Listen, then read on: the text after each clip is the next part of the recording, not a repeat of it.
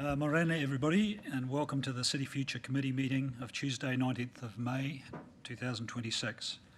In terms of health and safety, if the alarm sounds, please make your way to the nearest emergency exit, and then the assembly point is down Devonport Road. Please be aware that this meeting is being live streamed and the video will be publicly available on YouTube. Members, could you please remember to speak clearly into your microphones and only one speaker at a time for clarity. And please turn off any mobile phones, please.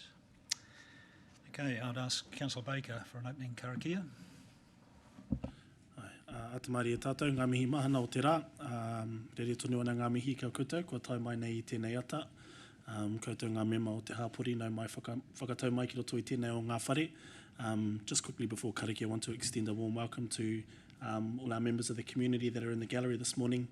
To those that are presenting, welcome to your council. So with that, I'll open up our hui with a karakia. Taua ke rā te moana nei e paripari kawana ki te akau tangata, ka ke ngā waka, ka mauru te tohu ki te areare ngā mauau, hei pau herenga mōu, hei pau hononga mōu, kia herea ki te tika, kia herea ki te pono, kia mau, kia ita, kia au, haumi e, hui e, tāe ki e. Ask for any apologies. I think we've got a full house today. I note that Councillor Deputy Mayor Schuler is online. Schooler, sorry. Get that. I'm going to pay for that later. Move on to the public forum. We have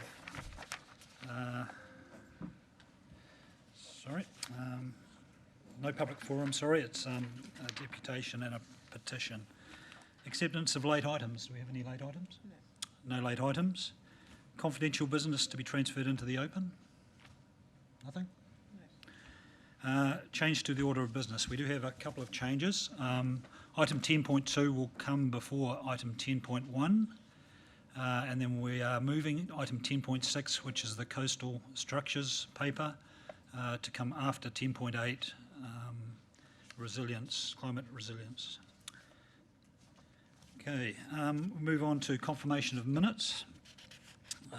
Minutes of the City Future Committee meeting held on the 31st of March 2026. Are there any corrections to the minutes from anyone? There being none, can I ask for a mover and a seconder, please? Councillor Roseboom, Councillor Schuler. All those in favour? Carried, thank you. Ask for any declarations of conflicts of interest. I've got a conflict of interest, my connection to Tauriko and to Tumu. Thank you, Arthur. Noted. Righto, now we move on to deputations, presentations and petitions. We have a petition this morning from Gareth and Catherine Keane relating to the road safety improvements on Taborn Crescent Pies Park. Welcome, Gareth. If you'd like to come up to the front there. Right-hand button on the microphone and it will turn red, which means you're ready to go. And if you can pull it as close as you can to yourself, because it's quite, just pull that unit towards you. Okay. Kia ora, guys. Sorry, sorry, 5 minutes. I think I put you wrong. It's 5 minutes and then we'll questions. Yeah, not a problem. Thank you. Good, I'm Gareth Keane. Firstly, just want to thank you guys for letting us in here and taking our petition seriously. It's nice to know the council actually does look at the things getting passed through. So firstly, just want to thank you guys for that. We decided to fill out a petition, speaking with several of the homeowners around our area. There seemed to be quite a lot of concern about safety for kids, parents, animals, and also considerable amount of cars getting reversed into, wing mirrors getting smacked off, things like that. And from what people have said to me, quite a few near misses of children of quite a serious nature. So I managed to get around about 80% of the families within our loop system and had an overwhelming response where there was actually only one household that didn't think some of the ideas were feasible or a good idea. So out of probably the 45 houses I got to, there was one, which is probably about 98% of the population there actually a bit worried about the safety concerns in our lane. So some of the things I we spoke about and put forward was a one-way loop system, more signage around the loop, lower speed limit, more yellow lines, and widening of the road. Firstly, the Tabraham Crescent is a one-way loop system, as it is, and I know it's been seen to be not feasible and extra distance added to a lot of the properties around the area. The time they actually went around the loop system is actually probably about 200 metres. As I said, there's a lot of cars in our area that have got road cones now and placing them outside the front of their house to save their car spot. And a lot of people are complaining about, obviously, friends coming over, having to park a good 400 metres away from their house and taking their cars out of the garage to block up the roadway so they have parking for their friends and family to come over. Since living there, I've been there 3 years now. A couple of times a week I'm driving down the wrong side of the road and having to pull into other people's driveways. I drive a Ford Ranger, which is 5.5 metres long. Obviously the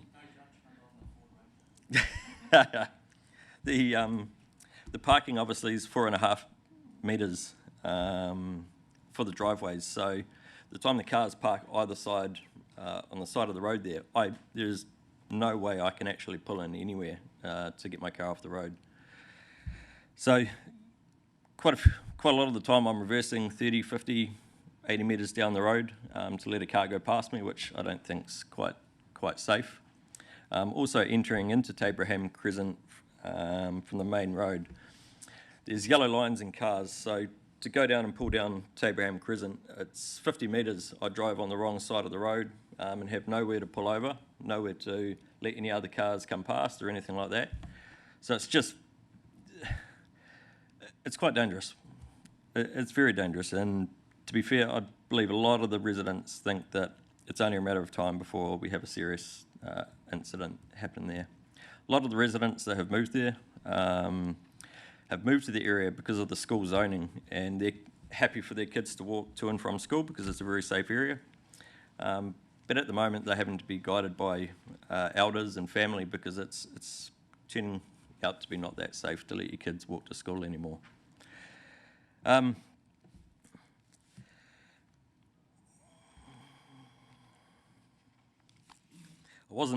I thought we were coming in to listen in on the conversation, to be fair, not to speak, so I'm a little unprepared. But points being, I agree with some of your comments on the yellow lines. Obviously, widening of the road is not practical, but we do believe a one-way loop system should still be looked at. And you noted a lower speed limit is not required. With the current speeds, we'll ensure lower speeds, which I'm not sure how lowering a speed limit could be detrimental or allowing people to speed through the place. So the things we'd really like to promote is a heck of a lot more signage around the streets, and with the new park and playground being put in there, we've got lots and lots of kids, lots and lots of families heading down there to play. So a lot more signage around the area, and especially on the lanes running off Tabraham Crescent. I do believe some more yellow lines in some places would be beneficial as well to allow safe access and passway for cars in the area.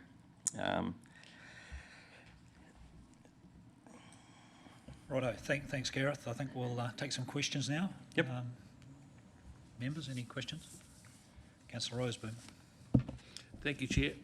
Thank you very much. Now, I'm Martin Roseburn. I'm actually your councillor, and I've drove through there quite regular. Definitely sympathise with your need for suggesting a one-way system. While Classics is still building in there, I'm not quite so keen because the trucks come at it from both sides.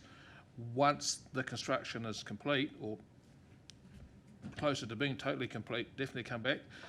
Definitely supportive of adding more dotted yellow lines, especially on the insides of all the corners, and restricted parking so people can actually get around the corner safely. Yep.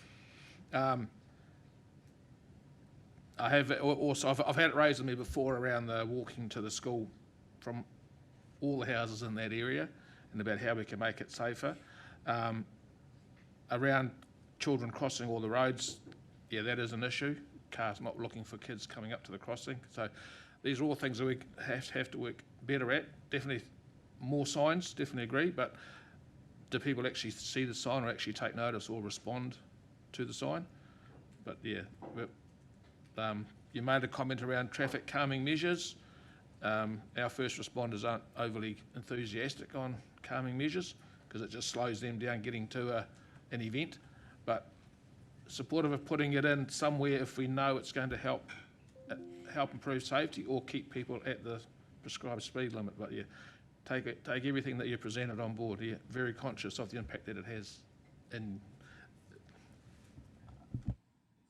Yeah, appreciate that. Councillor Morris.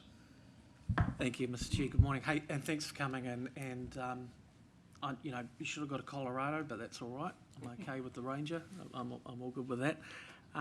Just in terms of the one way, this whole topic is really interesting to me because I'm from Papamoa, and because of the national policy statement on urban development, a lot of our roads are very similar to the ones that you've described up there. There's a couple of ways we could potentially do the one-way thing, and that is you stop the road sort of halfway between like a tuning fork, and you could have a reserve at the end, because you'd need to have the infrastructure going through either side, or, you know, potentially try and make it cost neutral for council. You could create a couple of sections at the end, and you know, have a couple of new neighbours there. You have to have an easement through for infrastructure and stuff, but would you be amenable to that? Because when people talk about one way, you know, they prefer the park or just have a road stop in the middle with some concrete. But would you be amenable if it was feasible to have an extra couple of neighbours at the end of a cul-de-sac? Sorry, mate. I'm not quite with you. Hey, I don't blame you. I don't know what I'm saying half the time either. So, if we turn the ring road into a cul-de-sac, so you've got kind of like a tuning fork shape where you've got two parts and then they stop at either end, and you could sort of sell the middle. But yeah. Yeah, I'm with you. I mean, at the end of the day, if it makes it safer around that area, I think it's a good idea. You know, there could be thought into the one-way system where when you enter from Flack Street, it's only a left-hand turn right the way round to come back, obviously, to Flack Street. You know, that would be, you know, there would be hardly a cost to that at all. You know, and to a lot of the people, they'll actually only be driving an extra 200 metres. The time they drive around the lane to turn around and drive back, you're looking at an extra 200 metres maybe, you know, at the worst house. So it's not that much further for them to drive. Okay, thank you. Thanks for coming in, Gareth. I'll just let you know our transport team have been looking at this, and they've given us some recommended next steps. First is reviewing the speed traffic count data for your street, which they're saying will be done by June. Then using that data to determine whether any signage or line marking should improve the safety in the street.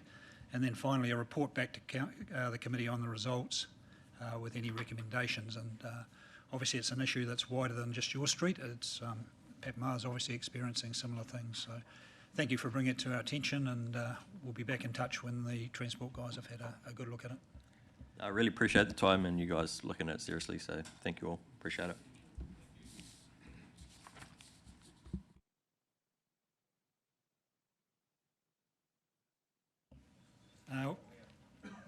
We move on to item 9.2, NZTA presentation on Tauriko West and Tauranga Northern Link.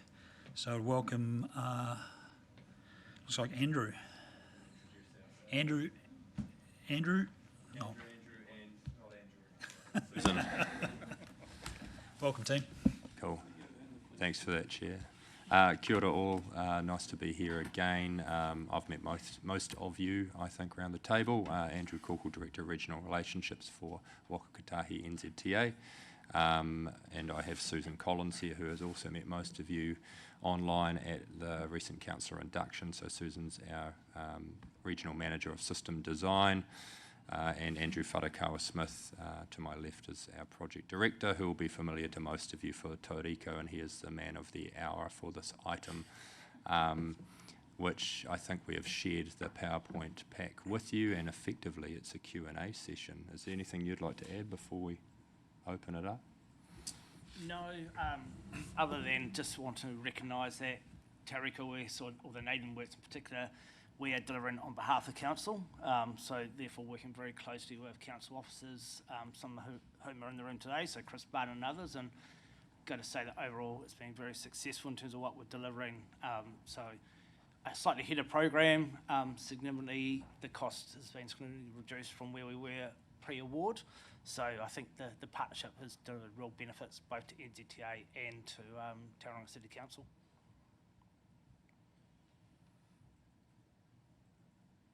Okay, so we're going to roll through your presentation? Or? We were told it was take it as read in questions because of your timing. Okay. We're happy to go through the slides if that's changed. What are you thinking, team? I'm just thinking of the public being able to see. So yeah, if we can just roll through, and then we'll leave questions till the end, I think. Is that all right with you guys? I just think from a public exposure point of view, it'd be good to have it. I'd also note we've got Takatimu North link up there, but we were told to focus on Tauriko, so we don't have Angela Crean, our project director, here with us today, but we can cover that another time if there's desire. I might be able to cover a few of them. So stage one of Takatimu Northern Link is clearly underway. I guess the key takeaway for that is it's progressing very well despite the very wet summer we had. In fact, the last two summer construction seasons we've been afflicted by unseasonably wet weather conditions. But overall, the team are doing extremely well. And there's a few pictures further on which I can talk to give a high-level summary of where things are at. Next slide, please. So look, yeah, as I say, progress. So 5 years into construction, the bridge over the Wairua River is progressing very well. Anyone going down Cambridge Road recently can't help but look across and see all the progress to date, as is the work, the new overbridge on State Highway 29, the toll road, and obviously the on-ramp, or the future on-ramp from 15th Ave. So yeah, overall progressing very well. So this photo clearly shows the on-ramp. So the bridge beams, the deck is all poured, the approach abutments are well underway, pre-loading of the ground there is well advanced, so progressing as expected. Next slide, please. Just a general photo looking obviously out towards the new State Highway 229 interchange. So again, forming up nicely. We are getting a few questions. Some people are struggling to envisage how this is going to operate in its future state, but we've recently had a number of open days, the most recently in Bethlehem just under a month ago, and I think overall the feedback is people, when they see this alongside Tauriko West and all the other benefits, understand the transport system that they're going to get into the future, which is really pleasing from our perspective to make that connection amongst our wider customer base. Next slide, please. Just an aerial photo, keep on going. Smiths Farm Bridge, again, can't help but engineer, but bridge underway, earthworks progressing well. Next slide, please. Cambridge Road, so I think the members will be well familiar with this. In the background there, the new bridge over the Wairua River is progressing very well. Base material for payments are starting to be imported and laid, as you can see there by the grey material. So, yep. Next slide, please. It's pavements. Next slide. Minden Interchange. I think again most members will be familiar with that. The tie-in. Yep. And to put this photo in, because I think this sums up the summer we've just come out of. To describe it as wet is an understatement, but despite that, construction across the region has progressed really well, and I've got to acknowledge our partners in the construction space here and the ability to both pivot and make up for the incredibly wet summer season that we've had. And although it looks dramatic, no plant was lost in this event, so it was good for our suppliers as well. Stage 2, Susan, I don't know if you want to pick that one up. Kia ora. Stage 2 is progressing. We don't have any funding confirmed for implementation yet. That's still a decision that's sitting with our board. We're looking at stage 2 in 2 segments. I'm not too sure if it's shown on the next slide, but there'll be an A and a B. Next slide. Oh, there you go, the current stage. So we've got preempt funding confirmed.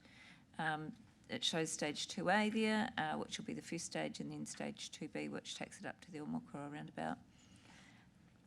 It's got all its approvals, which is great. There's been property acquisition underway that's nearly complete, and we expect to finish the preempt phase next year.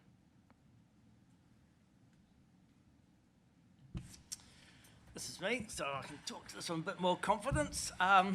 So Tauriko Enabling Works, as it says there, was awarded in March 2024, 3-year construction period. The Redwood Roundabout, as shown in the photo there, was opened at the start of the year, approximately 7 months ahead of program, which is a really great milestone to get that open. In doing so, that obviously provides access to the industrial area, and for people who live in the lakes like myself, it's a nice little shortcut through and heading over to Hamilton. But what it also does, it adds options to us into our management of the state highway network. So the elected members will probably be acutely aware that in January we did what we called Super January, where we made undertook a number of works at the Cambridge Road State Highway 29 intersection. So in 3 weeks, we managed to achieve 3 months worth of work, despite the weather, with minimal disruption. And having this open allows those kind of options for us and gives the road users across the entire transport system much wider options in terms of the ability to manage their vehicle movements around the region. As I said in my introduction, throughout the project, there's been significant cost savings realised. In the order of magnitude, so $20-odd million, which is no mean feat in terms of where we've got to. A lot of that's been through proactive risk mitigation, challenging design, and obviously finishing works early or on program in and of itself is a huge benefit. Looking forward, so we're on track to finish mid-2027, which is our target completion date.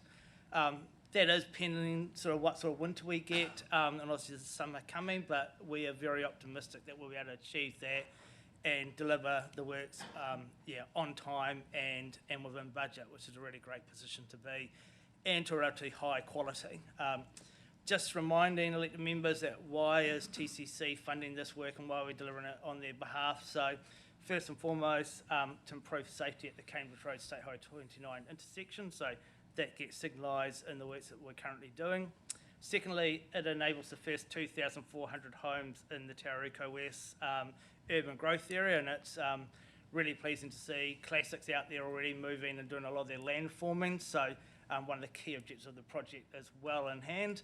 And obviously the third one is to provide access into the industrial estate, which had obviously developed ahead of the road connections being formed. So yeah, look, overall, it's a project that the team and I are very proud, and it's been a really good project to be involved with so far. So yeah, next slide, please. Just a few pics, can help myself, but this is forming up the shared path along Highway 29 that will take eventually once the urban growth area is built out, targeting potentially 3,800 homes into the future. Down into the Tauriko, down to the crossing. Next slide, please. Part of our project is, because we're altering the road status, we're required to treat stormwater runoff from the road. So this is one of our wetland treatment ponds, which does discharge down into the wetland and eventually out to the Graywater River. So significant groundwater quality improvements through this project. Next slide. Just a pump truck pouring concrete. I love this stuff, but I'm not. Yeah, next slide, please. So the other project I'm looking after is the Tauriko West Road of National Significance.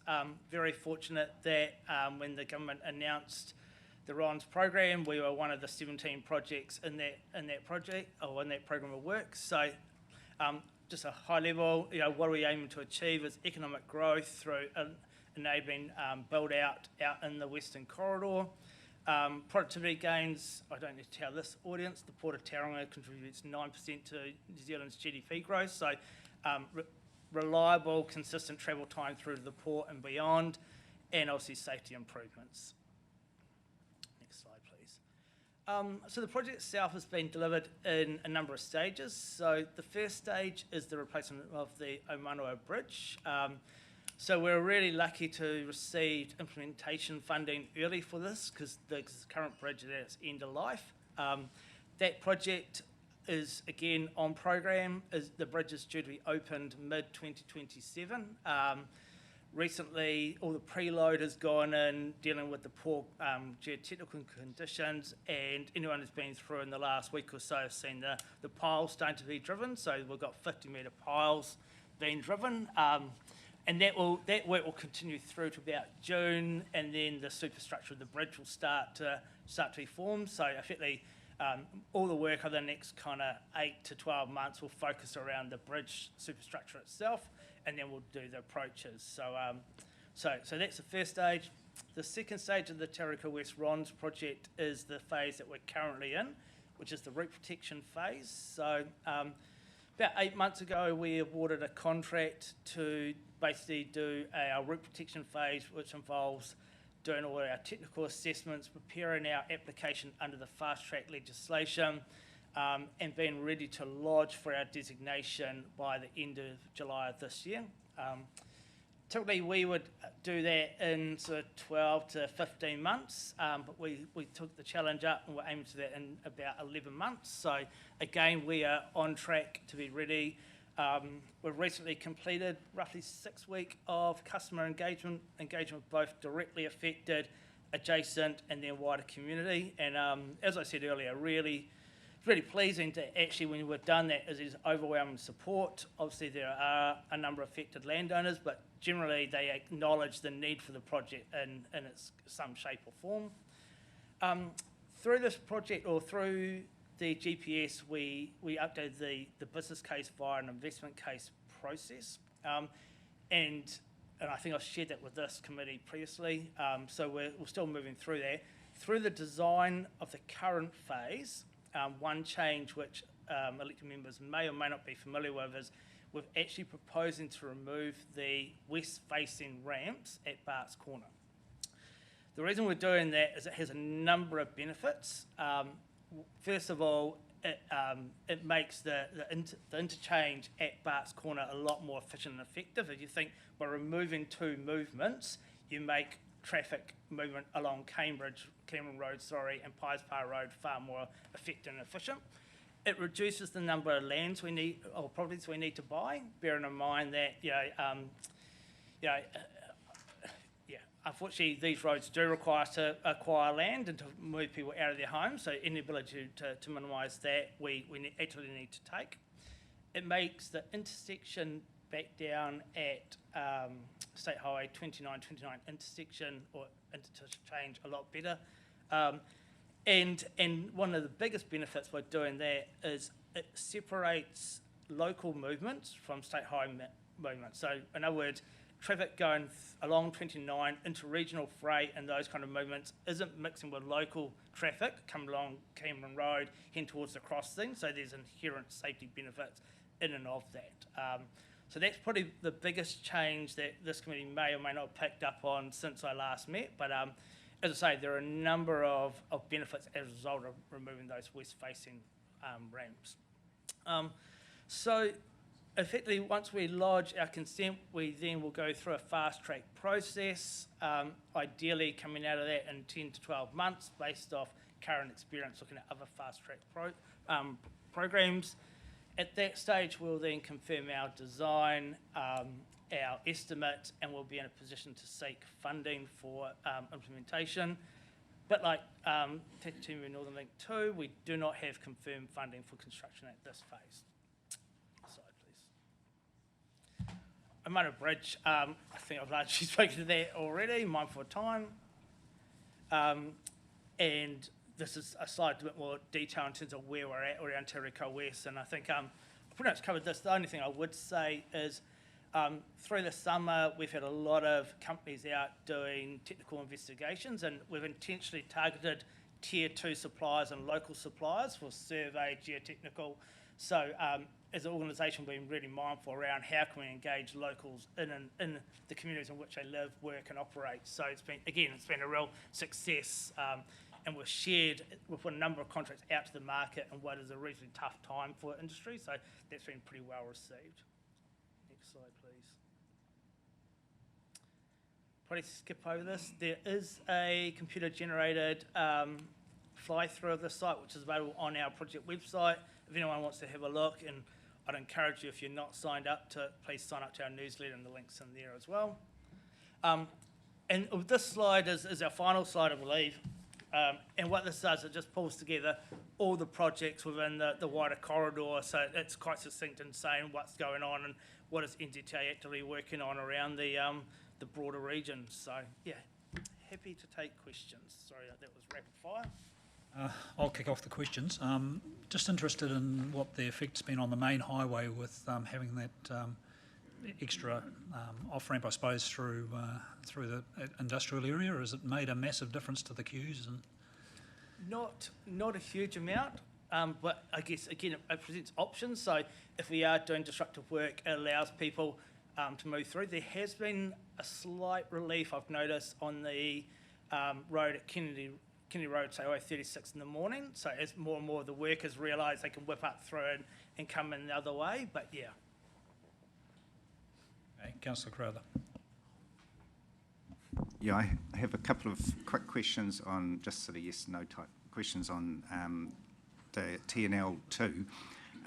So the cycleway, can we confirm, and there will be people who watch this, is the cycleway, oh sorry, on TNL1, sorry, TNL1 for that one.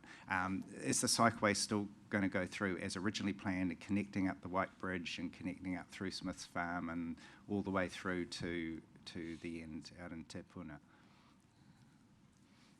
We're going to have to come back to you, Glenn, on that one. Okay. Sorry. Angela's not with us and I'm not across Okay, 10 no, that's one. right.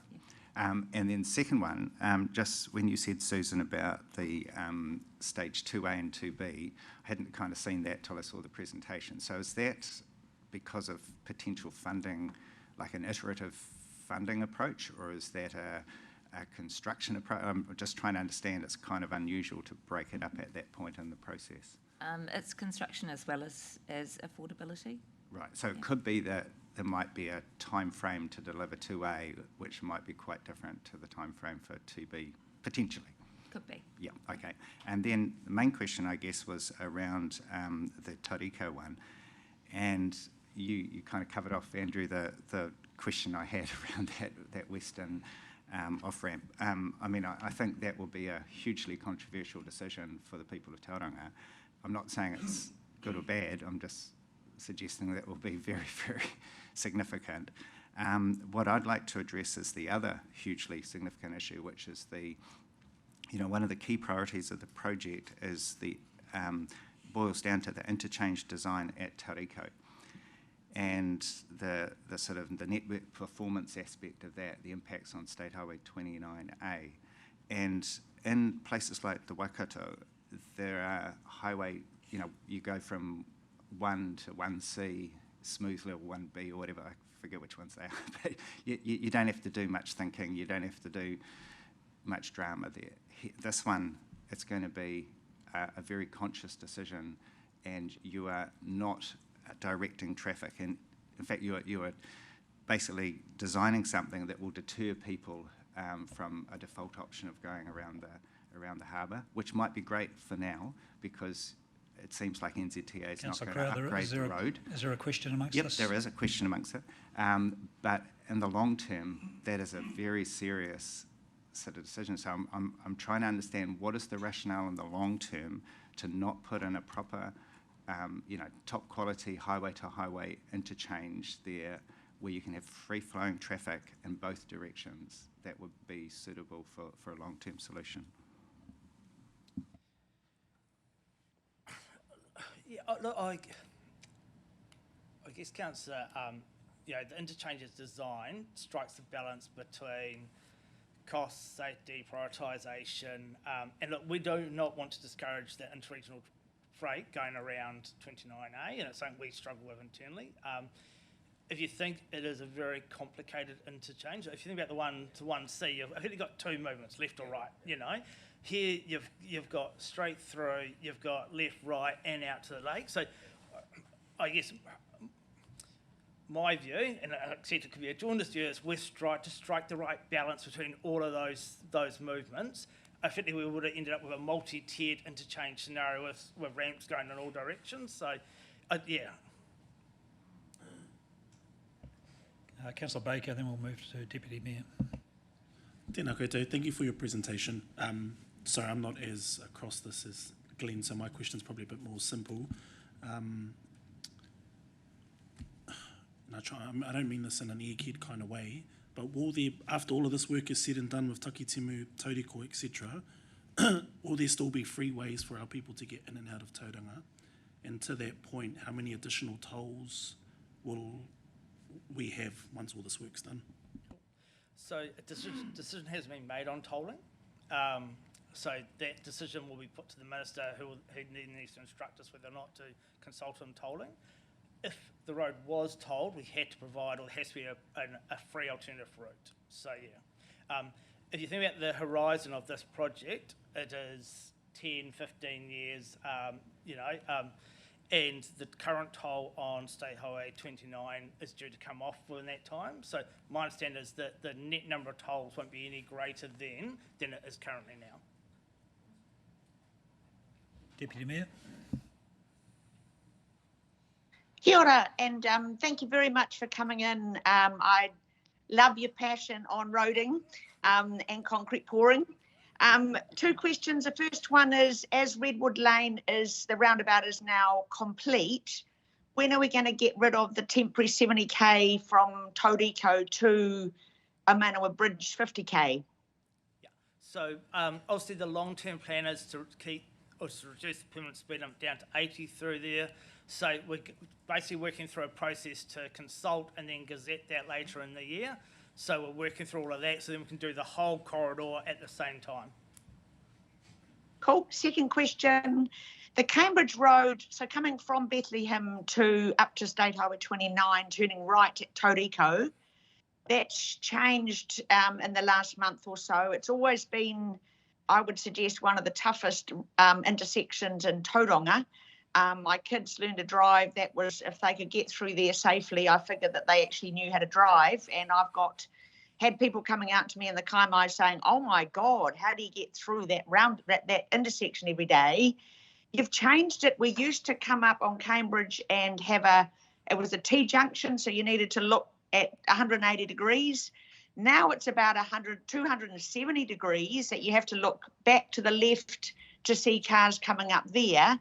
This morning was actually Sunstrike as well, and I had a car 3 in front who obviously would not have got across there if people didn't stop and let them go. So I don't understand any advantages on why you've changed that road layout, because nothing's changed, and yeah, it's really dangerous, and I would expect there to be some accidents in the next little while if it's not amended.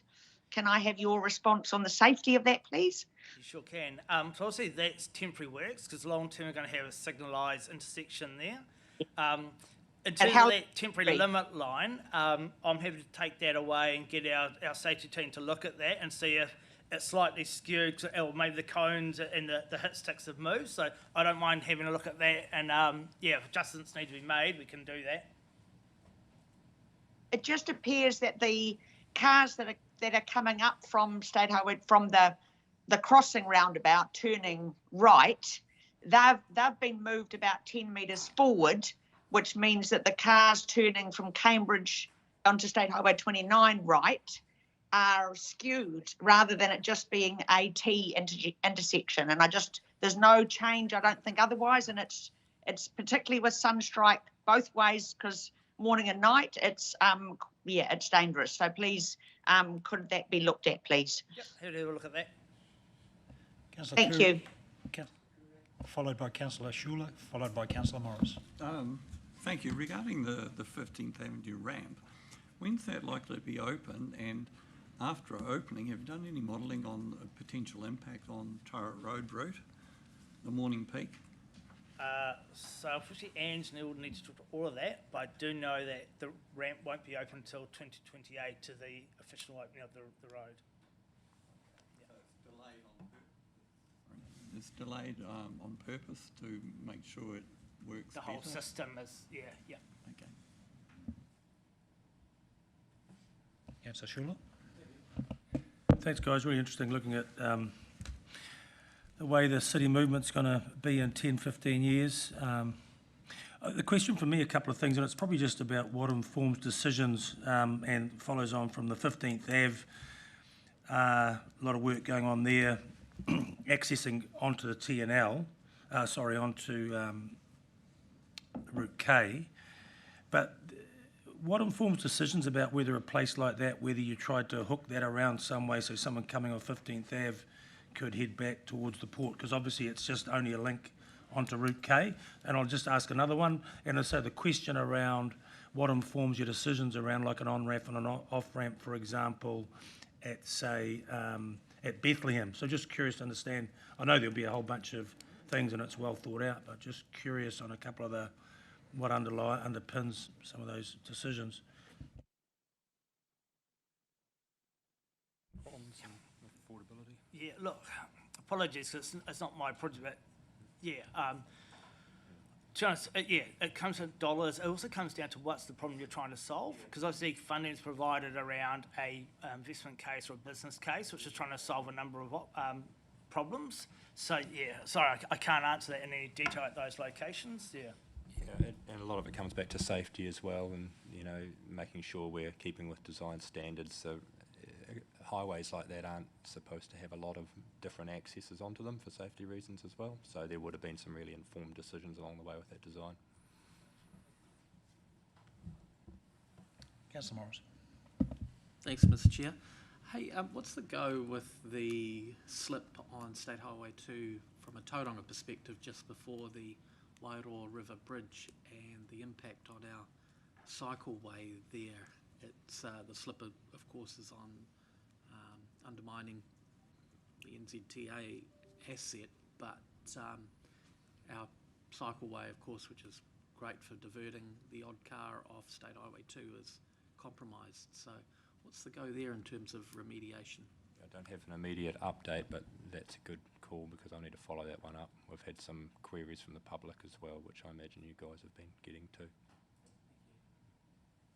Righto, we'll... Sorry, can I just follow up on that? Sorry. On that Yep. specific, yeah, I think we have some real concerns in the fact that you've basically closed the bridge to direct people across the bridge now. So it's way safer going across the bridge on the cycle lane, and even if you had to get off your bike to go over the, that little short part, than actually riding your bike over State Highway 2 on the bridge. So, yeah, I think there's a sensible solution there. I don't see a reason why it has to be closed. I think there should be an alternative looked at there. Yeah, that lines up with the feedback we'd received from the public last Yeah. week, so I'll follow up with our ops team after this. Cool. Thank you. Righto, been a great conversation. We'll round it up with the last question from Councillor Roseboom. Thank you, Chair. Welcome, Andrew. Mine's following on from the Deputy Mayor. When will the lights be fitted to Cambridge Road, State Highway 29A? What time frame are we looking at? Things we do, Council. Sorry, it's one of the last things we do. So I'd expect it late this year, early next year. Thank you for that. And also the timings for stage 3 and 4. Is the offline road still coming in third, or is the Tauriko to Barks Corner the third stage? No, so at this stage, our preferred is to deliver the offline first. Significant, and not only is it good in terms of getting freight to the port, entrance to the city, it would unlocks the remaining housing in Tauriko West.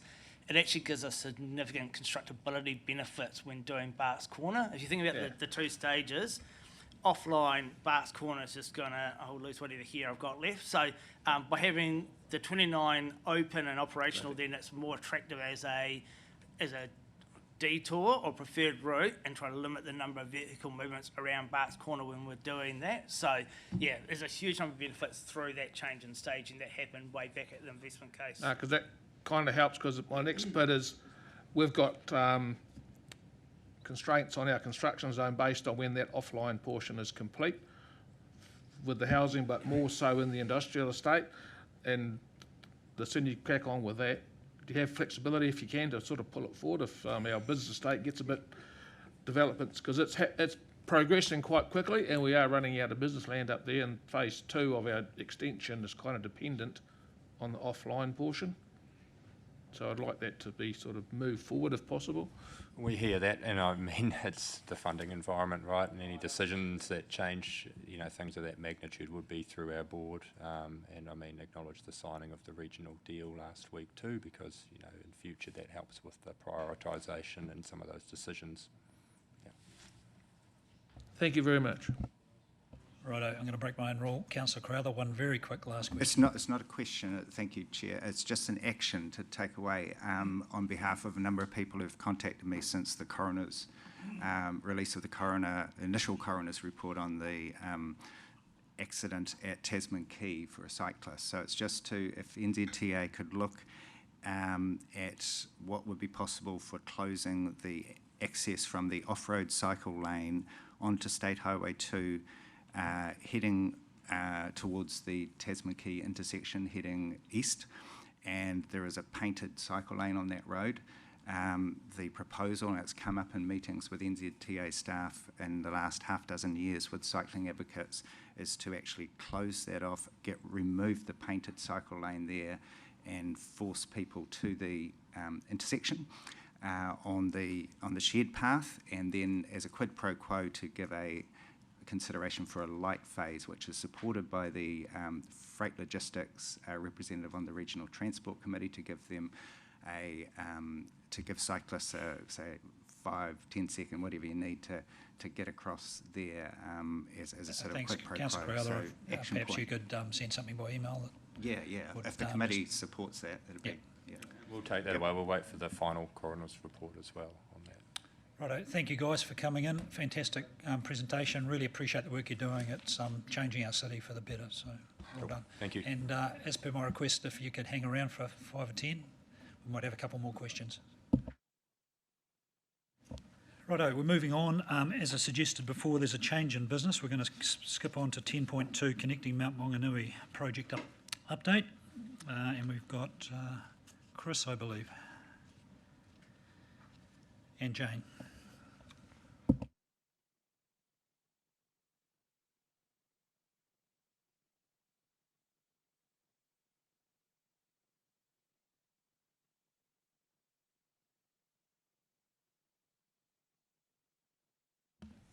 It's going, thank you. So I'm just going to do a short introduction. You will have seen that we sent through some slides this morning. They were in the paper, but they just provide a bit more detail around the staging and the program for this project. So we're here to give you an update on Connecting Mount Maunganui. And you'll be aware that Council and NZTA the NZTA board approved the indicative business case at the end of 2024 and 2025, and funding for progressing the detailed business case has been made available for this financial year and the following. So the key thing really is to update this is that we are proceeding. However, NZTA have confirmed that there's no current funding to progress the planning and design of the state highway improvements. So while this is disappointing at this stage, it is recommended that we progress with the DBC on the basis that the state highway improvements remain in there, but we focus on the local road improvements. Key two reasons for this. One is for prioritisation and funding through the LTP and NLTP process, so to ensure that we are ready for that, but also because of the staging that was recommended through the indicative business case, which has the local road improvements coming first. And so in terms of the way in which they are delivered. We will need to, though, ultimately align the funding for delivery and further progression as we move through that process, and we'll be working with NZTA around ensuring that that occurs for what is a high priority project.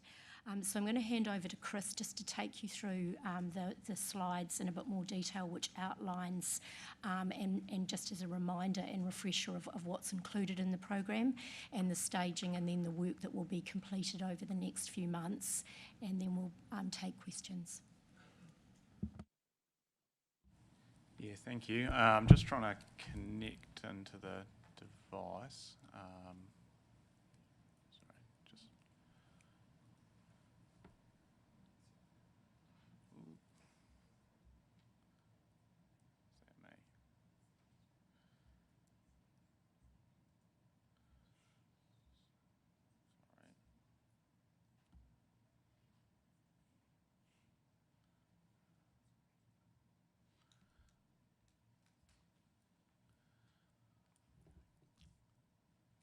That seems to be coming through. Yeah, thank you. Good morning. So we'll run through a couple of slides just to support the report. Just as a reminder to elected members of where we're at today, or where we've come to date, and an overview of some of the next steps. So just a reminder, there's been an existing indicative business case which has been completed for the Connecting Mount Maunganui project. The recommended option, as outlined on the slide there, includes a program of interventions to improve particularly journey reliability and increased efficient and safe movement of people and goods through the area. Key interventions include new local road connections, removing cul-de-sacs, joining up some existing roads to create new local road connections, particularly between Totara Street and Newton Street within the Mount Industrial area, and improving the intersection at the Totara Street Hewletts Road intersection. As part of the indicative business case, an indicative or a delivery pathway and staging plan was identified, and that was to support logical staging and sequencing of the works to support both incremental realisation of benefits as interventions are delivered, as well as support effective management of traffic network disruption, during construction to manage disruption. So one of the key drivers there works on stages. Stage one, largely those are already committed, including the Hewletts Road Managed Lanes and Te Maire Link. We're not going to go into those in too much detail today. Works on stages 2 to 4 are largely offline through the existing industrial area. So when I say offline of largely the existing major arterial routes, including State Highway 2, Hewletts Road, and Totara Street. So those are there to provide those alternative connections and be proposed to be delivered on as those earlier phases, so that when we come to do stage 5, there's those alternative networks in place. Stage 5 is where the particularly probably more disruptive works, including additional lanes on Totara Street and the proposed intersection upgrades at Hewletts Road.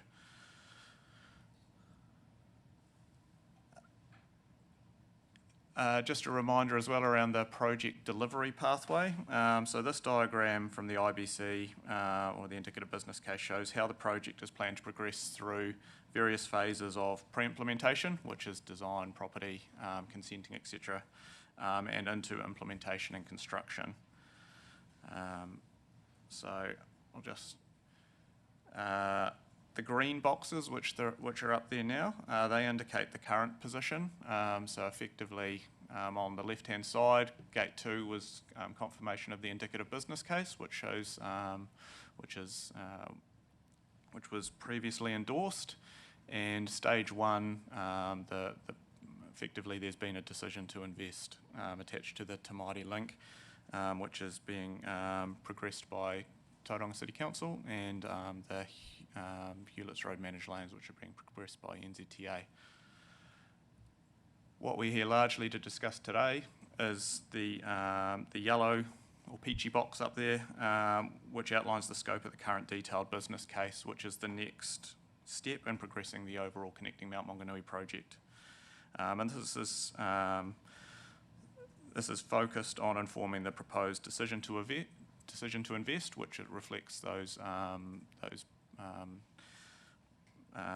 particularly in stages 2 to 4, reflected by the green diamonds on the right-hand side there. In terms of design development, as Jane's outlined, the focus of this stage is proposed to be targeted to local road improvements because they are the next interventions proposed as part of the delivery sequencing. And at a future point in time, it is intended that NZTA would subsequently further progress next stages of design development for the Stage 5 state highway interventions, which is reflected on that diagram by the subsequent planning and design phase that sits outside of that orange box. It is important to note this is still one overall project. What we're looking at is the scope of this current detailed business case and what do we focus on to really target, those next stage of delivery interventions. I'll just quickly jump to an overall of the detailed business case program, just to give an overview of some of the timeframes. So the timeframes for development of this detailed business case, we are planning to align with upcoming development of Council's long-term plan, the upcoming RLTP, and also to inform potential funding prioritisation in the next NLTP, particularly around the local road improvement components, to potentially progress with next stages of pre-implementation, obviously subject to potential funding prioritisation through those upcoming cycles. That's all we've got for now, and so propose to take the report as read beyond that, and happy to take any questions. The Mayor's chomping at the bit. Yeah, I'm just interested around that. I think it's is it stage 5, and why we wouldn't include looking at an overpass and that intersection at Hewlett's Totra as part of a business case. And I understand it's NZTA land, but I thought the reason we were going to do this whole business case is so effectively we had a project ready to go if there was any opportunity that we could actually deliver it, at the drop of a button, because we were ready, and that was certainly my understanding. So I'm interested to why now we've taken that out of the project. Yeah, so I guess a couple of responses to that. One is it's not outside the scope of the project, it's outside the scope of the proposed current phase. Sorry? It's outside of the scope of the business case. So it's still within the scope of the business case, but the design is not proposed to be further developed beyond the design that was developed for the indicative business case for the next phase. So that's where the interventions are largely focused on, I guess, getting construction ready for stages 2, 3 and 4, while also maintaining that the overall context that stage 5 is an integral part of the project and part of the overall Connecting Mount Maunganui scope. It is still part of the overall project costs, the overall project benefits. We're just not proposing at this point in time to progress the design development of those stage 5 interventions any further. So effectively those become a lift and shift of the assumptions that have been, or the concepts that have been developed through the indicative business case phase. And certainly, absolutely, they're still a key part of the project, but it's just not proposed to, I guess, progress the detailed design development of those at this point in time, and those will become subsequent phase that the details of what happens in those components come through. What impact would it have to add the detailed design of that back in? There would, there would be probably slightly more time attached to the program. There is an opportunity to do that within the arrangement that we've got. We would also need to seek NZTA endorsement effectively to progress that. That's the position that we've received from NZTA to date, is that that's not a preferred avenue for the current phase of the Connecting Mount Maunganui, or this current phase of the detailed business case. And it would potentially add some program and some program time, and potentially a little bit of additional cost, or some additional design cost. But I'll just add to Chris's point as well, the design for the tie-ins is included in the DBC, so looking at where the interface is between the intersection and the local road is included as part of that. But Chris is correct that to add it back in would add to program, but it is possible during this DBC phase.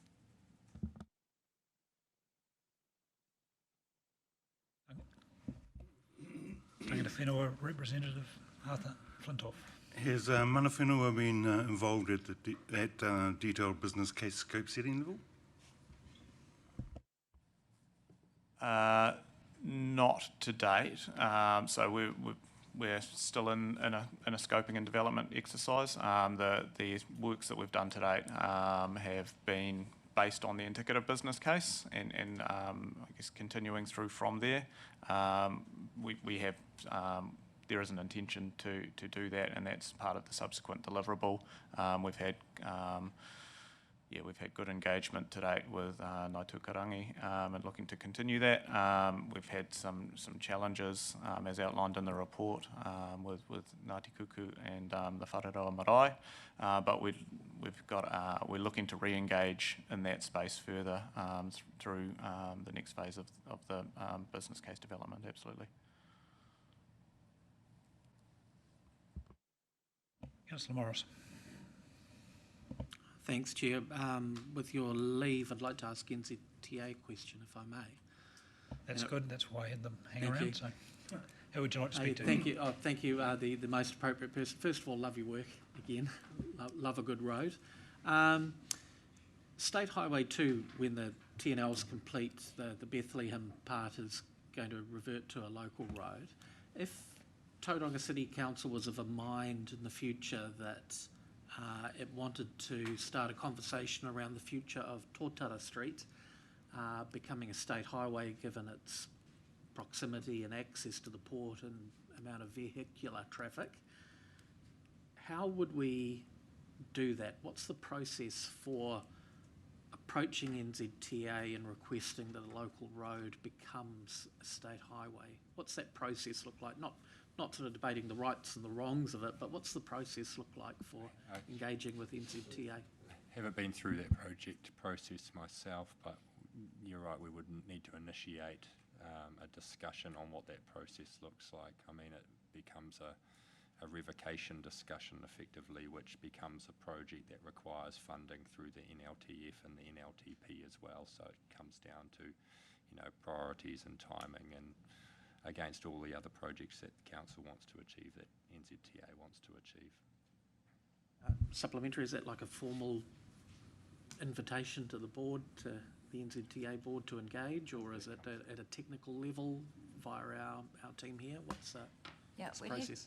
We'd have to look at the justification for it and whether it was suitable to actually be a state highway as well. So it would require a team to step up, a transport planner to have a look at it, and then we'd have to go through a decision process. And that would be a board level decision at the end of the day, or an operational level decision? I think it would probably be a board level decision, depending on the extent of the cost, because this is not attributable to a program of work. So we'd normally talk about revocation when we're putting a road in and returning roads, not the other way around. I'm going to move on to Councillor Baker in a second, but just perhaps you guys, can you comment on the Mayor's question earlier about advancing the design and where you guys would sit on that? At this stage, we haven't supported advancing the design of the interchange. And it's primarily down to cost affordability, so not wanting to put a design in place when we know we don't have funding available at this stage to be able to progress that. We've been focusing on our RONs, which we've talked to you guys about this morning, and it has just meant that other big pieces of work like that haven't been prioritised. Sorry, the C's just reminded me we have a city deal in play now. Does that change the landscape for this? Yeah, I'm intrigued to what the city deal will actually eventuate. Marty, we've talked about this. One of my questions when that was put into the city deal was affordability and where the funding would come from. And I was told that there was going to be other avenues of funding looked at to cover the costs of that. Well, I think it provides opportunity for funding. So,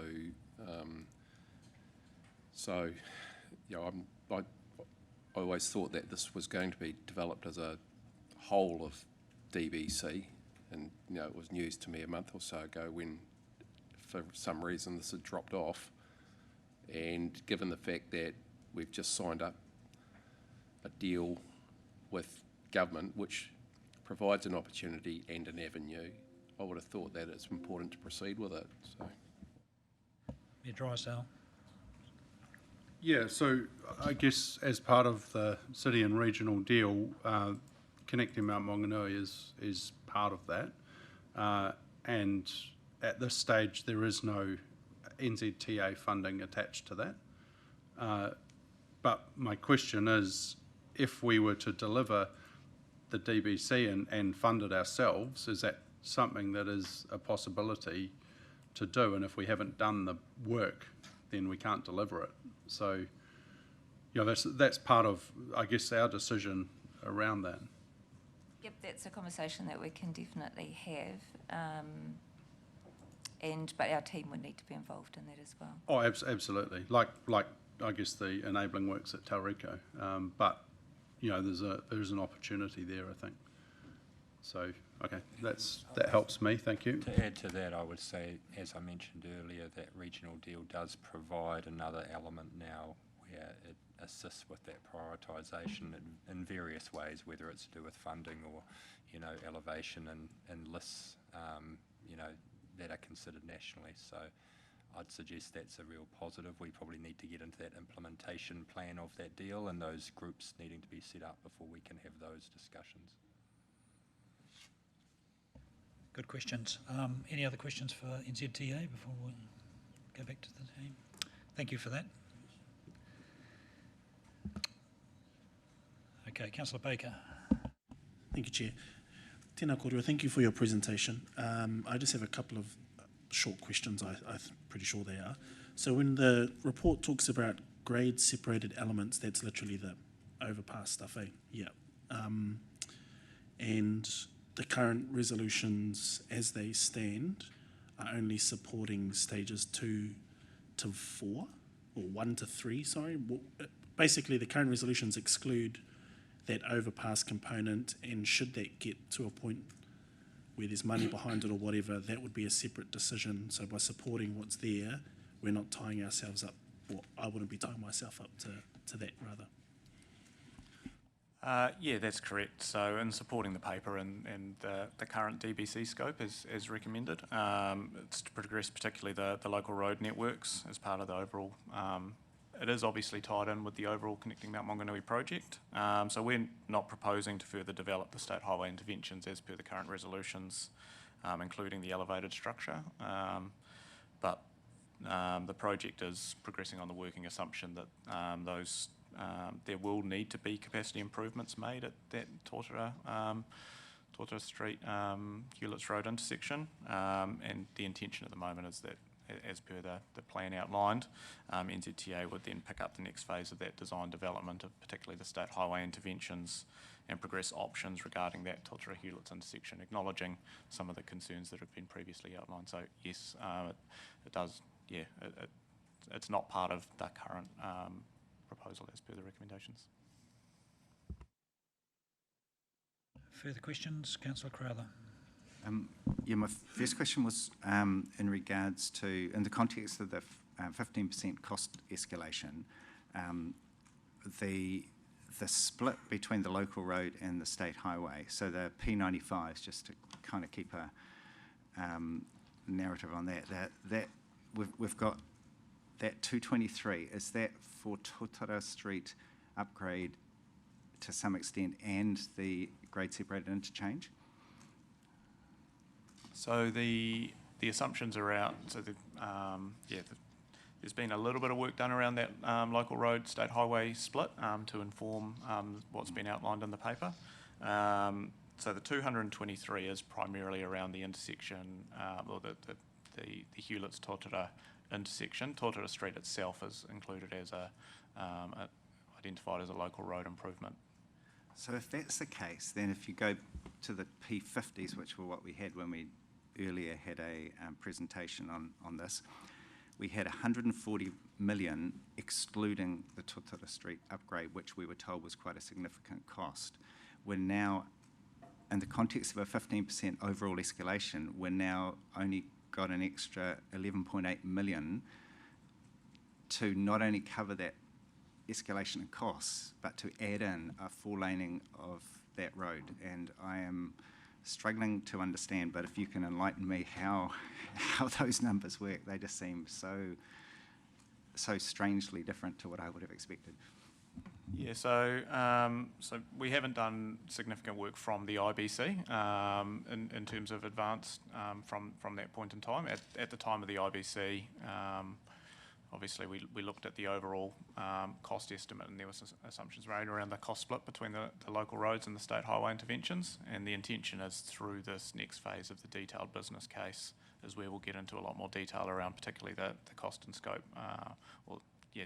detailing the scope further and the associated cost estimates around the local road improvements, which will identify particularly council's proposed cost contributions. Maybe I could re-ask the question through the chair, that there has been a rework of the numbers. What made the numbers in a relative sense go down so much when you added it for that local roads component in real terms when you added in a full laning of Totara Street? Like, I know you haven't done all the work, but you did give us some numbers.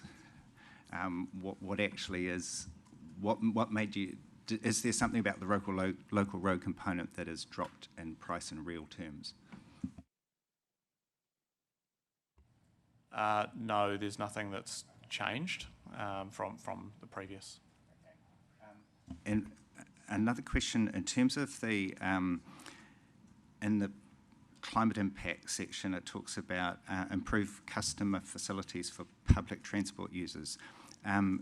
Is that like a euphemism for better bus stops, or like what are we actually talking about? Yes. Appreciate the clear answer. Councillor Rollison. Thank you. Thank you, Chair. Probably related to the earlier question on the hapu engagement through Arthur, Te Ao Māori approach. So I want to ask questions specifically around Ngāi Tūkairangi and Ngāti Kuku. So there's one sentence that says Ngāi Tūkairangi are supportive of the project.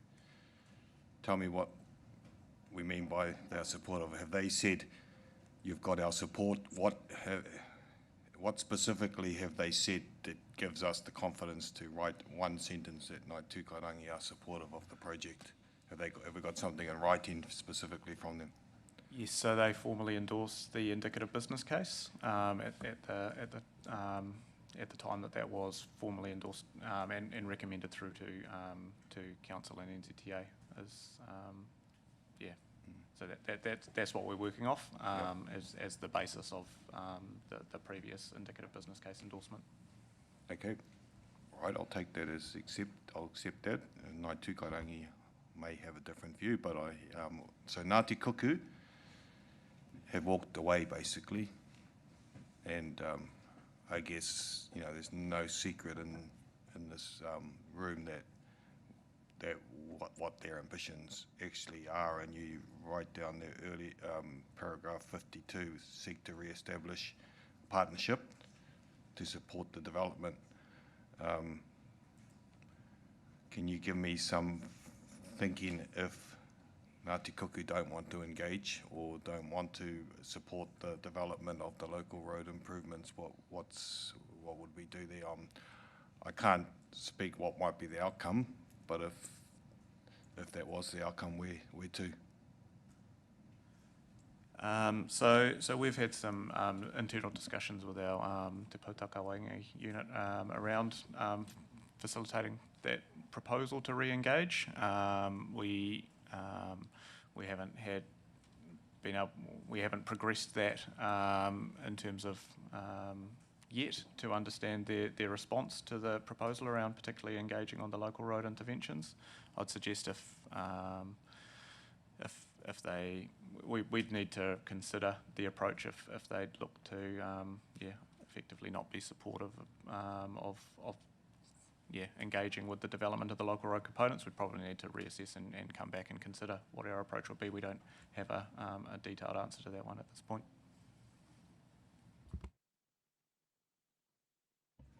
Righto. Any further questions? Councillor Schuler. Just one quickly. Thanks for the report, guys. I suppose just in the context of the uncertainty that sits there from higher up, which we acknowledge and accept, but given the fact that, I suppose in the background of that, choices about bringing forward or doing the offline development of State Highway 29 over and above something like the access to Barks Corner, really those key drivers of getting access to the port. And then we know that, Tasman Quay is obviously the official potential of State Highway 2. Round the corner to Maui Street and Hull Road are obviously key ingress and egress points out of the port. But say, what are the risks to us or the levels of benefits that we'll get anyway by doing those works ourselves if the NZTA decisions are significantly delayed? Are we going to see significant benefit to the network anyway? Or is it really dependent on what happens at Hewlett's?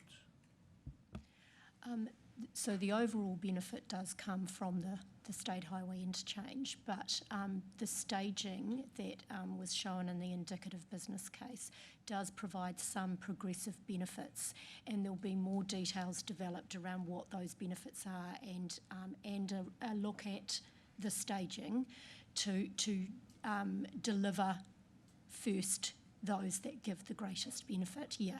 So overall, the state highway intervention is a key unlocker, but there are incremental benefits that are received if those local road components are progressively done.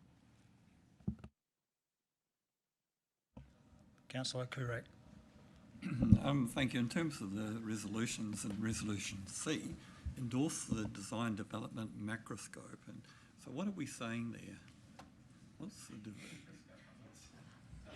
Yes, it is a tricky one, isn't it? But it's essentially saying endorsing the broader scope, which actually you already have through the IBC phase, but it's acknowledging that we're progressing with. It's trying to capture the fact that overall this is the proposal, but that we are progressing only with the local road components at this stage. Final question from me. Do you have any idea what the extra cost would be to do that advanced design that we've been sort of excluding? We'd need to go away and assess it. I think when we'd originally pulled together the cost estimate for the DBC development as a whole, there was allowance in there for some of those components within that. So I'd suggest from an overall budget approval perspective, we've got some potential availability without needing to increase our budget. So it would probably just increase the current cost forecast. But we need to go back and test that, from a financial perspective. Yep. Okay, thank you. If there's no further questions, I'll ask that we put the resolution. Righto, we have some other options. We start with the mayor's. To see. So do you want that added from there?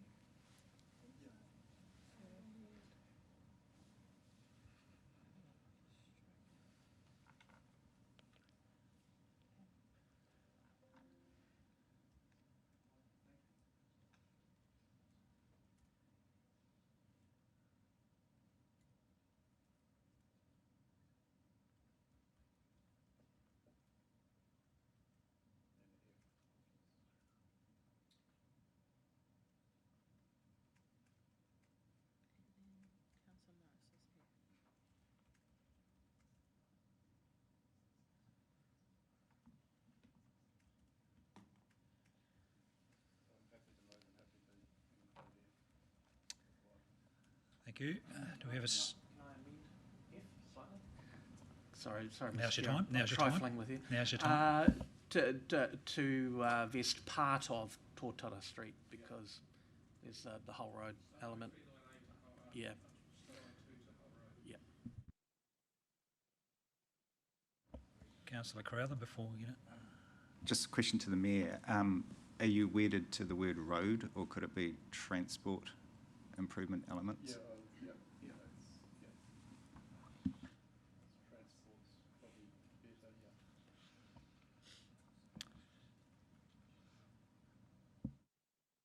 Do we have a seconder for that amended resolution? Councillor Crowther, thank you. Righto, discussion. Start with the Mayor. Yeah, look, I think this is a project that we all agree is needed and supportive. The regional deal gives us an opportunity to deliver this potentially, with some alternative funding. The key thing for me around, not having actually detailed design, so we don't know, one, the costs, we don't know what we're actually doing, is a huge risk to me. As we sort of discussed when we decided to fund this business case, is we wanted to have it in our back pocket, that if the opportunity arose, we could effectively deliver it quickly. And, I think that's what this does. We've heard very much from NZTA, from the government. This is not one of their priority projects. They're building us RONS roads. I do note that one of those RONS roads was not particularly well supported by the Infrastructure Commission. And, this is a project that I understand will probably be better supported by the Infrastructure Commission, which is interesting, the fact that they're now in charge of looking at these projects. But I think it is important that we're ready to go if we get that opportunity, and there is potentially a pathway to delivering this through the regional deal, which would be a significant impact. But we've got to be ready to go, and to be ready to go, we have to have a detailed business case, including those connections to the state highway, and then we're at least able to have those conversations with NZTA. As we've heard today, they would have to be involved and potentially deliver this, but it gives us options by doing this. Councillor Crowther, do you want to speak now?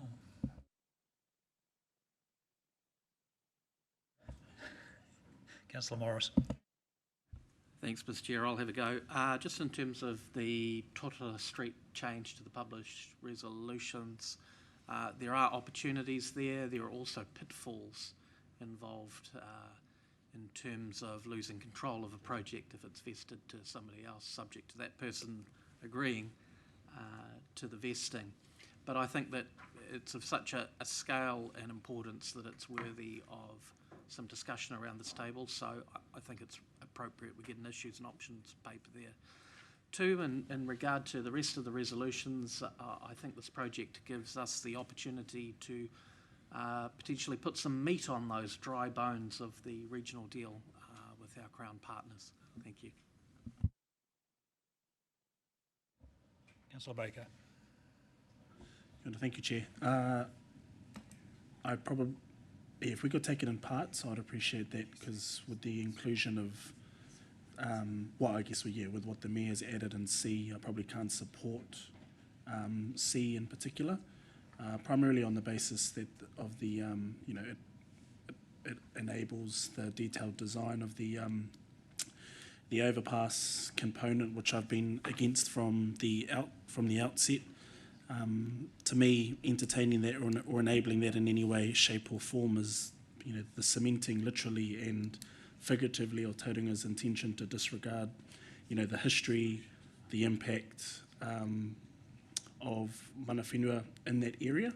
And I can't get out of my mind that a big fat overpass will just be another balance building taking another form. So do support all the local road network upgrade stuff, but I support the long-term aspirations of Hapu in this setting and can't support that component of this work, but comfortable with supporting the rest. Okay, we'll definitely take it in parts. I think it's an opportunity where under that design, there's going to have to be more consultation, and I think not delaying it brings that forward and makes us actually address it. So potentially I think there's some ability to actually get forward on this. I'd like to suggest an underpass, but I don't know that that would go down too well, but they do them overseas. They're often in a situation could be worth looking at. Councillor Rollison. Thank you, Chair. And probably the questions that I ask probably endorse perhaps what I'm probably supporting Councillor Baker's comments. There's no surprises that whareroa have had it tough on a number of fronts, and I also acknowledge that Council are doing everything we can to support practically, and this becomes the cumulative area. I think there are solutions that are actually here, and it's not a one-way street where we just provide the solutions. It's a collective solution, and so this may be an opportunity if we get it right to find a long-term solution, rather than saying to the hapu, to the mana whenua down there, here's something else that's going to have a significant impact on your well-being, and I talk well-being in its full context. The view shaft to Mowal, from the wharenui of Wharero used to be direct, and now there's nothing, and so this could be the cumulative impact on the hapu. So however we go on this, we need to take Ngāti Kuku in particular. Ngāi Tukarangi is on the journey, I suppose. Whether they're fully on the journey, the next part will be to be determined. But we really need to look at this. I think the risk is we look at it as one, and if we looked at it singularly, we might say to Ngāti Kuku, yes, the long-term benefits for our community from a transport perspective might outweigh it, but we need to look at it in its entirety. And I think the work is actually happening, but I really got to make sure that we leave no stone unturned to get that done. Arthur. Yes, this is the dilemma. At the moment, I totally support Ngāti Kuku's aspirations. The question is this roading plan, will that be helping them towards achieving that kind of aspiration? Like they say, it's unrealistic. It is realistic, what their aspirations are. So improving the roading can also facilitate that as well, because congestion is going to be an issue whether they do or don't. So. Come back to Councillor Crowther. He hasn't got his hand up. Okay, Councillor.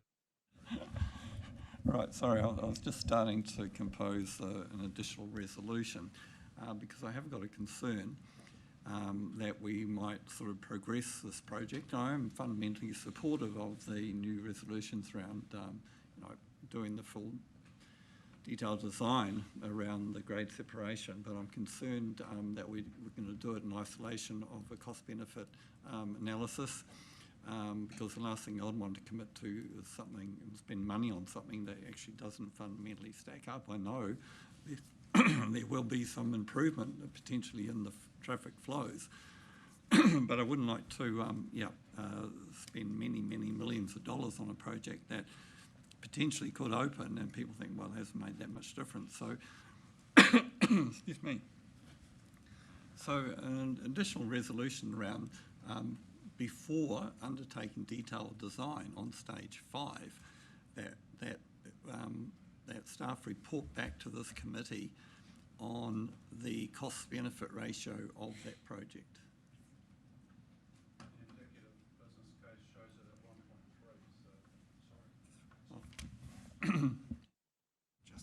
Ed Drysdale, you want to say that again? Yeah, the indicative business case shows the BCR at 1.3.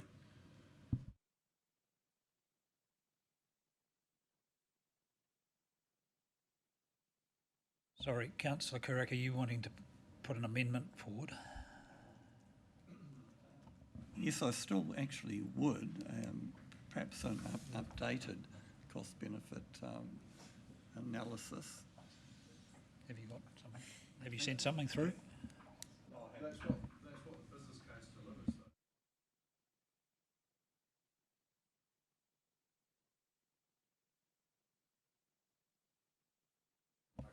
The floor is yours. What I'm understanding the issue is that the numbers, as I sort of mentioned in my question, so the numbers have gone for the local road component and the highway component have shifted so much that it will significantly distort the BCR from the NZTA perspective, but it will benefit the BCR massively from our perspective as the local roading authority. So it's the concern I think Councillor Kurek is trying to get at is that we could do all this work and pay the extra money, and then NZTA could say, well, now the way the costs are looking, it looks really bad. Whereas if we actually have, as I think Chris had said, that there needs to be some more work done just to firm up those numbers, at that point, I think Councillor Kurek is looking for a report back to council just to kind of put the stamp of approval or not to proceed through that process. Am I correct, Councillor Kurek? Yes, you are correct. So in terms of some wording around that, it's like an updated cost-benefit analysis. Susan, could you comment on the way forward? I think it's me. Am I allowed to comment at Thanks, this Jane. point? Yeah, I'll let you jump in. Yeah, I'm happy to comment. I think to answer your question, the purpose of the DBC, and particularly if the state highway components are included in it, is to understand in more detail that cost-benefit ratio. And we can certainly come back to council, and that was our intention as we move through and having an understanding. But are you suggesting that you would like to have an understanding, because it wouldn't be a resolution around not proceeding with the detailed design, it would be a resolution around, as I understand it, what you're asking for, the difference between the progressing with the local road components without state highway interventions and progressing with, and what the difference is between those ratios. Is that correct? Ultimately, yes, because it's all part of a package, and when we move components around, we can certainly do some of that in terms of, and normally through a DBC you would look to do some of that, what you'd call testing, to understand it, so we can come back. Okay, Councillor Kurek, are you happy that staff's assurance that this will come back? You don't need to modify that. Righto, I'll then let Councillor Crowther do a summary, and then maybe the Mayor. I'll just add my comments. I think the Chief Executive is quite right that the goal of this, as I understood it, was to look at an integrated package to find out, is it going to be worth pushing hard to get it at number one in the regional land transport plan and get the funding through whatever mechanisms we can. I guess for me, when I look at the issue of the hapu and the iwi, it does seem there are different views, and I understand why the one view is to not support the initial prospect of a flyover there. But having read the sort of the comments from both the hapu and spoken to iwi representatives about it, and heard and read other comments from iwi, there does seem to be quite a lot of support for the project there. So I sort of look at someone sort of making a governance level decision that there is some detail to be worked through, but I think the overall view from Ngaitarangi and from Ngaitukarangi is very supportive. And I guess one thing that I see that is common ground amongst all the iwi and the hapu is to support better public transport. And I was always of the view that this is such a critical link for the city that we have to keep that in mind. And I know there's probably an uphill battle to try to have big changes to this, but to me, when I look at what this project is going to deliver on the local roads, it's going to be some shared pathways, it's going to be improved bus stops, which hopefully include shelters, and it's going to include a couple of internal road upgrades.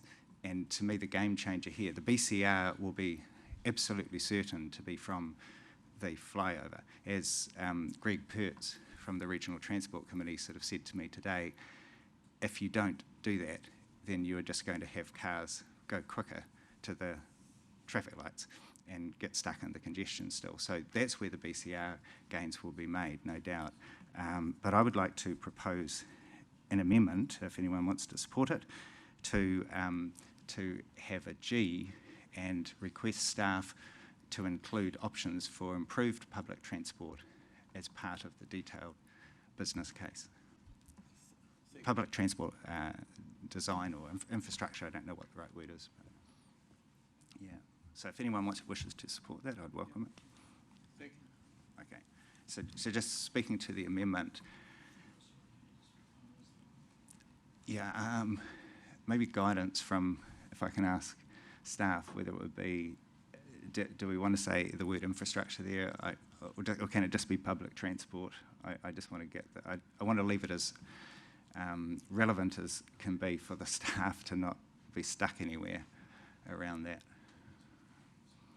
Public transport components. I think it would be helpful to leave it broad at this point in time. Okay. So, yeah, thank you. I think that's right. As part of the detailed business case, and if just sort of speaking to that, I think it's a bit of a stretch to say there's been community engagement on this, but there has been stakeholder engagement, and I was involved in one such meeting, but there's also been sort of offline meetings with sort of non-TCC-led stakeholder groups who have been pushing very strongly for better public transport in this area, and there have been meetings with NZTA over the years around this, and I think that whole unlocking that part of the network is critical. It's critical not just from a commuting point of view, but from a tourism point of view, and I think there are issues here that need to be addressed up front before we actually lock into roading designs and cycleway designs and so forth.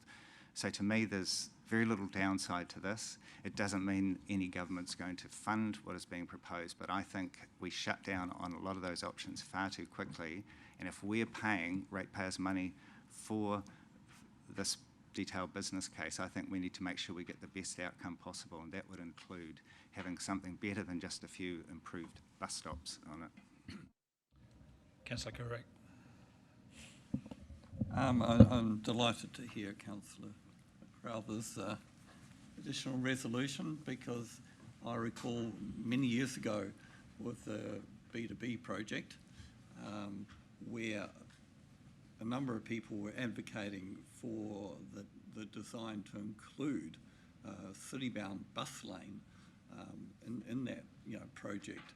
And we kept personally putting it to NZTA to consider adding a morning, peak flow city-bound bus lane into that project, but just couldn't make any traction on it. But now it just would be a wonderful asset. So in terms of approving this additional resolution, we need to definitely accommodate any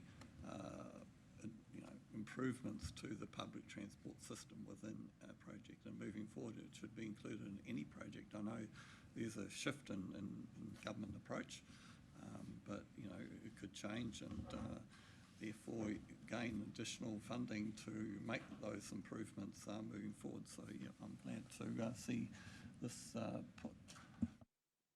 Any further discussion specifically on public transport? Okay.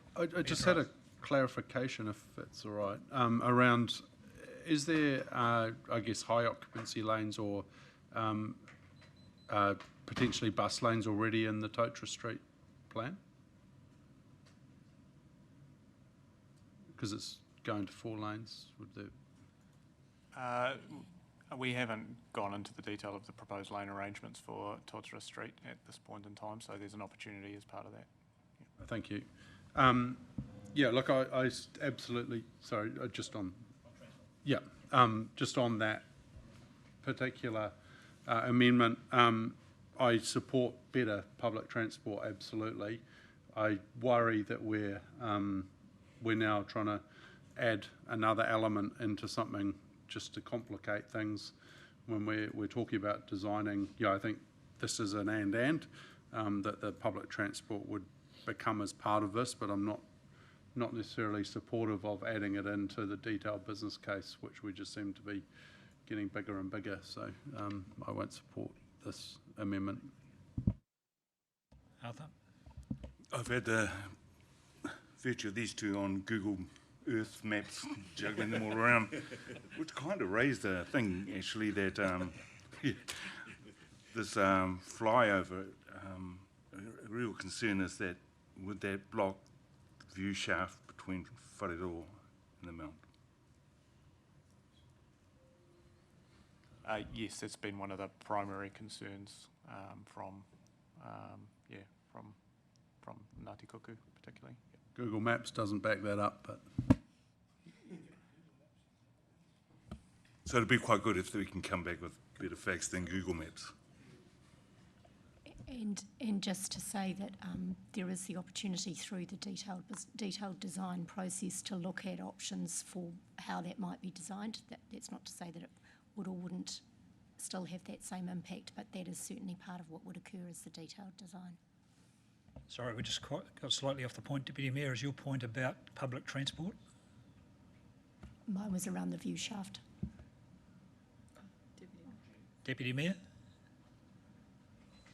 Thank you, Chair. So my question, I guess, to you, Mayor Mahe, is I'm very supportive of putting a specific resolution about public transport because it tends to drop off if we don't. So you suggested you were positive about it, but didn't want to complicate the business case. But we also don't want to find we get a business case that doesn't mention public transport, and therefore we have to do it again because we actually do want to be able to move around the city, and we should be creating more ability for people to use public transport because it's great. So I'm just questioning you on whether you're really confident that it will stay in, even if the resolution, even if it's not specified. My question to you, I guess, yeah. I guess, yeah, I just think we're confusing two things. Improving public transport is a very separate issue to designing, you know, a new way to move around the mount. You know, that's just my view. But Councillor Morris, and then we'll round this amendment up. Thank you, Mr. Chair. I still have nightmares about the B2B project because it didn't incorporate those very necessary public transport elements. The discussions around the bus lane that never was, the retrofit late in the construction of the underpass and the variation on the cost involved. I think it's important that we highlight it in as much as resolutions from Tauranga City Council carry weight. I think we do need to highlight it because I see every morning the consequences of not including proper public transport, and the B2B could have been so much more for me. Righto, I'm going to put the amendment. All those in favour? Can you put your hands up, please? Deputy Mayor. Aye. Sorry, we're just recording the... Sorry, can we just hands up again? Yeah. And against?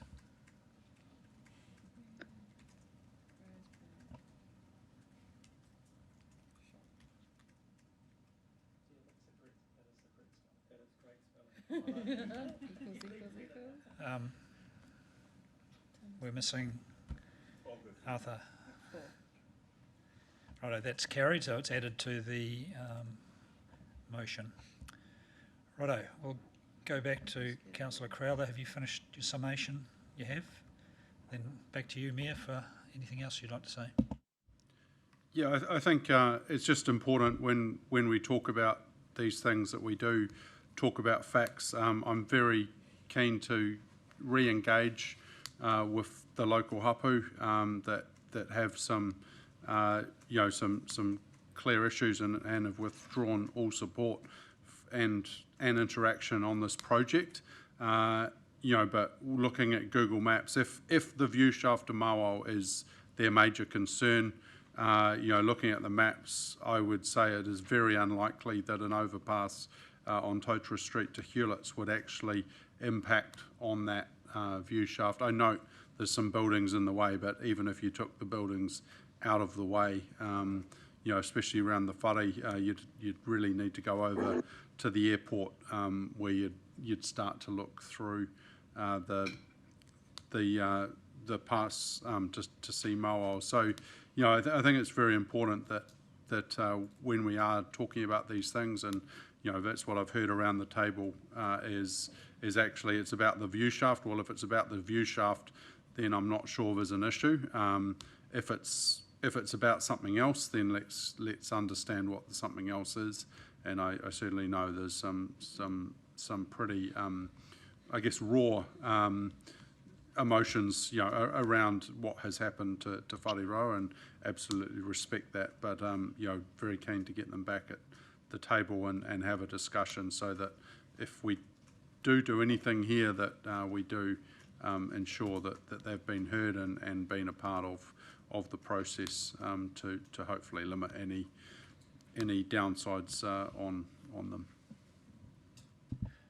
Thank you for that. We're now going to put the motion, items A through G, leaving out C for a second vote.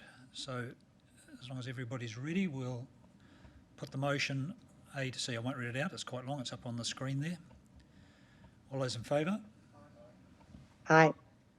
Against? No one, so that's passed. Okay. So recording that Arthur is abstaining. Carried. We'll move on to option C. I'll put the motion. All those in favour? Aye. And against? Councillor Baker, Councillor Rolleston, and you're against. Arthur against. So that is also carried. Okay, thank you very much. We'll thank you, staff. Moving back to item 10.1, which is the status updates on actions from prior City Future Committee meetings. I do have one item it's not a major concern, it's just some bookkeeping. We have something, just get the page number. On page 5, we have what appear to be two identical items listed separately. It just gets a bit clunky. I'm just wondering whether we can have the reference to the meeting that it was called on under the one item. Just for future, someone can have a look at that. It's nothing, it's just more of a comment. Anybody else have anything on this? No? Yes. Hello. Sorry, Jen. Yes. Sorry, didn't see your hand up. Go ahead. Thank you. So just in terms of the first one, in terms of a bike strategy, I've obviously got some comment about closing off the bike cycle lane through the city in a later paper, but I just think that we need to be incorporating all commentary and decisions about bike lanes in that action, but it is in progress, so that's good. It would be nice to have a date. The second comment is we've closed that. We're going to get a whole lot of information on workshops. This was actually something we talked about yesterday briefly with the CE, and we recognised that this didn't always happen. So I would rather at this stage in progress, and that at the next meeting we can confirm that all the workshops we've had from now till then actually have all of this in it, because the theory is that yes, it's going to happen, but we've only had it, I think, twice, a workshop with this. So I'd just rather have some evidence that it is actually happening in practice before we close it, please. Sorry, so just confirming you'd like to actually list when the workshop happened before we close it? No, I just want this to, we have not done this for many workshops, so I just would like another round of these futures committees, and then the next one say all 6 workshops held between this date and that date had that information provided, just so we can demonstrate it actually is happening. Yep, thank you.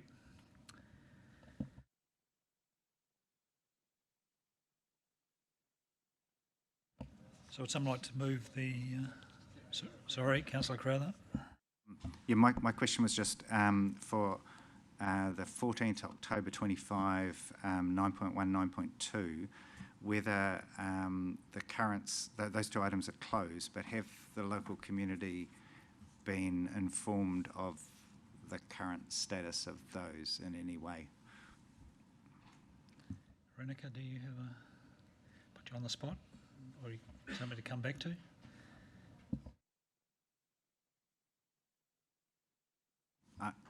I'm happy to kind of communicate with people if they haven't, but I'm also aware I don't want to run a different angle to what staff have done or may be doing. Okay, so just confirming those numbers again, Councillor Crowther, you'd like an action where you get a report back on? 14 October 2025, 9.1, 9.2, which is the road safety improvement options around, just call it Ultramotai, and then just whether Harbour Drive, whether that local, the next question is more localised, which is whether the people in that community have had a sort of closeout with where we're at with that project. Thank you. We'll do that offline. Someone like to move that we receive the report, status updates on actions from prior City Future Committee meetings? Councillor Baker, Councillor Crowther. All those in favour? Against? Aye. Carried. A 15-minute break now, and just to let you know, my intention is that we will break for lunch at 1 p.m. So see you back at 25 to 12.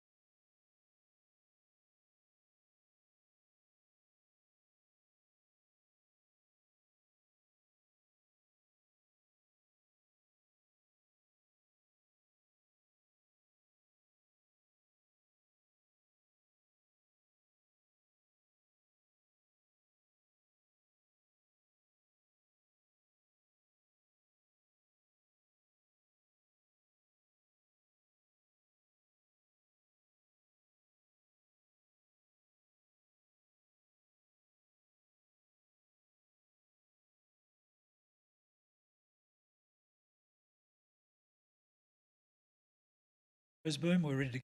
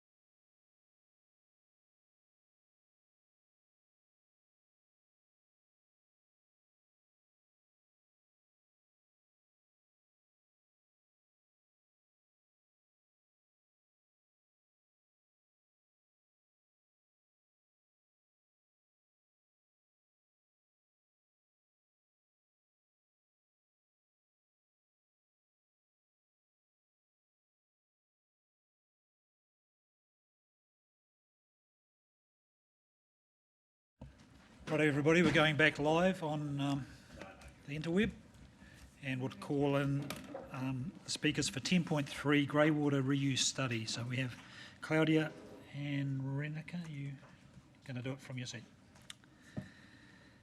Good morning. Good morning. Yes.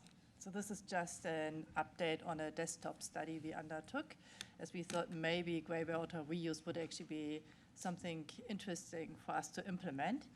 But as we went and learned more about the systems, we realized that we wouldn't actually achieve any of the substantial infrastructure cost savings we were hoping for.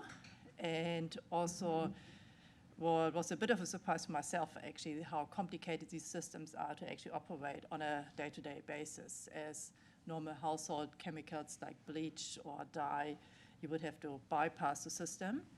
And if you're not doing it, the system wouldn't work and it would potentially become a health issue. Or if you then remember to bypass it but not put it on, we wouldn't have the benefits from it. And so I think it is quite complicated to make it actually mandatory for someone to use. So if someone wants to do it themselves and implement it, we don't have any concerns about that. But in order to get any benefits in regard to savings for water supply or wastewater for us from a network perspective, to make actually a real difference, and we would have to make it mandatory, and I don't think at this stage we wouldn't actually recommend that. Thank you. We'll take Claudia's report as read. So do any of the members have questions? Councillor Crowther. Just in terms of, pardon me, the commercial application, did you sort of look at this from the perspective of whether council could enable something in the space around commercial businesses, knowing that some of our large businesses have incorporated that themselves? You know, so not think of funding, but in terms of enabling. Yeah, so we looked specifically at residential to have a large scale, but when it comes to commercial industrial activities, the reuse of water, recycling water, especially if they're using a lot of water, is a really good idea. And they know exactly what chemicals they have and can have very specific applications. And from our perspective, we have done this in the past, that we worked with our large water users, and we're looking for opportunities to actually reduce their water demand, which has been successful, so we thought, but that's something ongoing we should continue to do. And it's definitely something we would encourage them to do, and it would be also cost savings for them. Anyone else?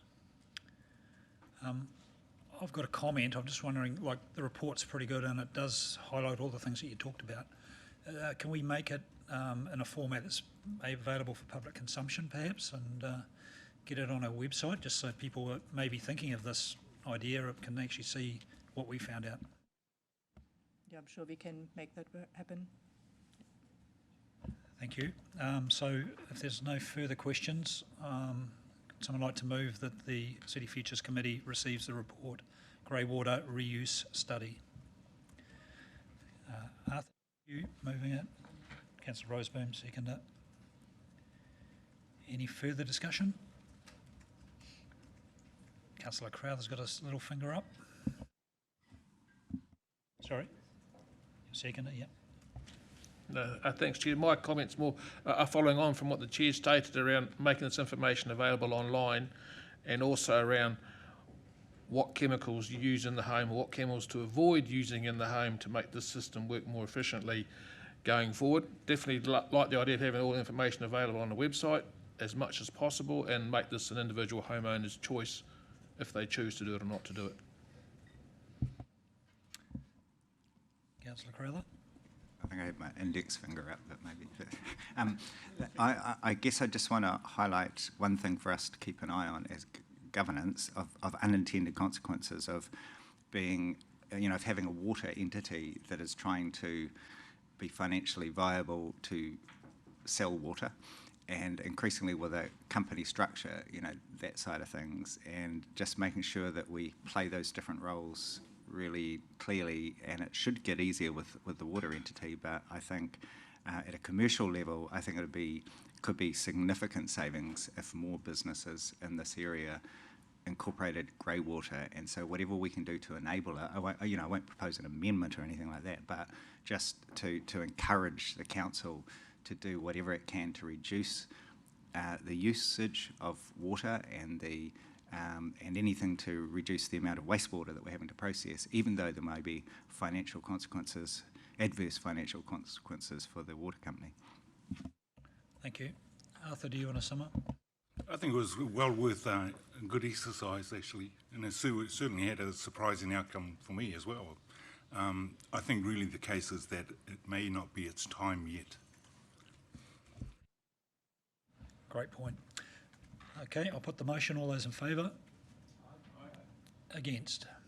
That motion is carried. Thank you. We move on now to item 10.4, City Centre Streets Project, Movement Pilot Discussion. And we have Emily and Sean. Welcome.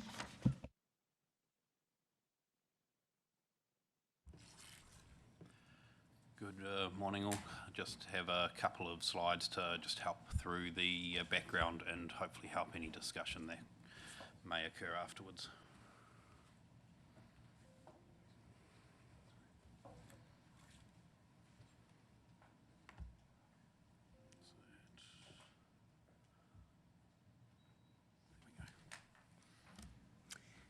Thank you. Thanks, Chair. So today is about making a decision on the movement pilot, whether we keep it, whether we change it, or whether we remove it. And we're at this point now because we've had 2 years to test it in the real world.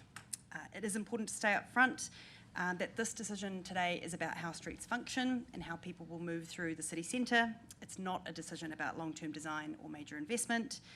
Those decisions will come later through the investment case and the long-term plan process.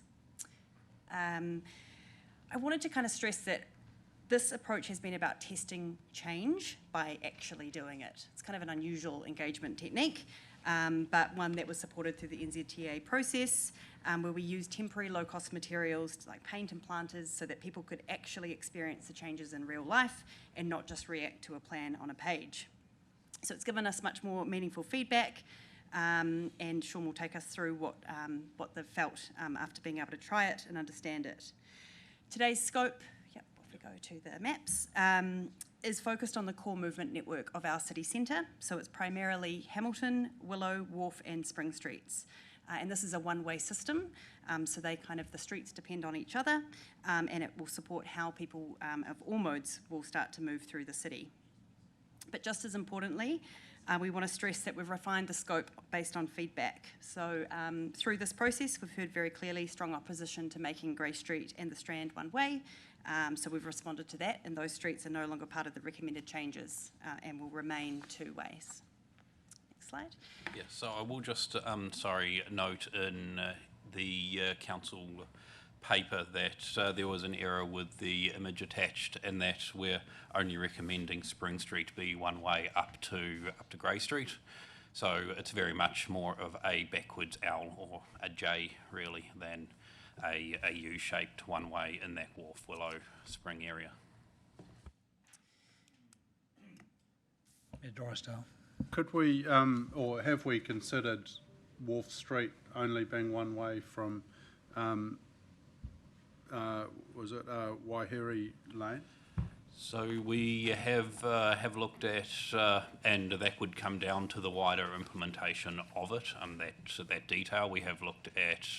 Potentially, it's two-way down to the motel there, and then one way from there. The real benefit of the one-way here is that we get those angled car parks out the front of the library, which are really beneficial to people being able to go and visit that new brilliant space. So that's why we're sort of showing one way to that spot. I would also add that one way is necessary to improve the loading in and out of Bay Court.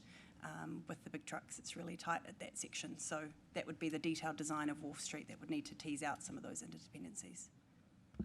So, Mr Mayor, you're suggesting that the upper part towards Durham Street, it remains two-way? Yeah. And then, okay. So I think there's, underestimate how much traffic comes out of that little laneway. Okay, I know we probably haven't stopped for questions, but I have one. And just for the public record, Sean, can you just explain the area of Willow Street between Hamilton and Wharf, and what that looks like over the next 2 or 3 years? Yes, so the connection of our new civic precinct into Masonic Park and the waterfront has always had a real pedestrian and people-focused core running down into the water. A key component of that is to make Willow Street a lot more pedestrian-friendly and people-friendly than what it currently is. The recommendation at this point in time is that that becomes a shared space. So it is open to general vehicles, but it will be designed and implemented in a way that is reinforces to drivers that they are to share that space. I was in Cambridge actually over the weekend, and they've got something very similar with one of their smaller streets.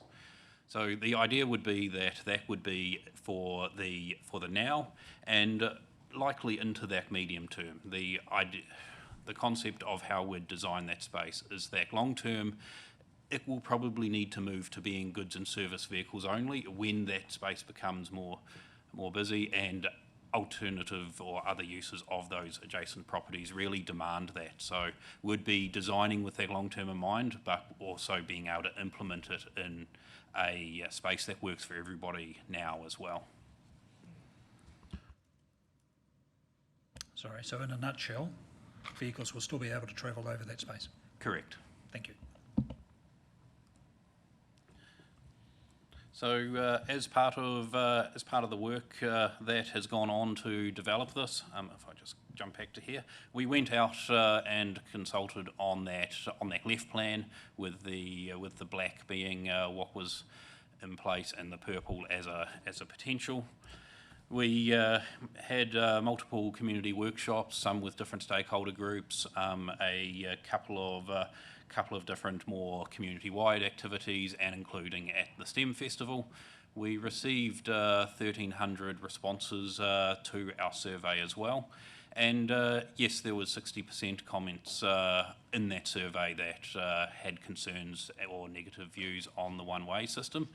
We were really able to tease that out in quite a lot of detail during the workshops, and had some very constructive and valuable discussions around that, around the safety, around how we can improve that as well when things are implemented more finely, but also we're able to understand from the community that although often they're not happy with a one-way system, when we discuss the wider vision for the city, the wider reason of why we're, for example, looking to one-way Willow Street and one-way Hamilton Street, why it makes sense because of all those competing demands. So absolutely, I'm not going to sit here and tell you that people are in support people are happy with a one-way system.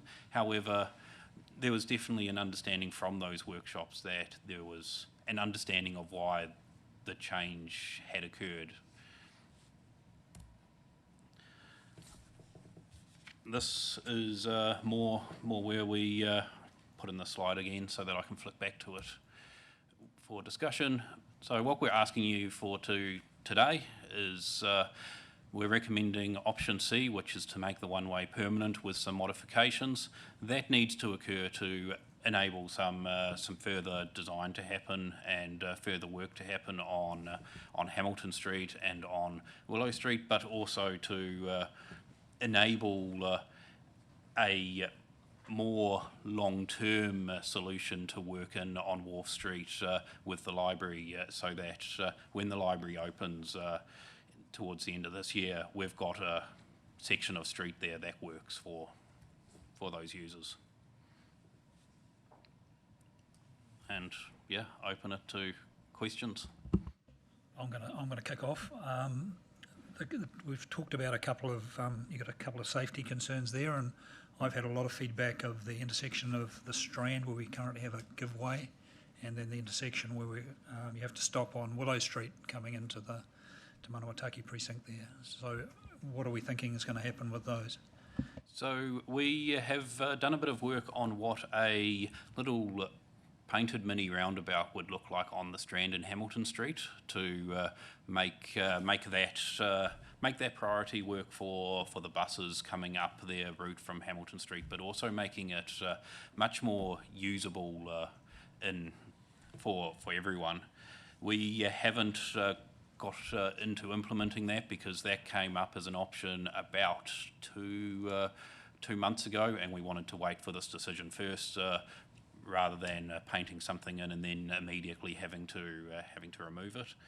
On the Hamilton Street, Willow Street intersection, absolutely get that that change of priority is a little bit weird at this point in time, but with Willow Street work fairly close to, I think, in another year or so, starting with that Te Manawataki or Te Papa project, then that would be a lot clearer, because that comes down to that whole concept of Willow Street isn't a through route anymore, and visually it won't look like one anymore. Yeah, personal comment on that one is that I think it's probably more the positioning of the stop sign than the actual stop sign itself. Yeah. Mr. Mayor. Yeah, I just have a question around Hamilton Street between the Strand and Willow Street. Obviously, I understand from Willow up to Durham around the buses and bus stops, etc. But what's the justification between the Strand and Willow Street for being one way? So the justification of that is just as much around ease of use and giving us that long-term space to be able to use, and that having it two-way between the Strand and Willow Street would mean that you're having people coming down from Willow Street and then turning left to Hamilton Street to then go down the Strand. The Northern Quarter development, for example, it mostly relies on a through north to south movement for their laneway. So we didn't see there being any benefit to having a two-way there in that movement comparatively to the potential benefit that that street can provide in the long term. I would also add that, fundamentally, it's the same for that top piece. So for the piece between Willow and Durham, we just simply don't have enough on-street space to fit everything we need.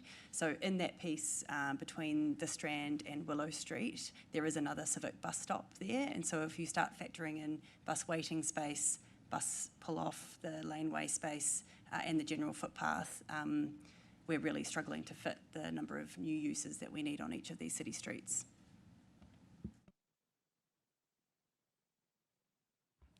Why do we need a bus stop there? Especially that concerns me if we're going to have buses waiting down there.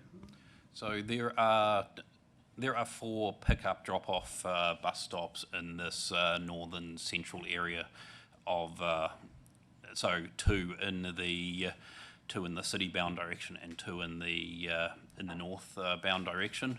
The bus stop between the Strand and Willow Street is on the flat. It is by far the flattest spot in our city to have in that vicinity to have a bus stop. Its view is that it would be able to then drop off users who are arriving in the city down that area from the Mount, from the Harbour Bridge area, And then on the other side of Willow Street on Hamilton Street, out the front of the museum, we would have a public bus stop for buses coming in from the Otamotai Chapel Street way. So we need the 2 bus stops in each direction from a capacity perspective, because there are, especially in the future, planned to be too many buses to be accommodated by a single stop. Arthur? Are you taking out a cycle lane to put in parking, angled parking? And I think you said that'll slow the traffic along that street. Would that make that safe for cycle, or is there an alternative route that you're looking for cyclists that use it? So that was something that we trialled in that pilot, where we ended up not seeing the usage and getting some negative feedback around it of in one waying Willow Street between Wharf and Spring Street. We said, well, how about a cycle lane that goes the alternative direction? It had been used in Auckland down in the North Shore before, and said, well, why don't we try doing that here? We didn't really see that uptake. We've also heard a whole heap around the parking constraints in this area, in particular given that there will be more parking needing to be transitioned into accessible parking for the library and the civic area. So we've said, well, what is the best use of that space? How do we ensure that we are listening as much as we can to the community, which is why the options on the table to remove that cycle lane, and noting the attachment in the report around a bit of a map of where cyclists would be expected to go. How about we get a couple more angled car parks in there? Councillor Shawler. Thanks, guys, for this. Just following the Mayor's question about that one way on Hamilton between the Strand and Willow, and acknowledging you've got the bus stops, but does that ultimately actually give a bit more parking there as well, obviously? It enables us to not have to remove any significant parking for the uses around there. We would be able to keep it more or less the same, noting that at the moment it is one way with that construction. We would be able to look at potentially getting some more parking or better loading spaces on Hamilton Street out the front of Northern Quarter once the design gets into that next detailed step. Councillor Schooler, Deputy Mayor.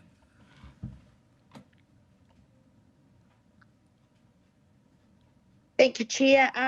Just following up from Tangata Whenua Representative Arthur Flintoff's comment about cycling, the cycle lane. And first question, and I'll ask them both at the same time, but how much comment did you get from cyclists saying, yes, please take that lane out because we don't like it? The second question, in the cycling map, you have about 380 or so bike cyclists coming over the bridge and about 170 or something coming from Otamotai. Can't remember the number coming from the city. But in the city streets, you show about 120 or so cyclists. So somewhere 500 have arrived. Your data suggests that they've parked very close to the edge of the CBD, and I certainly, as I biked home a couple of days ago, saw probably 6 in about 4 minutes down Devonport Road, which is 10% of all the traffic that goes down there in whatever days you are. So my question is, are we actually building the city and CBD as multimodal, or is it just bikes will get looked after when cars and car parks have been looked after? We've got a lot of parking in Tauranga.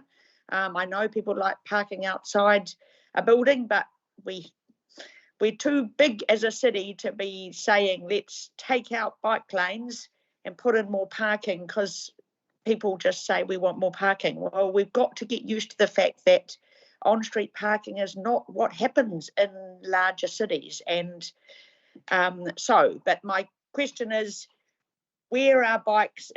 If cyclists were coming, students were coming from the Mount, for example, to the university, it didn't seem a very easy path. And if a deputy mayor was having a meeting with the head of infrastructure at Tauranga City Council when the new civic building is open, and we had to get to Chambers really quickly at Te Manuataki o Te Papa. Which route would you suggest we bike from 90 Devonport to the new Chambers? So 2 questions, please. So I would be expecting the route of Devonport Road down the Strandway, and then coming up at either Wharf Street or Masonic Park would be the better route there. We would also And can you tell me, on Devonport Road to get to the Strand, where does it say that the bike lane goes from Devonport Road across to the Strand? So there wouldn't be a bike lane, and that's the concept of the slow city core, is that there wouldn't be dedicated bike lanes as such, because a vehicle should be moving at a speed where they can share the lane with the cyclist. That's the concept of that 30 km/h speed limit within this core area. And you're comfortable that if a cyclist get hit by a car at 30 km/h, they're safe? Safe wouldn't be the word that I would use, but there is documentation from the highway agency around volumes of vehicles and the appropriate speeds where it is appropriate for a cyclist and a car to mix, and this falls within that guidance. I'd probably call that a rhetorical question, mate, so not really on you to answer. And what about, can we go from the Harbour Bridge to the university, please? If students are coming from the Mount. So Harbour Bridge to the university, you will have a steep hill at some point to get from the waterfront to the university, but you would either be looking at Hamilton Street or using Spring Street to come up to the university, using the Strand to get down to that way. If you had a little bit of time, you might decide to ride that little bit further along the waterfront, up the shared path, because it would be a nicer trip, and we'll have some nice, safe level crossings for cyclists across there. Further questions? Councillor Crowler. Yeah, my first question was the aim of this to reduce the traffic in the city centre? The aim of this was to rationalise the traffic in the city centre. The idea isn't that we're reducing the number of vehicles coming into the city centre. It's that we're enabling them to move in a much more predictable way, so that we can use that predictability to support other users as well. Okay. Second question was, how does the one-way system promote public transport use, in the sense of it's sort of a suboptimal outcome, as we know? So is it just meant in the sense that it's better than if Hamilton Street wasn't one way? So the one-way system of Hamilton Street will support support buses not having to turn across multiple lanes of traffic. That was the idea of changing that priority at the Strand Hamilton Street, was that a bus would never have to wait for a vehicle to come down the Strand. A mini roundabout will do the same thing, which is why we're looking at that as an alternative. So we are a little bit disadvantaging from a Harrington Street perspective, in that given Harrington Street will go back to two-way, then a bus will have to turn across a live lane at Harrington Street, but that is a compromise that we've made by making Harrington Street two-way again.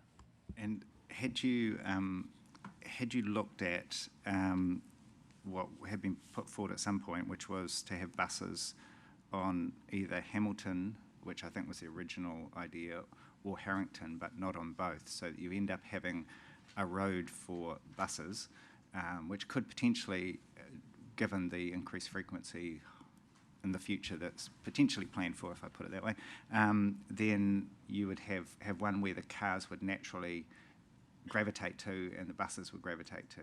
At the moment, we've sort of got a bob each way on each road and different layouts on each portion of those roads.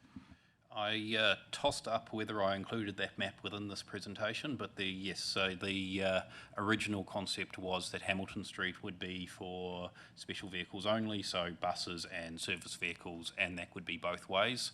The big concern with that is, given the number of private accesses off Hamilton Street, that would be unenforceable of who's actually supposed to be there or not, because of just some complexities around that. We've also done a bit of looking, and that would remove a very substantial amount of the parking down in that area of town, given that you'd have two-way traffic plus bus stops on each side, so it wasn't feasible from a space perspective. Councillor Schulhoff. Thanks, Chair. Just relating to a comment you said about the importance of the parking outside the new museum, and I suppose it just ties back into some of the feedback you've had and we've all had around the lack of parking and accessibility to businesses, or whether it's hospo on the Strand.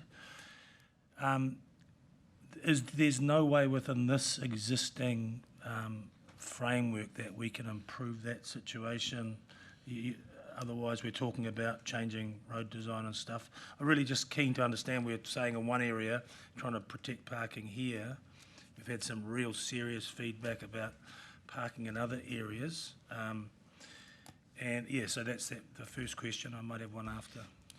So that's the balance that we're trying to achieve here, is how do we get as much parking as possible in the spaces where we do understand that there is a real concern, and that Wharf Street, given the conflict of library users and the hospitality down there, will create. The real key component of in our city centre movement is that we make it as attractive of a proposition as possible for people to park off street and then get on their feet and walk that last 5 minutes to their destination, because that's the most efficient use of space.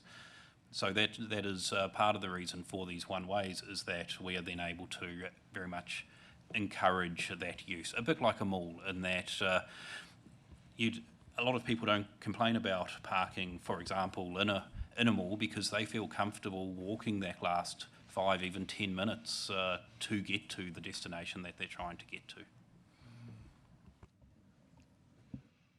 Yeah, and I suppose that informs, the one thing when I look at all this, and I know there's been so much good work and a lot of consultation gone in, is that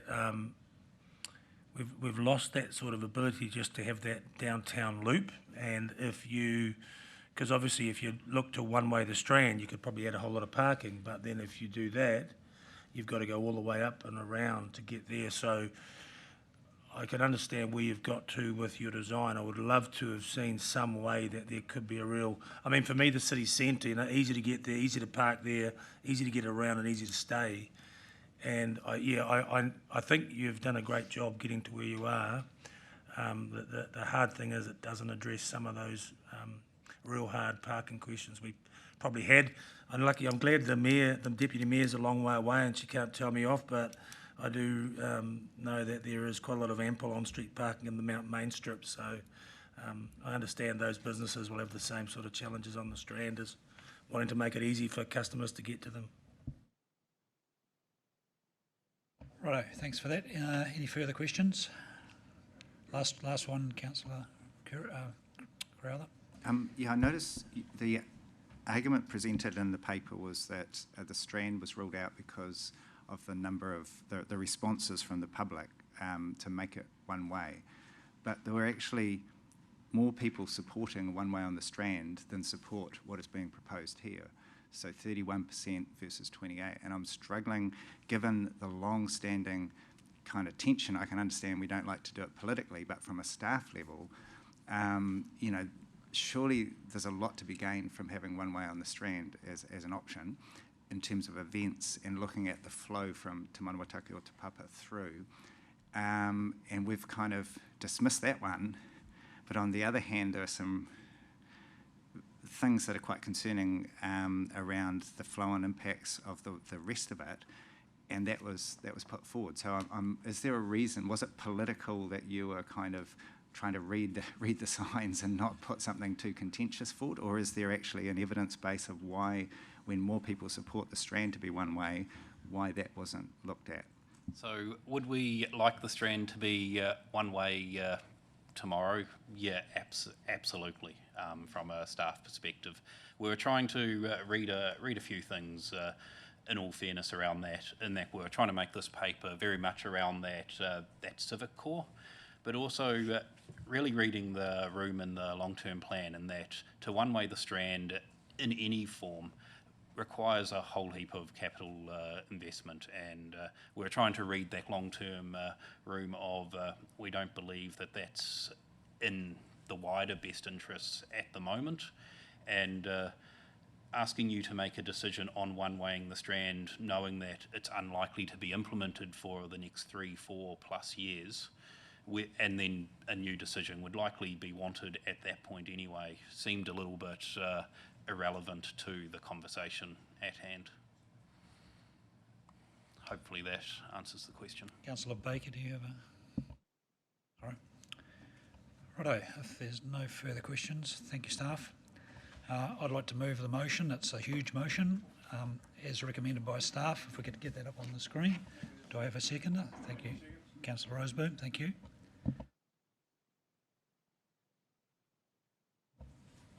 I'll start off the conversation.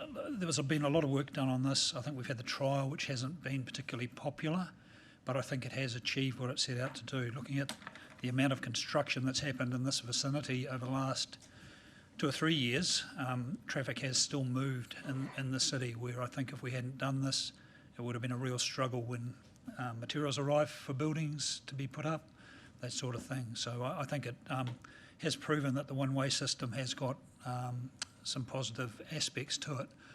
I also look at the consult that we did last year. It was a great event. I think I went to a number of them, and we had a really good turnout from the public, and I think the responses to the submissions, over 1,000, which is pretty unusual. So a lot of interest in this, and I think a lot of good steers that have helped shape this recommendation. When I look at the recommendation, it's one of those things that you're never going to make everybody happy, and I think staff have really picked out the eyes of what were the really unpopular things about the consultation, and I'm talking Grey Street, for example, getting that one way, the Strand. Take Sean's point, I think we can all see what the Strand could be if it was one way, but I think we're not ready for that as a city yet. So supportive of the work the staff have done on this, because it's a real conundrum unwrapping this and then actually working out how to go forward. So supportive. Thank you, Chair. I'd just like to support the Chair's comments. Thank the public for all their engagement and feedback. It was very robust at times, very, very well articulated also at times. Also, definitely understand the vision of what the Strand could be, but while the construction is going on in the city centre, that is just not appropriate. Trying to get large articulated vehicles through the city centre, we need a few double-way roads and some larger turning circles to get them in and out. Possibly once the district court's up and running and the Northern Court is finished, Craig's is all finished, the Bay Court upgrade's finished, maybe then we can look at some of these other more pedestrian-focused streets. But where we are right now, I think this is a good halfway stage of a city centre redevelopment. Fully support. Mr. Mayor. Look, thank you, staff, and thank you to all the public that have inputted into this. This is quite a tricky one because we understand people don't like disruption and they don't like being restricted, but in the other sense, we're also trying to solve a problem, and I actually think staff have done a good job at solving that. My one sort of plea, I guess, is to be as unrestrictive as possible. So, while I very much support down Willow Street past Te Manuataki and, that little bit of Spring Street, I would like to see Wharf Street retained as much as possible in two ways, and just the bottom part being one way, and just look at the options on Hamilton Street as well around that. Again, if there's a really good reason to do it, then let's sort of make that known as to why we're doing it. And I get it around the for example, outside Te Manuataki on Hamilton Street, having wider footpaths, having bus stops with shelters, etc., that's going to take significantly amount of road. Definitely support where we're making one-ways to enable parking. That's kind of a trade-off that people, I think, will understand, that you get more parks if there are parts that are one-way. So overall support the direction, and thank you staff for bringing it back, because I didn't necessarily support the wider one-waying of our city, but these little bits where it makes sense is good. And I think the quid pro quo is we get more parking, which is definitely, while I understand there is a lot of parking in the CBD, it is still something that comes up all the time around pinch points, and being able to have more is always a good thing. So thank you. Anyone else want to have a? Councillor Crowther.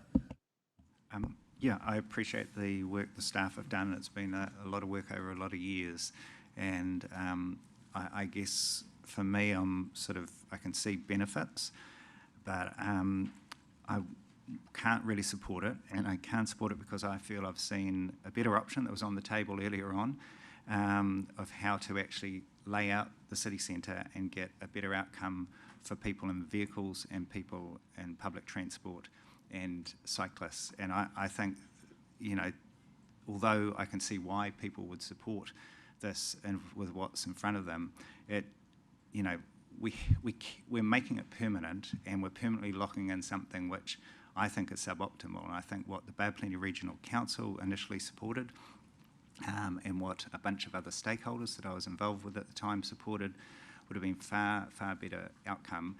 And it all comes back to that decision by the commissioners on when they intervened at a political level over something that I think should be evidence-based and should be looking at the best long-term outcomes for our city. And to actually lock this in is something I can't really do, particularly because 60% of people opposed it. Like it was, in the words of people, it was, I think you said it, Councillor Taylor, that there was significant engagement, and often that's the case when people don't like something. We don't know what the whole city is like, but I know, having talked to a number of cycle advocates, public transport advocates, local business people, many Aotearoa residents have come to me about this, Automobile Association, etc., etc. I find they get very little. In fact, I can't think off the top of my head of any positive approach to saying it's a good outcome, and I can think of many approaches which have said that it's not what they want. So I think some of this comes down to the contentious issue of public versus private benefit, and there are developers and there are developments in the city which have restricted our, we have allowed to restrict at a political level, to restrict a good outcome and a better outcome for the city. And I think that's a really huge issue, and we should not be designing our city centre based on what is better for a property developer or a business owner who is trying to get private benefit and in the process sacrifice public benefit. So I know some people will sort of think that's too abstract. I don't feel I have the time to go into it, but I'm happy to talk to anyone about it. But the issue is that we had a plan there, and there was so much pushback from people from the private sector, and we didn't deliver what the experts said, the consultants and the regional council, or experts in public transport, and the cycle advocates. They had another solution, and I personally think it would be far better to go back to that, even if it costs more. Deputy Mayor. Thank you, Chair. I agree with quite a lot of what Councillor Crowther has just said. I don't feel this is the best solution for Tauranga City. I think we talk about being multimodal, but this isn't really saying, it's just hasn't quite got a solid plan. It's just, as we've heard, it's the best of what we could do, 60% against it. I've heard more from, the people in Grey Street will be really happy that it's remaining two-way than actually the other changes. I just think we haven't holistically said, what do we want the centre to look like? Who are we designing that centre for? And in terms of needing to do it right now, I just don't understand the why, other than maybe it is developers who need the space or the one way. But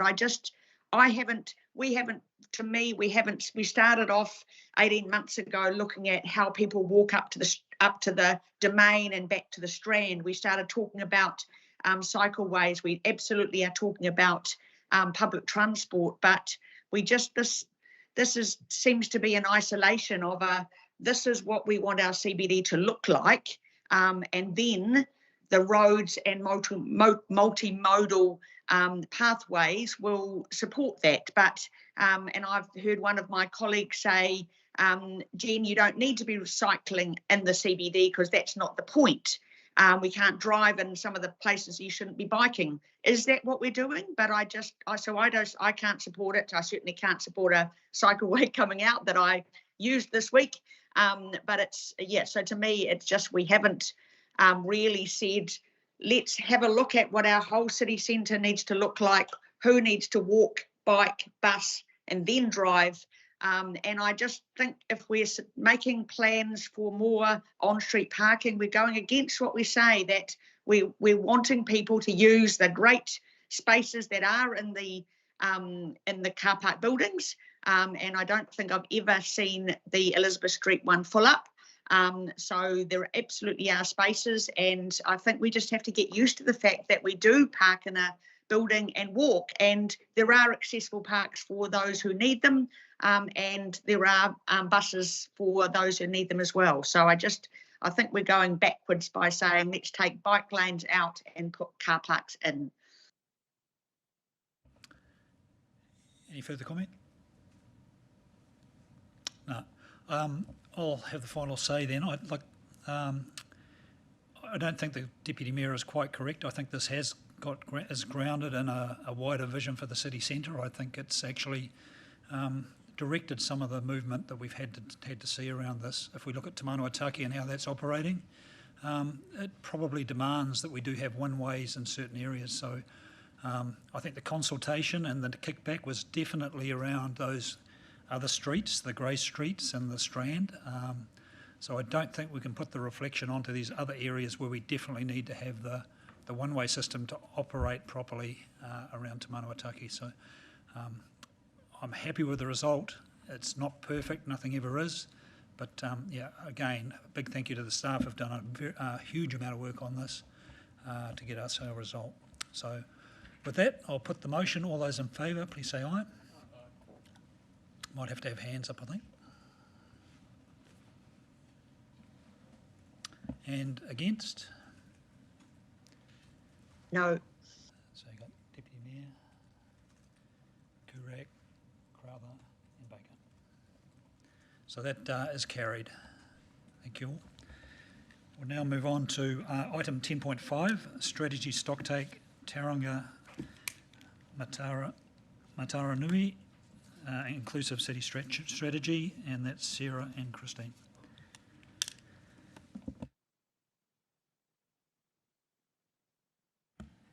Kia ora koutou. So this, if you can recall, as far back as 6 weeks ago, this is the second in a series of strategy stocktake papers that we have brought to you. So the idea of these papers is basically looking at our strategic landscape heading into the long-term plan. Are the plans fit for purpose? Is there anything that needs changing or anything that you need to be aware of? So 6 weeks ago we talked about the environment strategy. The focus of today is Tauranga Maunganui, which is the inclusive city strategy and the plans that sit underneath that. So essentially, through looking at both the strategy and the plans underneath, the kind of big picture is that, yes, they are strategically sound. In a lot of areas, the question is, though, how much do council want to do in terms of the level of prioritisation and focus and spending that sits underneath these plans. So there's been a few areas that are flagged in the report that will be leading into the long-term plan. So we're not asking for a decision today, but just flagging at some stage there will need to be a conversation around investment levels in certain areas. So as I say, the strategy team have kind of looked at the broader framework of how these all fit together and feedback from the activity owners. We also have Gareth and Paula in the room as AIP leads, so that's action and investment plan leads. So if you would like to kind of delve any deeper into any of the specific areas that have been flagged, they are also here to answer any questions. Thank you. We'll take the paper as read, and does anyone want to kick off with a question?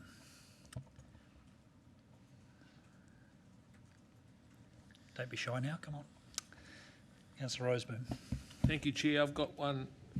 Paragraph 20, strategic framework and LPT decision making, starts off with, but local government review and back to basics reform, where are we at with the current coalition government's guidance to local authorities around getting back to basics? And is there a have to implement it in the long-term plan, or is it a guide to implement it into the long-term plan?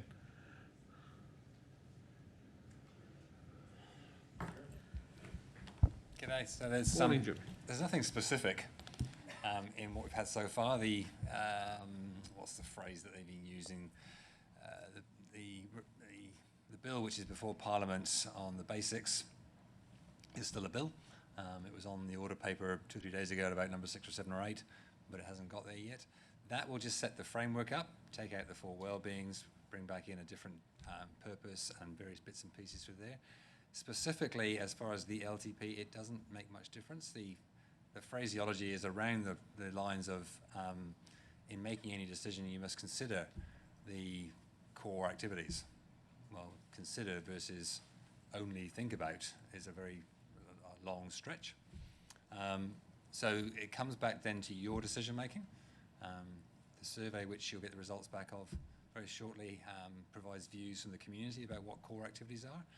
How you consider that in your future decision making is a decision for 10 people.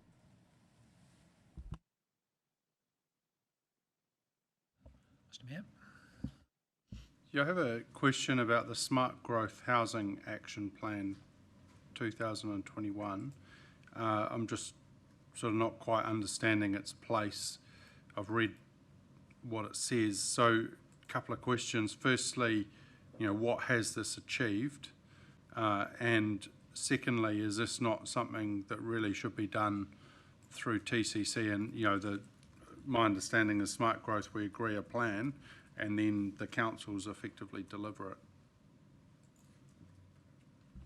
I'll try to respond to that, and Andy's a little bit more in the detail than me. So there was an original Smart Growth Housing Action Plan, and what it tried to do was just to bring together a range of initiatives and actions that were across the Smart Growth Partnership, so things that councils were doing, things that central government was doing, because people were saying, I want to go and look in one place about what's happening, predominantly more understanding the whole housing spectrum and predominantly trying to understand a bit more about what's happening in the affordable housing space.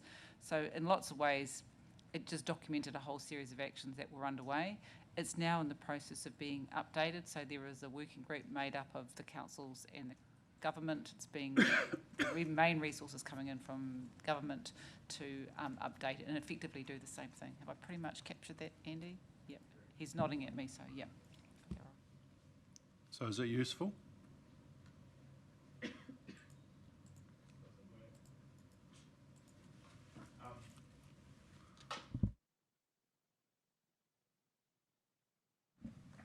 Yeah, I guess the idea is that it will kind of reset that space and provide some clarity for all partners on priorities for moving forward. That will probably involve some actions that TCC would lead, which I think is where we would pick that up, and we'll obviously have to input into those and make sure we're comfortable with those when the draft housing plan comes back before smart growth, and we can bring it back before the committee as well in due course.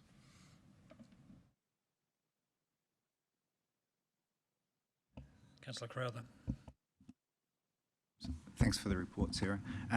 Not sure if you or someone else for answering this, but I'm looking at the goals of the strategy and thinking how that aligns with our community grants and so forth and partnership agreements.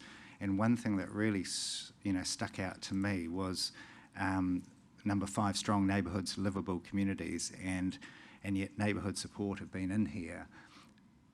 Neighbourhood Support Western Bay, I guess, have been in here looking for some sort of strategic level funding from the council, as has always sort of happened for many years, it's my understanding. And so at the very time that we've rolled out this, we have is there a tie-up between the grant funding and our goals here? And if not, is there a way to try to elevate that organisation to sort of like a partnership level or a sort of a committed funding level to deliver on those goals, because they seem like the perfect external partner? So in terms of all of the action investment plans and strategies, that lays out what you as a council think over the medium to long term is what you want to achieve for your city. Inevitably, you've always got less resources than to deliver on every single action, and so any particular council will make calls about where they want to prioritise their investment. So all of the actions and all of the strategies relate to the goals and objectives of the strategies. It's just which ones does any particular council want to prioritise, and that'll be the discussion for you to have through your next LTP as to the balance and the mix of investment that you want under different outcome areas. So all we're trying to do here is to snapshot it, and yes, they all are strong relationships. I mean, some are stronger than others, but they all sit there, and it is a political call about the balance and the mix. I guess through the chair, my question was more that the politicians don't get in the way of those funding. Like, so in other words, if we think as a council, which is yet to be decided, that external partners might deliver good bang for buck to deliver on these goals, then we don't have a mechanism for kind of getting into that funding, because that's the whole structure of that funding arrangement of external agencies is kind of a bit removed from us. We can control what the allocation of total funds is, but in terms of actually trying to support particular goals, it's up to whoever decides that funding. So that's absolutely a political call to choose to put funds into particular different streams, and how those streams are managed is all at your direction. It's not none of those are staff calls. We can create the systems and the mechanisms, and they're all elected member calls as to whether you put funds in or not. And I think also all of these community outcome strategies and plans do feed into the criteria for like the community grant fund, our partnership agreements, etc. So they are all checking for best alignment and bang for buck with this kind of strategic framework and outcomes we want to achieve. Yeah, I think that's kind of, I completely agree. It just seemed like a standout exception, and I wondered how to resolve it. But you've given us the pathway, which is probably crassly putting it political intervention to sort of explicitly, direct that if we wish to. Deputy Mayor. Thank you, Chair. So just, I also had a question around how, like on the detail in point 18, how our grant funding or our grants or costs that we investments tie into these. So can we have an action that we do see that we can get a list of, like, we've got lists of the grants and how they tie into these associated plans, the AIPs or not AIPs? Because I wouldn't be able to say how much funding we're putting into these or how much we are supporting community groups that are supporting these strategies. Is that a clear enough action to have? Yeah, I think through the community Thank you. outcomes team and others, that is achievable, that list or action. Right. I mean, often that will be one subset of the actions within a particular plan. So that'll be kind of, one avenue or mechanism for achieving what we're trying to achieve within them. So they are all Correct. marrying up, but we can do more work to more clearly show that. That would be great. So my questions were on number 14. We said our progress against the actions were last given to the City Delivery Committee last June. I don't recall yesterday at the Agenda Committee whether that's on for this June. July. If it's a year late. I think July. So July. that was last year. Okay. So I think this year's will be either late June or July. It's coming. Okay. I don't think it was on our agenda yesterday, but we weren't talking July, so that's probably why. Second one on point 3 on 18, we talk about an event strategy. We had an event with 30 external parties last year, and part of the action was they were promised, I think by April this year, a major event strategy document. All of I think 7 different strategies that tie with events were meant to be put into AI to see what the event strategy looked like, but it's now just saying it will be presented at a future committee. So there was a date on that in April 26. Can I have a better date on when we're going to get a major event strategy, please?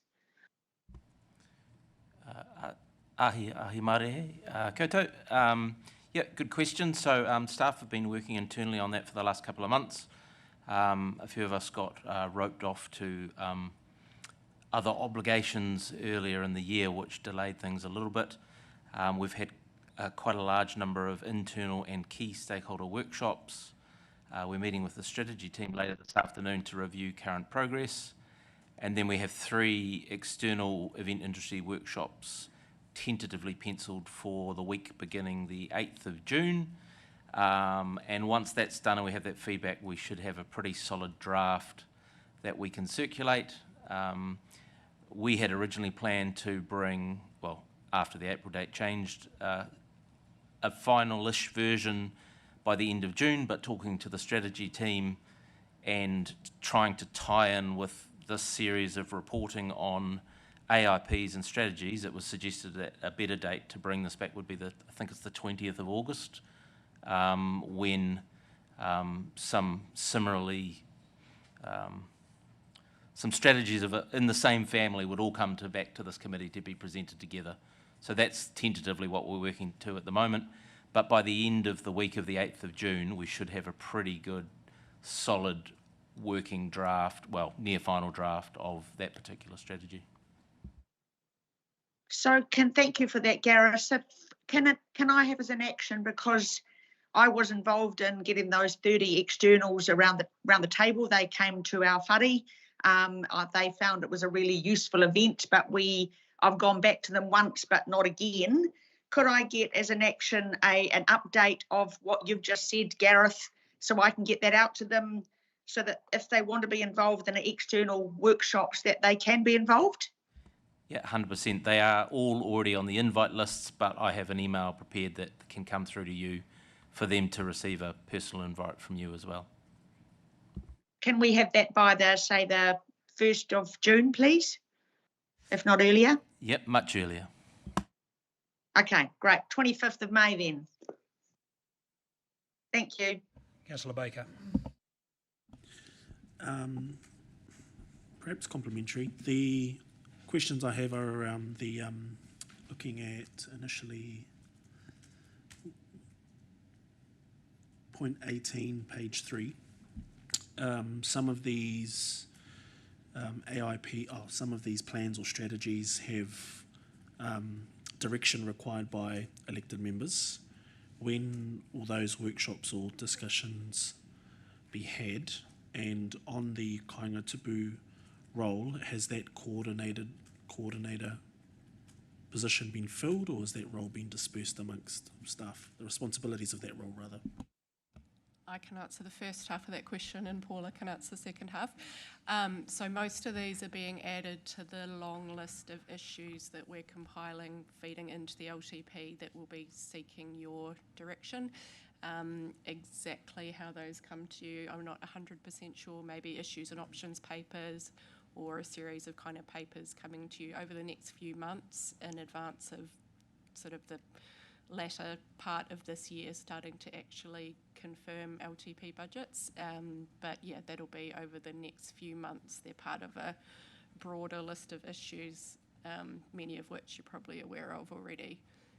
So they're kind of, yeah, lining with that process. So if you look at the climate one that's on today's agenda, so you had effectively this stock take on the climate action investment plan, the last City Futures Committee, I think, or two back, and at this meeting you're seeing the next step, which is starting to try to get some direction from you about it. So we'll do the same thing as each of the strategies come through. Some might be more suitable for one pathway or another. Some might make sense more to go straight to an issues and options papers for particular topics. So it depends on what they are. And we're going to bring you on the 4th of June, you've got a long-term plan workshop. Going to give you a list of all of those actions, of those issues, and how we're proposing to bring them to you and in what form for you to say, yeah, we're comfortable with that, or actually, no, we want it tweaked a bit. So that will give you that overall picture. I don't know if you want to add anything. To answer, morning everybody, to answer your question, there is a coordinator that is in place, that's been in place since January. And it works, she works out of Pacific Growth. They are the, I suppose, the administrative body that houses that position now. With your indulgence, can I maybe just answer something that the Deputy Mayor asked earlier? Deputy Mayor, with regards to the how these feed into these plans, the funding grants that are given out, how they feed into these plans, is that standard through all applications. Each applicant has to identify at least one of the 5 strategies that their piece of work will deliver on. So we can get that into a document for you, but that is standard practice in terms of if they don't deliver on any of our strategies, we wouldn't be funding them. Sorry, Paula, before you disappear. So a further question on Kaungatupu. So Mayor Tapsell has recently started up a mayoral task force on homelessness. It's gone nationwide. I think that's her intent. How do you think we fit in, or this AIP sort of fits into what she's doing? It's probably a good space to have a review. Reason being is that this is not our strategy, the Kaungatupu. We're one of 14 stakeholders. So the bulk of those that sit around the table are central government agencies, wherein lies our biggest challenge in terms of getting things done and some traction. So I would be very much in favour of reverting to a mayoral task force. Reason being is when I came in, the previous mayor was no longer here, and it had reverted to managers, essentially TCC managers chairing that space. But within a very short time, we had fewer and fewer, I suppose, executive manager level people, and with no disrespect to them, but a lot of those people that we now have on there are advisors that have no capacity or authority to commit their respective agencies to courses of actions, to funding. So it just feels like we're not getting traction because those around the table are not at the right level to agree on priority of those fundings. So I would be in favour of that, most definitely. And second in favour of that would be is to escalate an all-of-government response. Thank you. That's great. Further questions on the paper? Deputy Mayor? Sorry, just in relation to Paula's comment back for me, and I think just to say that an earlier comment was that politically we can determine where funding and investment and grants go. What I'm seeking from this is sometimes, yes, I know I've seen some applications and they absolutely talk about a particular action and investment plan, but I then struggle to say how many grants are going into that action investment plan versus others. And if we look at our focus areas for Tauranga, are we making sure that we are politically making sure we are investing the right amount in the things that we believe are delivering against our higher level objectives than the action investment plan. So it's really just giving us extra direction rather than saying we don't know. It's just a clearer picture, certainly for me, if that's okay. Noted. Thank you, Deputy Mayor. We'll pull some stuff together for you in response of that. Thank you very much. Thank you. Councillor Schuler. Thanks very much for this, guys. Just a question for me. In the original setup of this, and I suppose it goes to what you just said before, Christine, about we're going to be under the challenge of sort of having the strategic ambition, but the resources may not be there. When this was originally set up, I think under 12, you've got all the list of all the things that we want to do. Were they put in there at a generic same level, or was there a prioritisation framework within those original ones? Do we know? So is there something that we'd be working off, or were they effectively all put in at the same level and same weighting? My recollection is that the councils of the day, when these, which was predominantly the Commission, I think, identified particular actions that they were supportive of, and I remember that there were some detailed spreadsheets where staff went through. So how these were created is we were generally working with stakeholder groups and people with particular interests, and we developed them working with elected members. That created the plan but not the funding allocation, and then we were asked as staff to go through and say, of these actions, which ones would you prioritise and why? So we did that work as a straw man, and then the Commission went through and either agreed or took a different perspective on some of those and said take these ones out or put these ones into the LTP. They remain in the plan because they were agreed to be sensible actions, but just as a package too many to fund. And so some of the ones that were more around staff being able to do something to move things along, or smaller investments, or things that we saw as perhaps larger investments but would take us quite a lot further forward, were the ones that we prioritised, and those were the ones that generally went through into the LTP. Okay, if there's no further questions, thank you staff for the report, and we look forward to getting into the detail a bit later. Could I ask somebody to move that the City Future Committee receives the report, Strategy Stocktake? I've got to put my glasses on so I can read it properly. Tauranga Maunganui Inclusive City Strategy. How did I go there, Atepu? Was it pretty good? Yeah. Need for improvement. So you're ready to move? Seconder, Councillor Schuler, thank you. Any further discussion? You want to speak? All those in favour? Against? Carried. Thank you. We move on. We're going to skip item 10.6, as I said earlier. We're going to go straight to 10.7, Draft Election Signs Policy. And we have Jane and Warren's online.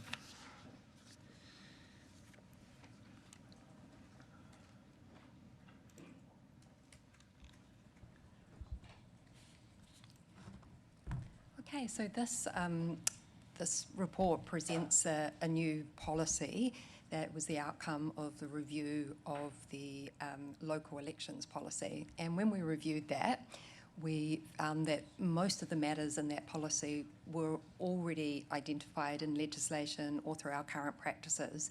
So when we came to last meeting, we got your agreement to create a standalone policy, because the only matter that required council direction or committee direction was about election signage across the city. So we've developed a standalone policy and incorporating the direction in terms of one sign at each delegated site per candidate, and also enabled flexibility of changing those locations due to roading or safety by giving the CE delegated authority to make those changes.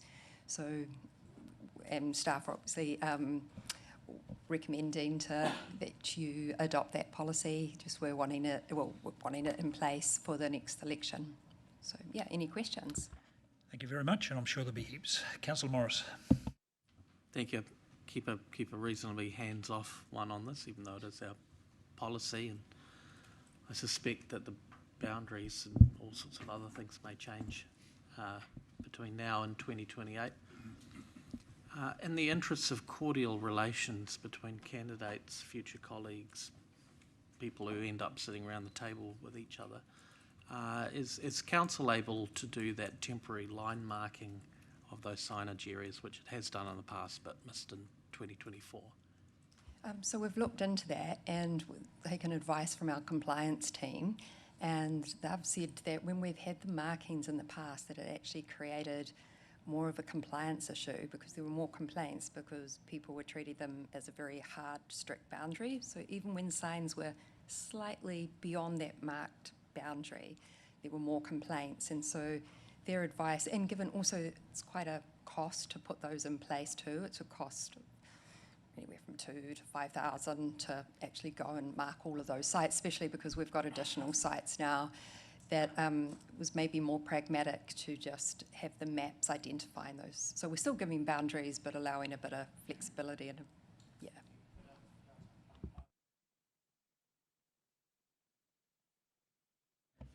Councillor Baker. Tēnā koe, thank you for the report. So looking at point 12 and the 9 additional designated areas proposed, those coupled with the existing areas, does each current ward, taking the point that boundaries might change, have an equal amount of location, so that way all represented, well, you know, all ward candidates have 4 locations each versus PAP having 6 and Oates having 4 type of thing? Yeah, I might kind of hand over to Warren Budd, who's online for that. We did look at that general equity, but we're also a little bit constrained just by, you know, certain wards have more available space that's suitable for these signs. So yeah, but Warren's online. No, when we went out and identified just the additional locations, we basically looked at the availability of space and on the sort of arterial collector road network, so they would get the majority of visibility. We didn't break it down per ward.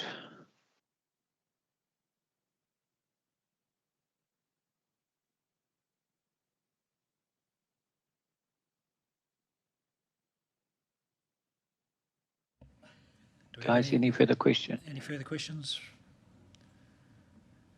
This is probably not related directly to your report, but what are the rules about Councillor Kurak putting his sign up on his mate's place? Do we have strategy around that, or is that property so he can do what he likes?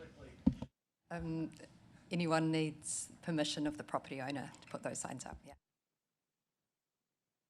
I haven't got as many mates as him, so it's not very helpful. Okay.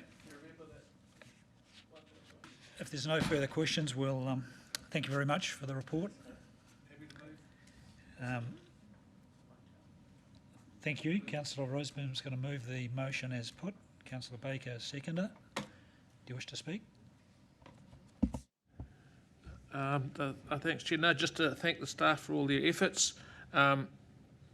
I push this mainly because I want to have as many available sign sites around the city as possible, even if it is just to indicate to the people of Tauriko that there is an election happening, and it's your opportunity to select new candidates, whether it's at council level or at national level.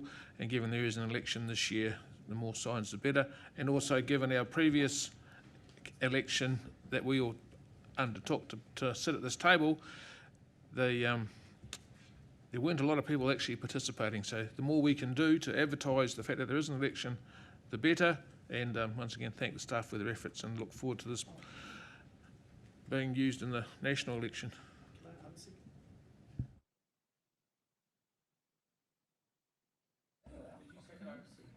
Sorry, I think we're too far down the track now, mate. So do you want to speak about why you would like to?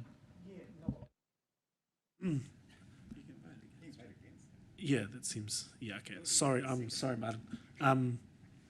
Initially never thought that much of it, but literally in the comments that we just made, I reckon the less signs, the better. Like, I'm really curious to know how sustainable and, you know, long-term that practice is, and what happens to all of that material once things are said and done, both at a local and at a national level. I'm sure there are some really diligent and hard-working elected members that reduce, reuse and recycle in some capacity, but there's no guarantee, nor is there a requirement that others or us, as a fact, have to do anything sustainable, perhaps is the word I'm trying to find, in the meantime. But yeah, so I don't think I can support it until we see some more requirements around long-term sustainability for that particular practice. And I'm just going to keep talking till we get to lunchtime so Steve doesn't rebut. No. Councillor Crowther. Yeah, as always, the voice of moderation here. I'll take the common sense middle path, which is that I think, to Councillor Rosenbaum's point, I don't think the more signs the better for the reasons outlined by Councillor Baker, but also for just the social sustainability issue, which is people being able to afford to run a campaign and to compete. But if they don't have much money, they have such a disadvantage anyway, and then they're further handicapped if we have a whole lot of signs. So if we took, well, and maybe Martin was, he can speak again if he needs to defend his view, but if he was literally meaning the more signs the better, I would argue against it.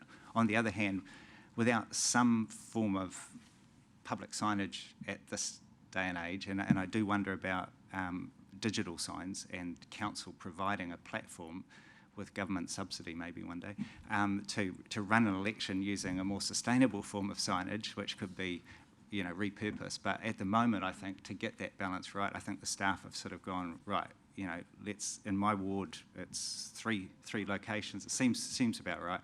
And so I would say that there are bigger issues around sustainability for the city, probably. Thank you for that, but I don't know that it's actually what the resolution's about. So, Councillor Morris.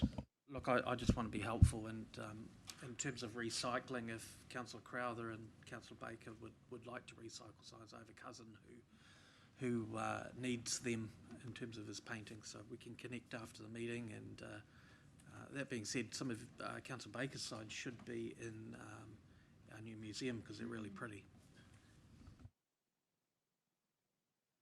I think we've had enough comment on this one. I'm gonna. Sorry, you wanna?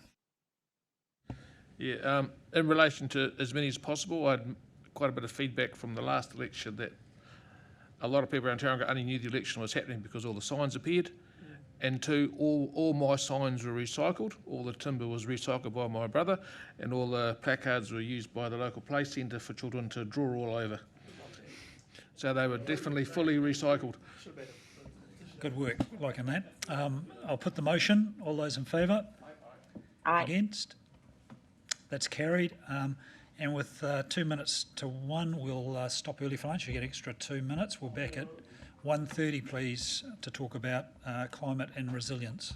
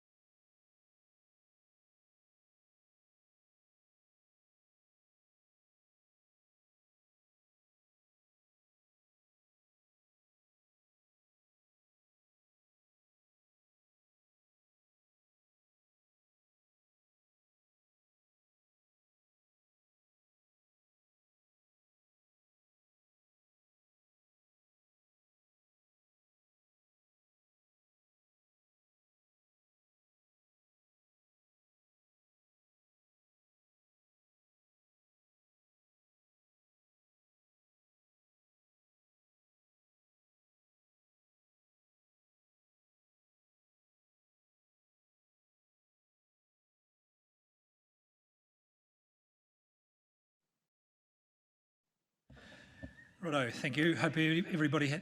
Oh, we've got a feedback loop. How we going? No?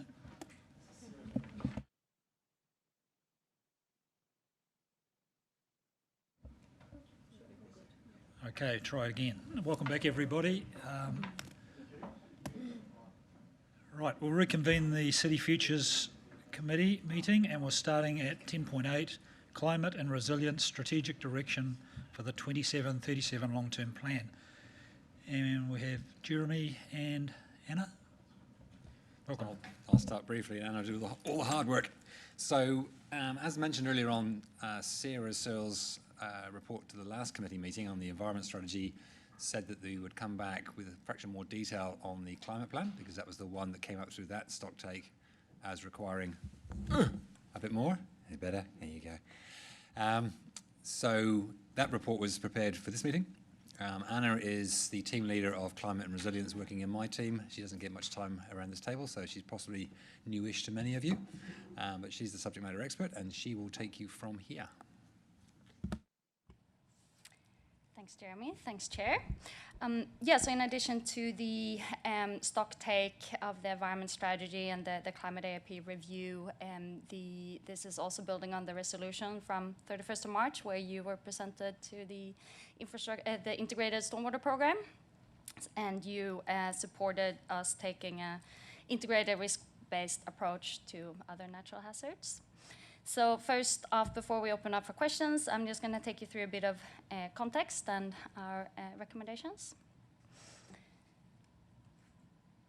So we're operating in a context of significant uncertainty.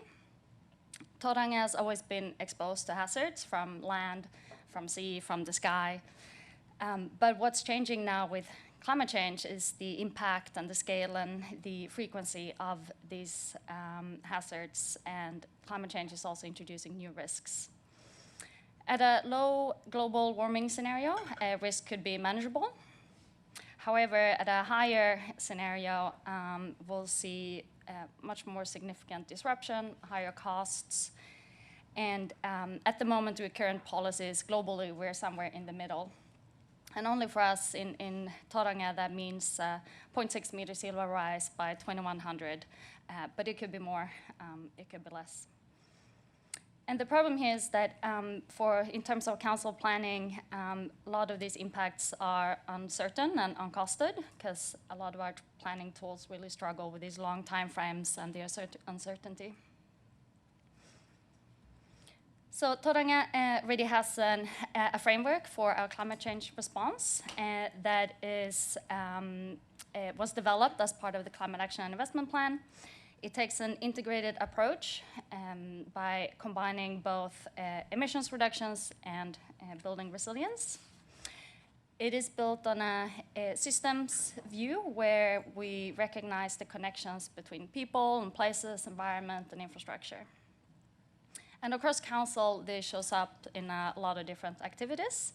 It could be infrastructure or transport, land use, communities, and so on. So this image here just shows the wide range of activities that's considered when we talk about council's climate response. And all of these are covered to one extent or another in the climate AIP. So it's clear that there's been a lot of significant effort already in a lot of these areas for many years. But the struggle is really finding a consistent way of making decisions across council, where it's clear how we prioritize and where we invest, and make it that fair and equal across activities and the city. With the adoption of the climate AP, we got a great work program going. That was an important start. It helped us to create awareness around climate change across council and across the community. And it also helped us to embed climate in some processes. However, there are still some key challenges. First of all, there's a lot to do. There's a lot of actions in the plan. It's not always clear which actions have the biggest impact. It's hard to know with the uncertainty of what's coming as well. And the link between action and outcome isn't always very strong, which makes it hard for us to prioritize. Secondly, there's quite uneven progress, so some areas are tracking pretty well, but others are not. As example, transport community programs, they've been affected by funding constraints. Thirdly, there's been a big change in the context surrounding this work. So we've had a shift in national policy. There's been changing priorities both nationally and locally. There's been increased expectations on what councils do about climate risks and adaptation. And we also had reduced internal capacity to help deliver on the plan. And finally, climate considerations are not always well connected into our long-term planning, to our investment, and to our decisions. We've come a long way, it's improved, but there are still opportunities going forward. And to give you an example of what this decision-making could look like, if you think about an area that is exposed to, say, sea level rise or flooding, we could take a wide range of options. We could say, you know, we're gonna protect this asset, let's say it's a pipe. We're gonna build a seawall here or maybe some natural buffer. We could also say, you know what, we're just gonna accept the risk and live with it. We might change the design to some extent, maybe make it bigger, stronger. If we have the option, if there's nothing already, we can say we're just gonna avoid this area altogether. Or we could say if there's already an asset, you know what, let's just retreat from here. We're not gonna continue putting money in this area. So technically, all of these are still viable. It's still doable, but it is not a technical decision. It is a governance decision because it will affect multiple activities. It will affect our land use, our infrastructure, communities, emergency response, financial planning, and so on. And at the moment, for different reasons, I mean, legislation has created a kind of patchwork of decisions that are meeting different requirements, but also a lot of these decisions are done at a project by project or program by program approach. And that's why we propose the integrated approach to create that strategic alignment. Some other examples. So after me today, you'll hear Vicky talking about the coastal structures policy and the level of service and open spaces. And that's two examples where we actually want to embed climate into that decision-making upfront. So we're saying, you know, rather than waiting for something to happen reactively, we're going to enable the consideration of climate change here. However, that will come with certain trade-offs. We'll have to look at what is the cost, what's the level of risk we're willing to accept, and what's the service we want to continue to provide. So some of these decisions will trickle through the long-term plan process and beyond, and it could come in many different shapes and forms. It could be policies or projects, and some of these early on decisions can help us to test the approach and develop an improved way of making decisions that we're comfortable with. Another example is the Infrastructure Resilience Program. So when that was developed some 6-7 years ago, it produced a list of over 300 projects that were going to help us to build resilience in the city of our critical infrastructure. However, with the budget cuts, with the cost inflations and the shift in priorities, it's been really hard to keep that list updated and aligned with what needs to be delivered. And that also highlights the need to have an adaptive and prioritized approach that's integrated into our core planning. And we're hoping that today will be the stepping stone to take us there. So the climate AIP tells us everything we could be doing, but the reality is that we can't do everything. So for this LTP, we have proposed 5 areas where we need your direction. And these are areas where we believe the council has the most influence and also where we think decisions will have the greatest long-term impact. So these 5 priority areas are set out here. In the paper, you will see some short-term actions and long-term actions as examples of what next steps could look like. But really what we're asking for today is just setting the direction of travel so that when the long-term plan decisions come through, if that's through issues and options papers or business cases, they will use consistent principles, they'll be aligned with your priorities, and they will support a better governance oversight. So with that, I'll leave it there and happy to take any questions. Thank you very much. Who would like to kick off? Councillor Baker. Tēnā kōrua. Thank you for the report. Pretty comfortable with the recommendations and the direction. Makes sense to me. The question that I have, and it might not sit here, so happy to be directed otherwise, but I guess with what's happened with Mauao as an example, but also Te Auhi Reserve and Egret Ave, where council land or reserve has, as a result of a severe weather event,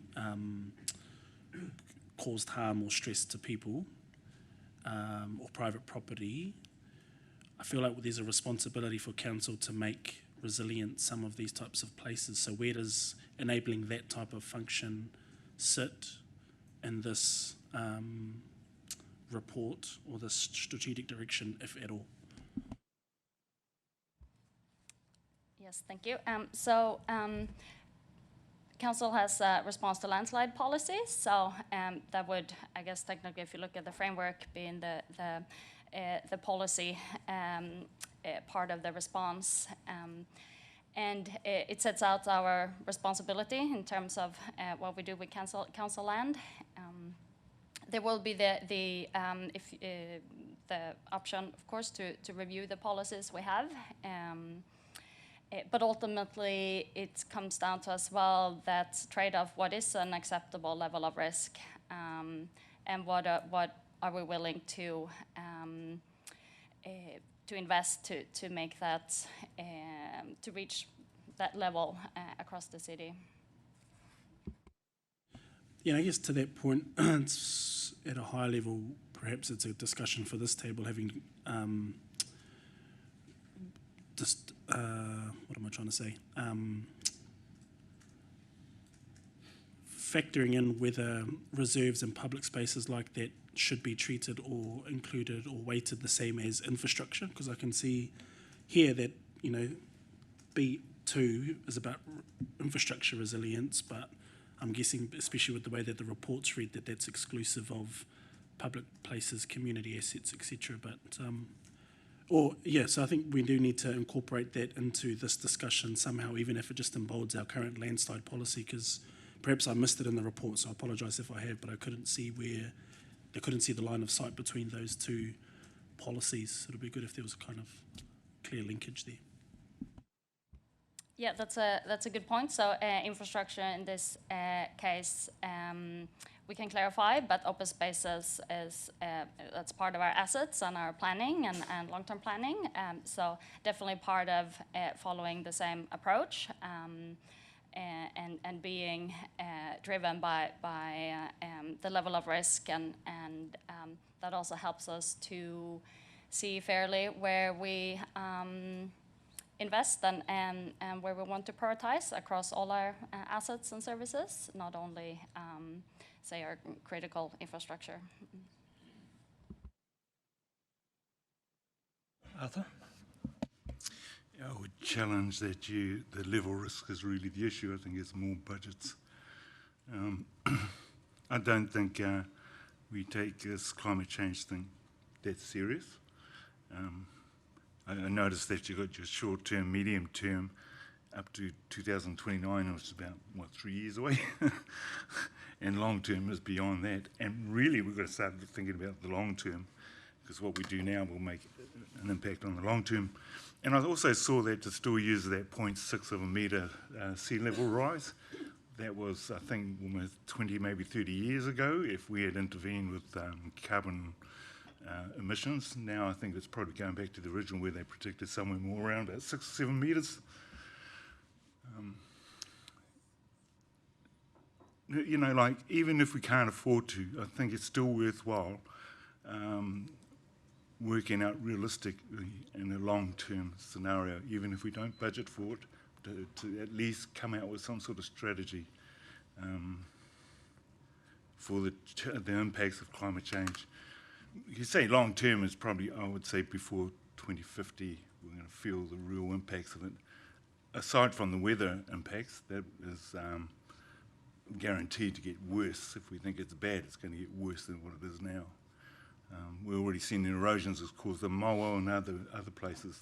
That will be the density of the rainfall is going to multiply. Even if we did cut back on carbon emissions and stuff like that, it still take decades before that kind of change would even create any change. I really think we need to, like, I really support getting back to public transport, getting people out of cars, reducing emissions, all that sort of stuff on a serious level. Other cities do it really well. This city is pretty poor at it, I think. Yeah, especially if we're looking at resilience. I often say there was a reason why we had never had eyes on the sand dunes. Sorry, Arthur, is there a question in there? Oh, yeah, there's their question. No, it's probably more of a statement. Would you agree? How's that for a question? Councillor Roseburn. Thank you, Chair. Mine's more about, do we actually have like a risk matrix, leveraging off what Councillor Baker said and Tangawhana Arthur Fintoff has said, how we prioritise where we spend if we choose to spend, given the events that we've had, and I know we've got a lot of low-lying roads that are prone to either flooding or inundation. How do we prioritise where we put our money? Because it is expensive doing any sort of mitigation work. So when we make an assessment on infrastructure around roading or community spaces that could become evacuation zones or gathering points, how do we prioritise? Is there a mechanism inside here where we can prioritise key roads so emergency services can get from A to B, or people can get out if required? Because if we lose a few roads in Tauranga early in an event, we've got a lot of very trapped citizens. So do we have a priority matrix where we prioritise, if we choose to spend $1, that it goes somewhere that's beneficial for the majority?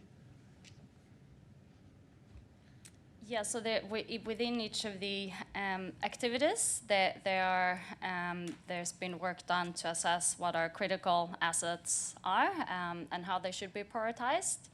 However, what that looks like across council activities, I don't have that information.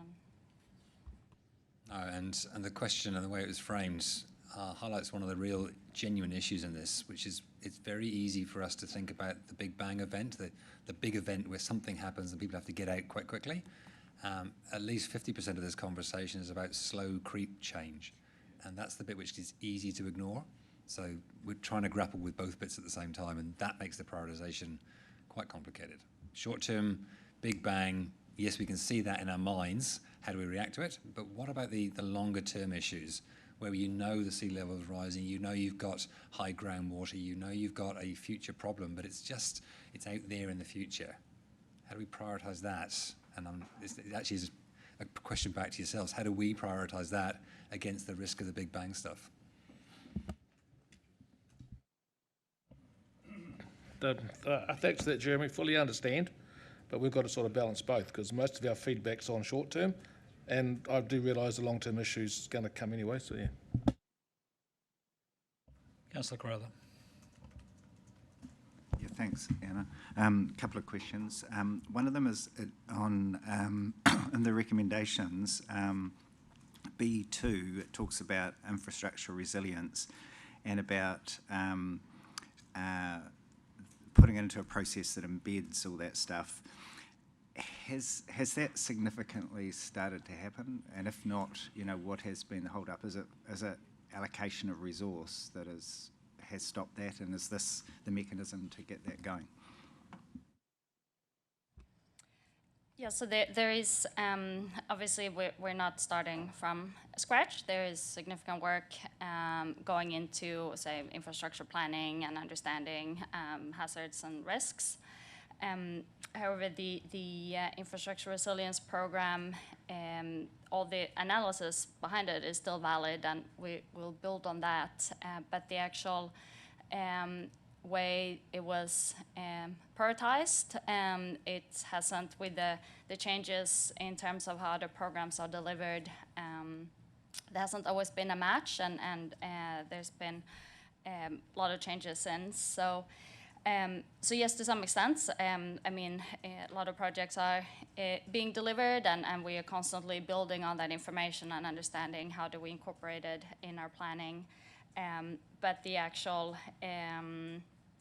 yeah, there is a lot more we could do to make that process, to make it easier when we design and decide on these projects. And that's the idea behind the transition, to really build a better program in terms of setting that up. And yes, some limitations have been resources, some have been just different ways of planning across the council, and also there's been more. We know a lot more now as well. We have more information, and we want to use that to update our processes. Through you, Mr. Chair, just I guess to add to that, part of the reason to bring this paper here today is to create that mandate from this room, because as a small centre-led team, sometimes traction isn't as easy across the organisation, and Anna was saying this politely, but we'll be a fraction more blunt. The mandate we'd get from this room would aid that systemic embedding of these issues over time. Nothing, we're not going to click fingers and it's all going to happen in 5 minutes. But to get that strong endorsement from this room, that will help quite significantly. Deputy Mayor. Thank you, Chair. And those were good words, Jeremy. I think that, and I would like to give that mandate. I'm just probably, and we talk about spaces and places being the first activity area that gets the cuts, but actually I think climate resilience got cut before we even got to spaces and places. So sort of we do need to have something that makes this a focus area.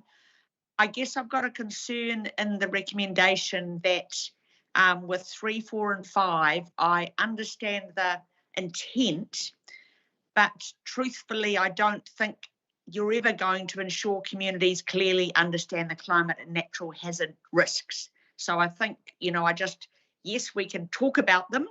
And I think in 4, use council funding to support shared responsibility. And I think some of our grants to our to the entities that do this, and I think do it really well, help with that. And 5, I would love low emissions transport to have been a part of our discussion on whether buses and bikes had priority around the city centre in an earlier conversation. So I guess I'm going to start on 3, the question. So when you write that as a recommendation, are you actually thinking that's possible to achieve, or are we being we're setting the bar a bit high to ensure communities clearly understand the climate and natural hazard risks? Because a lot of your community, number 1, don't want to listen, number 2, actually don't believe. So where are you sitting on that one?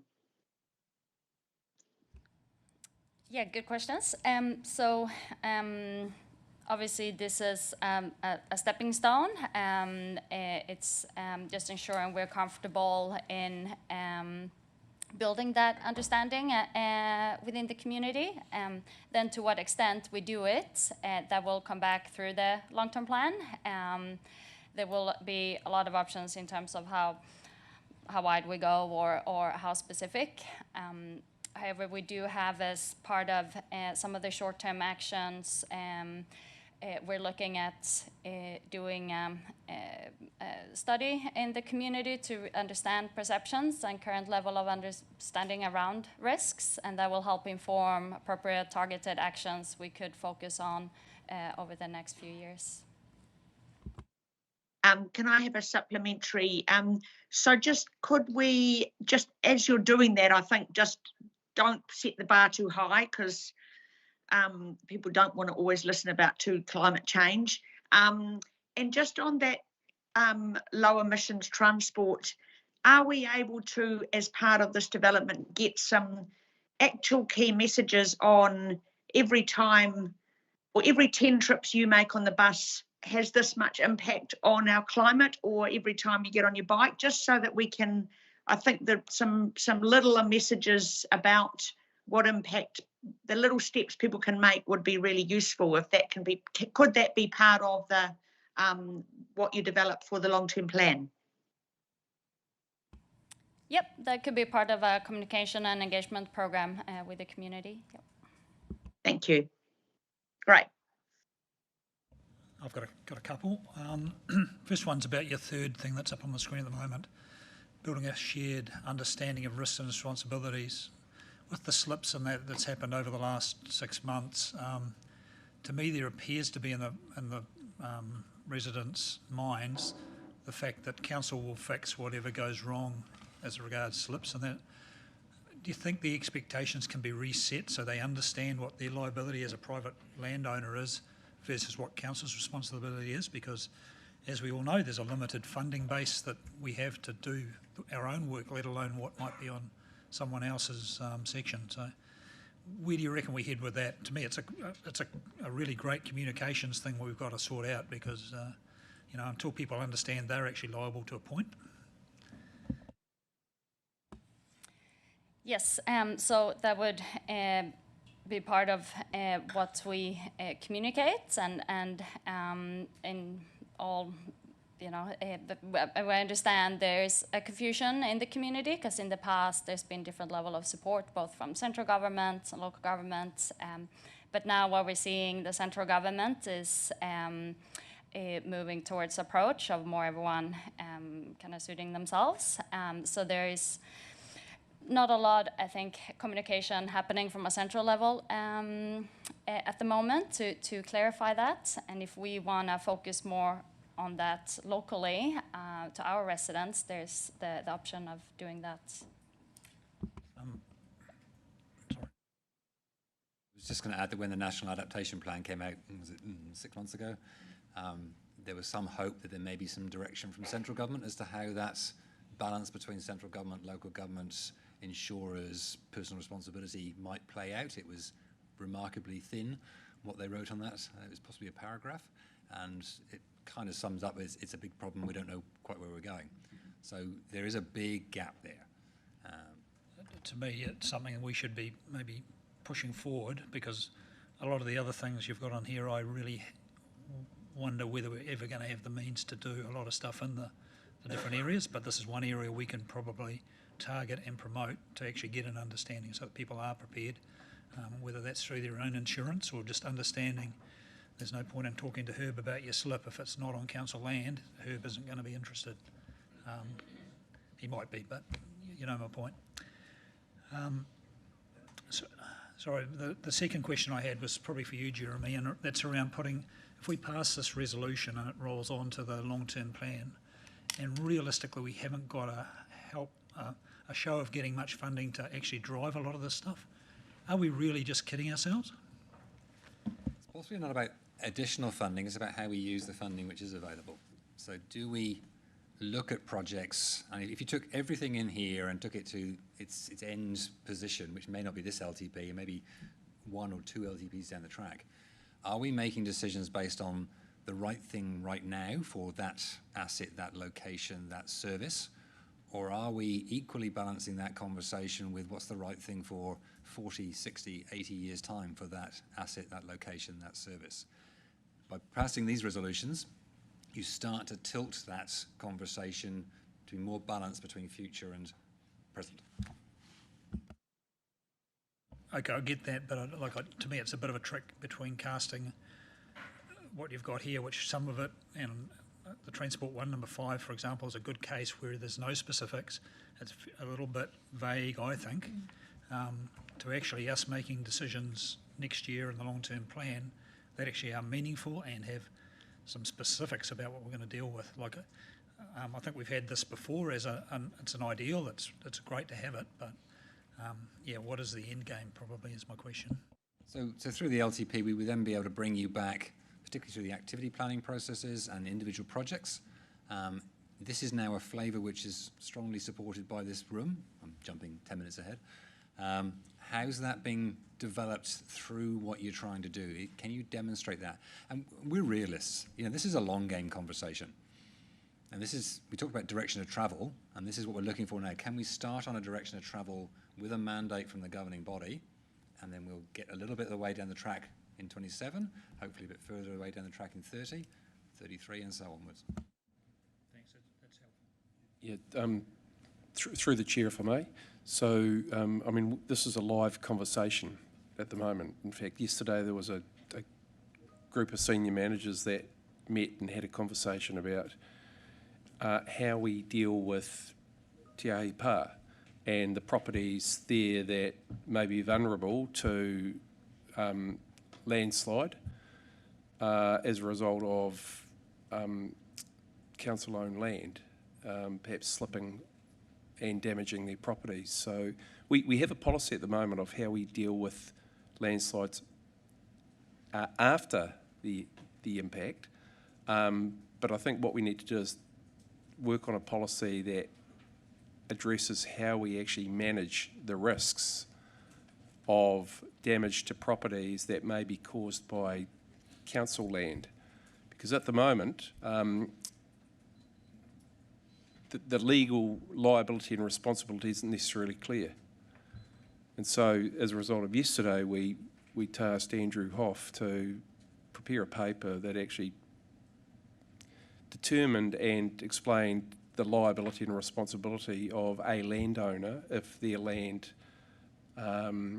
impacts on other property or causes risk to life. And I wonder whether we don't wait for that piece of work to come back and bring a more, if you like, overarching approach to developing a policy on where council sits in terms of its responsibility as a landowner that may impact on others. I actually think there's a further conversation to be had, and so I mean, my suggestion is that if council's a bit reluctant, or the committee's a bit reluctant to make a decision on this, that it would be wise to leave this matter lying on the table, and that as an executive we rally around, consider our legal responsibilities and or liabilities, perhaps try and develop a draft policy about how we might mitigate, or what our responsibility is to mitigate these types of risks. So.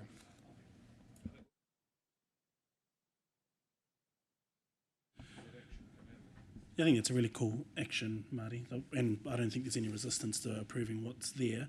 If it's any consolation, Jen's just said she's got to duck out for a bit, but she also is supportive of the resolution. Complementing the conversation that's just been had, can you explain to me, like, because this is can be quite pretty powerful in the context of future decision making beyond our term, something like this. How does it practically interact with each part of the organisation? And I might be asking a really dumb question here, but you know, if Transport wants to build a new road, how does this then overlay that decision making and that building of that project or program? Because otherwise, it's just something on paper that looks cool. If you take models of organisations where you've got decentralised responsibility, you've got centralised responsibility, sometimes you've got centre-led, where you've got a small group, the health and safety team, who work as a centre-led, and they have Franz fingers out into the organisation. I would probably suggest that the climate team at the moment are centre-influence, not even centre-led, because they haven't got this sort of mandate across the organisation to work their way into conversations and push and agitate. So this set of resolutions kind of gives us a little bit more of a step from moving from centre influence to a bit more centre-led, and then you can actually walk through some of those doors and say, how are you actually looking at these resolutions which council passed a week ago, 6 weeks ago, 6 months ago? So it's part of that tool set for us.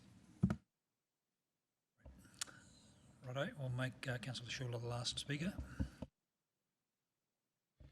Thanks, guys. I had a few questions, but I don't think I'll be allowed them all. One thing I do want to ask, though, and it's a live one, so I'll use a live example, is the direction of these recommendations going to limit our ability to make good short, medium-term outcomes if that's what we want to do? And for example, Ferguson Park might be underwater in 2150 or 2100, but would these recommendations as they sit negatively influence our ability to agree to the extension of a relocatable club room that might last 40 or 50 years, or say invest in some floodlights that have got a lifespan of 15 or 20 years? So I'm probably interested in understanding the broader considerations of this as an overarching thing that sort of takes us down a line that we can't actually be agile and deal with some of the shorter term considerations. So climate change is already happening. So we are not only looking at what happens in 100 years, it's really having that information of considering the future will help us to make the right short-term decisions. So when we talk about adaptation planning, what we're looking at is really from today till as long as we have information. It's usually 2100, maybe 2130, and we're building a pathway of decision making across time by knowing when we reach certain thresholds. For example, we don't know what sea level rise levels we're gonna get. So, but maybe once it is 0.5 meters, we say, actually, now we know this is happening. We need to go down a different path. So it's really helping us to have the full picture and knowing these are all the options we have. How do we stage them over time to make the most value for money? Okay, through you, Mr. Chair, I guess the parallel in current language is a bit like having tarps for big assets and a whole of Ferguson Park. So it's that trigger action, that's the adaptive nature, is that we'll make this decision until we got the information which says we need to make a different decision. Righto, thank you team, great report. Thank you, Councillor Roseburn. Do we have a seconder? Thank you. Tangata Whenua member Arthur Flintoff.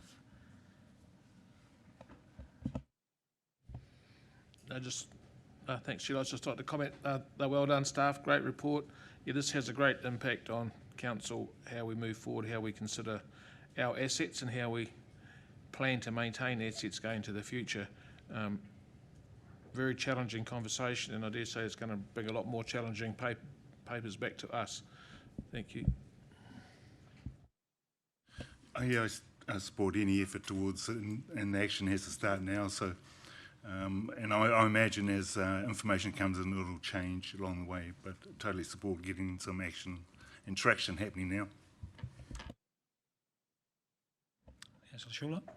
Yeah, in general, I'm happy to support it. I do have certain concerns about, we've heard other discussions in the past that have predicted the future and haven't necessarily panned out, but certainly respect and understand our need to be prepared and be adaptable, I think as Jeremy said.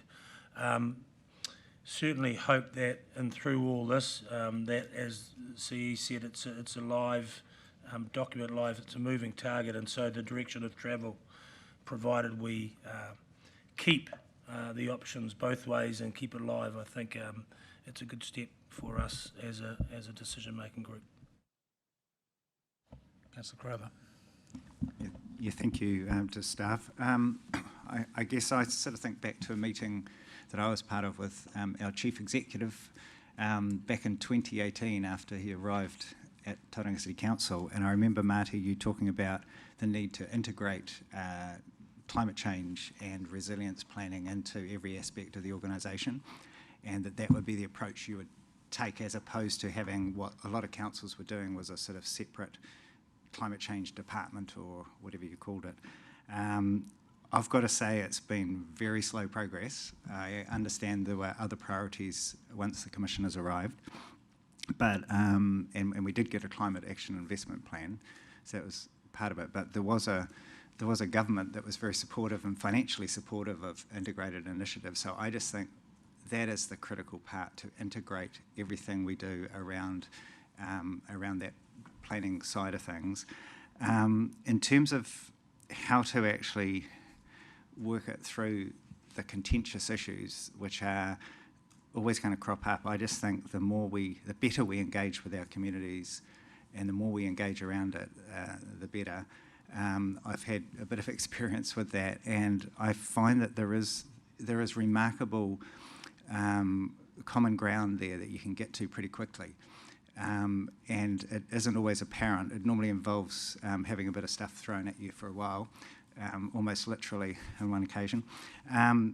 But, you know, I look at, to take an example of earlier in our meeting where I mentioned that I'd discussed one of our projects that we just were talking about with cycle advocates, elder advocates, public transport advocates, local businesses, automobile associations, so I guess motoring advocates, and the wider public. And there was an agreement there that, well, in that case, they didn't like it, but we could have a similar agreement that they do like something. And I think we have to know that we can reach out, but it takes a really concerted effort to strip behind all the top-level sort of political reflex action that people have. And a lot of it comes down to actually giving people choices and informed choices, and that requires a lot of well thought through engagement, and I think that's critical here. I think we've got the staff who can deliver things, although we have severely cut the team, and I think that is the other thing. We have to look at this in a very holistic way. And the last thing I'll say is that at a practical level, in terms of Councillor Schuler's point, I think the integrated stormwater program and some of those programs that are mentioned here on page 4 of this report, that's the crucial part, because ultimately this council back in 2015 put in a really good integrated stormwater project which will have a lot of benefits for resilience. They put in 2017 the infrastructure resilience program.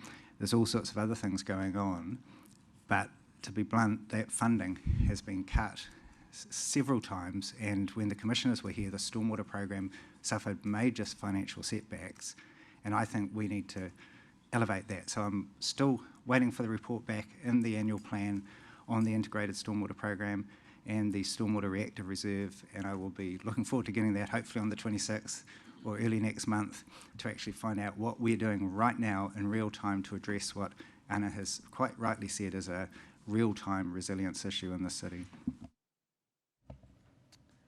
Righto, thank you. Put the motion. Oh, sorry, Councillor Roseman, anything? No, you're good. Put the motion. All those in favour? Against? That's carried. We'll move on now to, sorry, we're sort of going ahead to go backwards, to 10.6, Coastal Structures Policy Review. And we have Scott, Vicky, and Carmen's not here. Okay.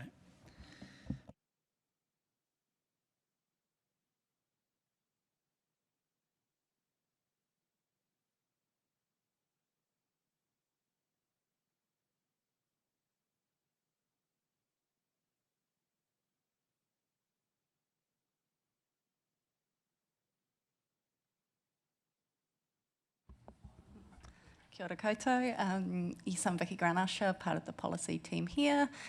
We've got a chance now to put some of this climate stuff into practice with our Coastal Structures Policy Review. So this is one of our scheduled policy reviews, but it is quite topical at the moment given we've had a recent coastal and harbour inundation data rollout, and we've had a few inquiries through to Scott here in our Coastal Structures team. And we've done a review of the policy, and we've just found that there's definitely a few improvements we could make, and so we're going to at first just run you through a little introduction about the policy itself and then go through the improvements we think that might be needed. So to start, I'm just going to cover how this policy kind of fits in. So this policy was developed in 2006 and was originally kind of a stake in the ground as to a position on climate change. But as you've heard from Anna, quite a lot of work's been done since then. And so now this policy acts more as a bridge between that kind of overarching climate direction and kind of specific asset management decisions around coastal structures. And maybe just starting simply with what a coastal structure is. So in our policy, we talk about coastal structures when they're on council land. And there's two main types that we're talking about. So there's the recreational type structures, so your jetties, your boat ramps, your boardwalks, your wharves, and then the protection structures, which is the main bulk of the policy, which are interventions that try and slow kind of coastal processes. So these can be hard protection structures, which are your sea walls and your kind of rock structures. And then there's also soft protection, which is things like beach renourishment, so putting sand back on, and vegetation. A little bit about what the policy does and doesn't do. So the policy very much sets a position on how we're going to manage our coastal structures. But it's not an overall coastal resilience or adaptation strategy. So that work still sits in terms of that overarching climate strategy. There's also still other legal and planning considerations that need to be taken into effect in regards to particular coastal structures. So things like previous property agreements with a landowner, building consents that were issued on the basis of a structure and things like that. So this policy guides decisions but still needs to be put in the context of an actual asset and the property information around that. And it also acts as a kind of communication point to the community to say what we will and won't do. So kind of in that slide from Anna around that roles and responsibilities, it kind of sets out what council will and won't do.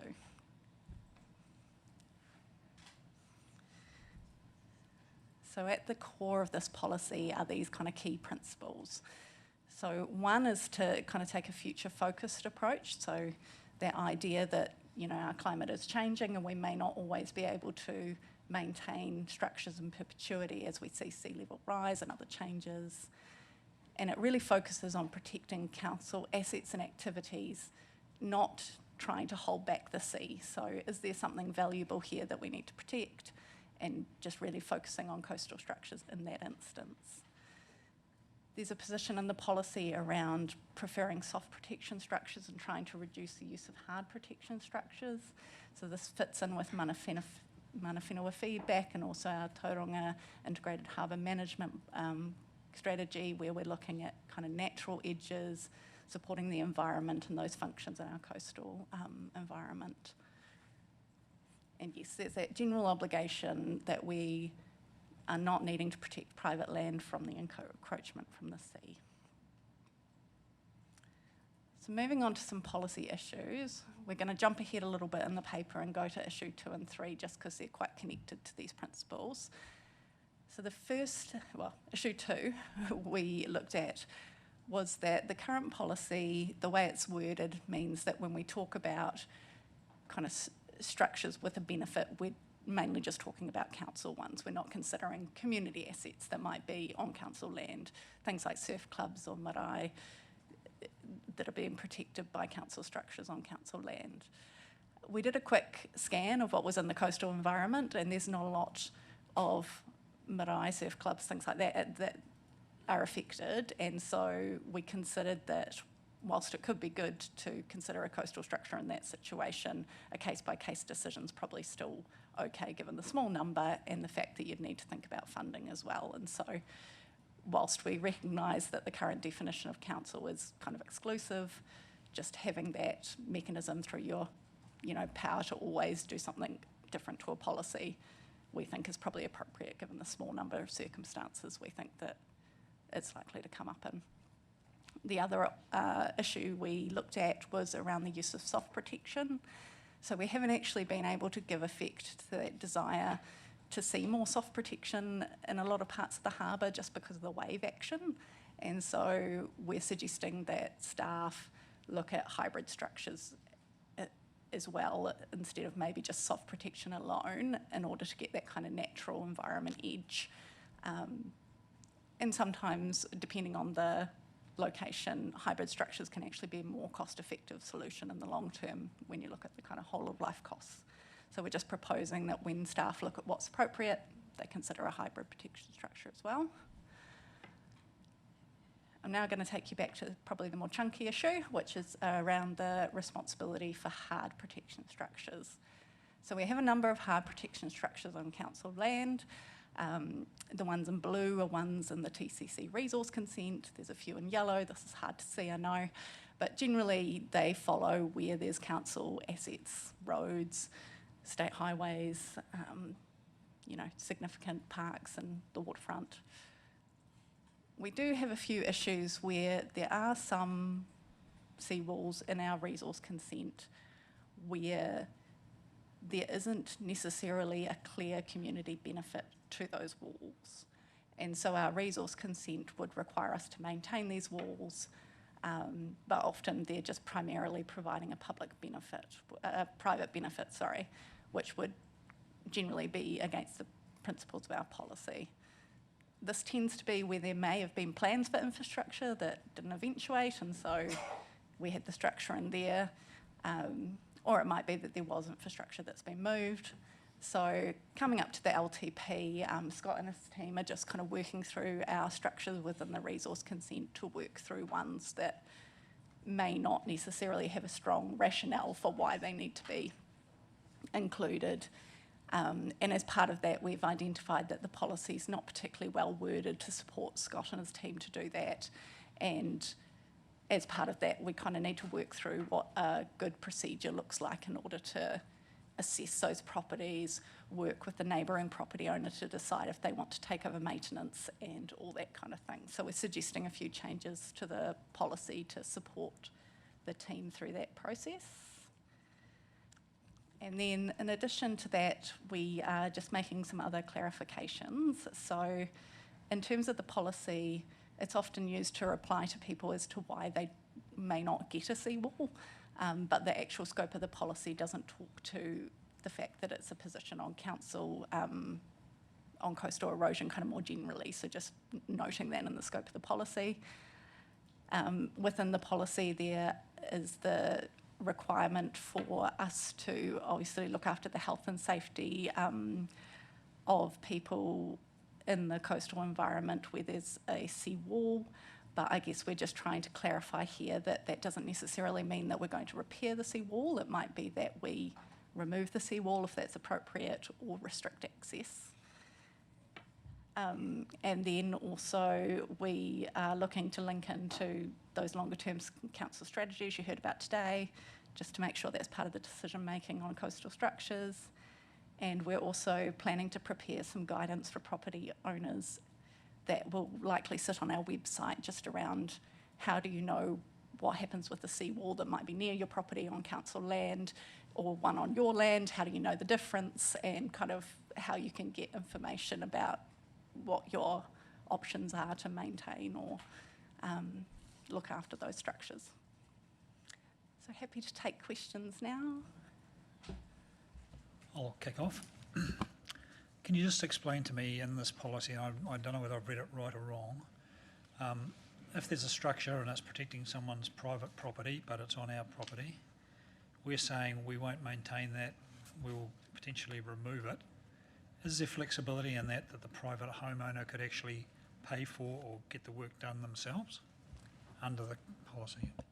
So that's what we're trying to work on making a bit clearer. So there is that guidance in the policy that we want to offer that to the neighbouring property owner if they want to do that, but the actual procedure for how to set that up isn't particularly clear. So we're planning to work on that in the next couple of months and bring that back with the policy so that way it's really clear about how you'd work through that and what consents and agreements are needed and that sort of thing to help enable that if people want to take it up.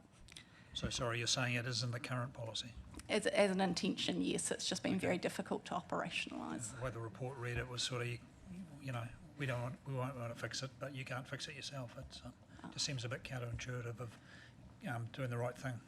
Yeah, we don't allow new ones, but for existing structures, people can take over that maintenance. Why wouldn't we now allow a new one? So it was taken out to public consultation in 2018. And the general feedback was that people who were affected by the hazard were in support of it. People who weren't didn't want to, and that was a combination of kind of feeling that the natural values of the environment were impacted by having a coastal structure there, but also concerns around access if structures impeded public access. In general, mana whenua would like to see a reduction in hard protection structures, and that's kind of the general direction of the Coastal Environment Plan that the Bay of Plenty Regional Council has. So, yeah. I'll paint you a picture. So potentially if someone's house has got a problem and erosion comes in and the house is starting to topple into the harbour, we would stand by and say, no, we can't do anything with that. Your house is just going to go. Is that basically our position? That is the current position, that we wouldn't allow new coastal structures, but there's always the opportunity for council to make a decision outside of the policy in any particular instance. But yeah, the general position is that we wouldn't allow new hard protection structures for the primary purpose of protecting private property. So just to reaffirm that, we saw a picture of a hard structure there. That's there, but we've sort of said, I don't know why it's there. So if that is there, we could say we're not maintaining this, but to the homeowner, if you want to take over this, you can. Is that? Yep, that's in the policy now, Okay. yes, yep. But if they want to put a new one up, we're saying you can't do that. Your house is going to topple into the sea.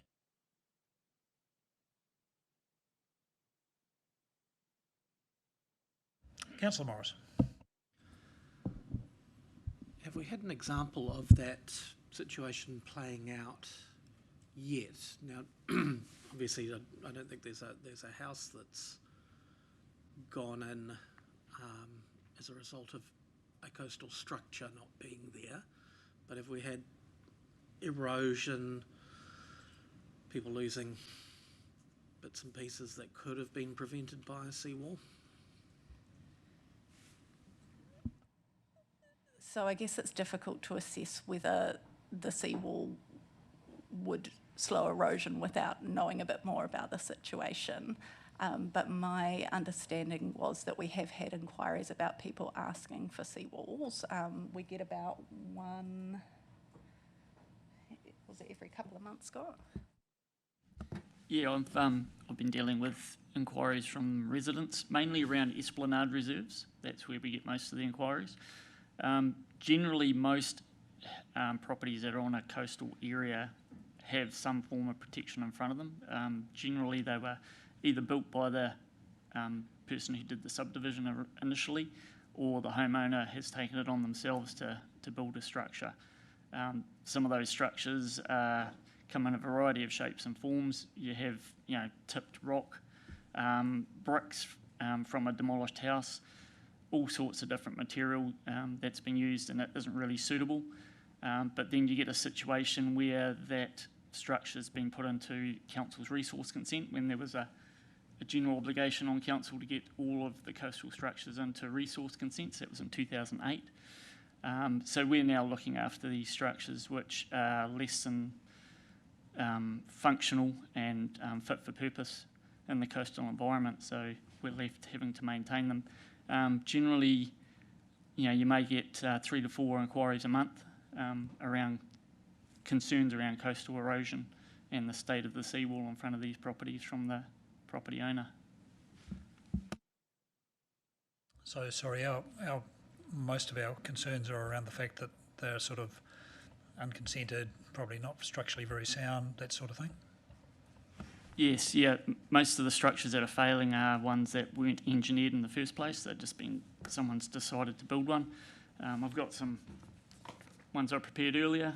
Got some pictures here of types of structures that we're dealing with out in the harbour. Yeah, I don't know if anyone wants to have a look at that. That's, yeah. So, sorry, I guess my point being that can we look at specifying what a proper structure looks like, or what the process would be to, if we could add that to the policy, knowing that what was going to be put in there was actually correct and going to stand the test of time, then, maybe that has legs. Yeah, I know. I've been talking with marine consultants, and they are working through one particular marine consultant I'm talking to is dealing with a similar situation in Gisborne, where the council potentially would specify the design requirements that need to be met and pay for that design, and then the homeowner would actually pay for the construction of the seawall that meets that design requirement, so that the design has been approved as under the resource consent provisions, and we would fulfil our obligations under our resource consent that we hold. So we'd still continue to hold the resource consent, pay for the design, and the homeowner pays for the construction and maintenance of the seawall. So that's one option. Yeah. So we're proposing to do a bit of work on this in the next couple of months to flesh out a proper procedure. But am I hearing that when we bring it back, you'd like a little bit more discussion about the option around new walls? Is that kind of what you're raising here?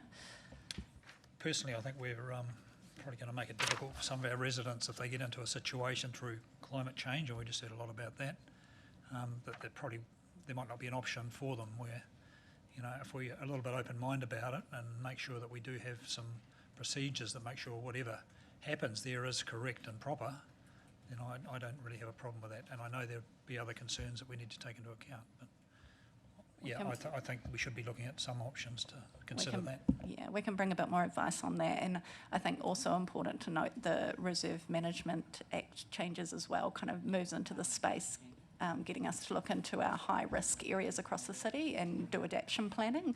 So that's another mechanism where potentially you're looking at some of the affected communities and what decisions need to be made there. Councillor Baker. Tēnā kōrua, thank you for the report. My mind's kind of just going all over the place with a bunch of different things because it's quite topical and relevant for our city, really, just coastal protection. So how does this policy complement or kind of intersect with the roles and responsibility of regional council? Because I just get confused whenever I've had discussions, particularly with residents on Maunganui, around using nature-based solutions as an example to kind of protect themselves against the tide, etc. And the response is, oh, that's a regional council thing. So granted, this is specifically about council land, but I feel like we're touching on a few different points here, so I thought I'd jump in there with that question. Yeah, and it's often about where council land starts. And so generally the sea floor is regional council responsibility. But where you have this type of situation here, where you've got land and then a kind of jut down into the floor, this structure is ours, even though it's kind of on the sea floor as such.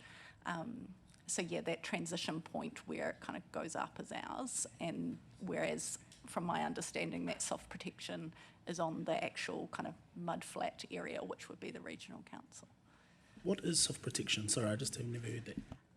Soft protection depends on the environment, but it can be like mangroves, it can be seagrass, it can be even trees in some instance, but also sand renourishment and things like that. So it's just another term for nature-based solutions, or is it more than, no, it is that? Okay. Arthur? So can landowners fill that front piece with earth or whatever, land grab? I'm not an expert, but I'm pretty sure you're not allowed to reclaim the estuary. Yeah, if you want to reclaim the coastal marine area or build out into it, you'd need a resource consent through the regional council to do that. Righto, if there are no further questions, thank you very, very much. Oh, sorry, I do have one further one. So if we pass this recommendation today, that consideration for what I was just talking about, that it'd be wrapped up in that without having to... Yeah, I'm happy to bring that back, yeah. Okay, thank you. Yeah. Yep. Yep, thank you very much. Great report.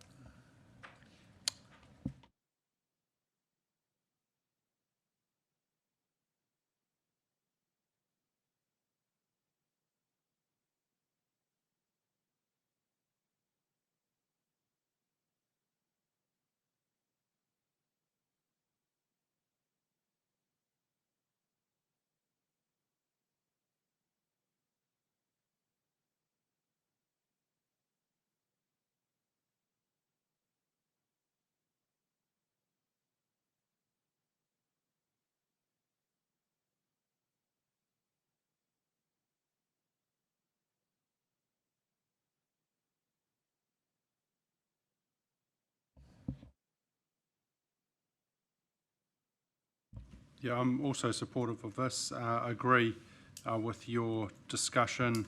I think, you know, it makes a lot of sense that we're not maintaining structures that potentially are giving benefit to private people. That's not our job as council. And, you know, sometimes there's going to be a dual benefit for someone else maintaining it. And I think I just want to have that flexibility to allow others to maintain existing structures if we give them back. And then thirdly, agree in some situations, we'll, you know, if someone's prepared to protect their land, it might also, you know, protect our little strip of land as well. And we've got to look at those options to allow the public to potentially use our land in those situations. But that's very much a case by case. Councillor Schuler? Happy to second, happy to support. I suppose I was just looking at those pictures of Whareroa Marae there, airport, and, you know, if in the future we had to make decisions to put up structures to protect that land that protects our asset of what we're trying to achieve, I would see it would make sense to afford that in some way if it's done right with private ownership. Okay, I'll put the motion. All those in favour? Against? That's carried. Thank you very much.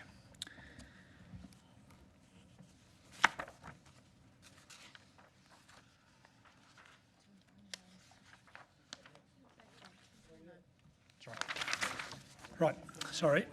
Moving on to 10.9, Open Space Provision Policy, update on engagement and option development. And we've got Vicky back and Sonia. No, sorry.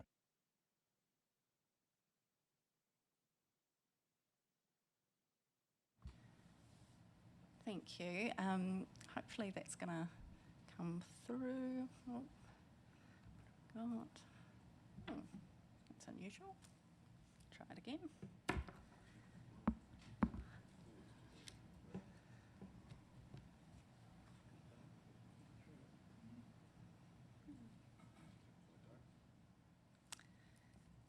One moment, caller.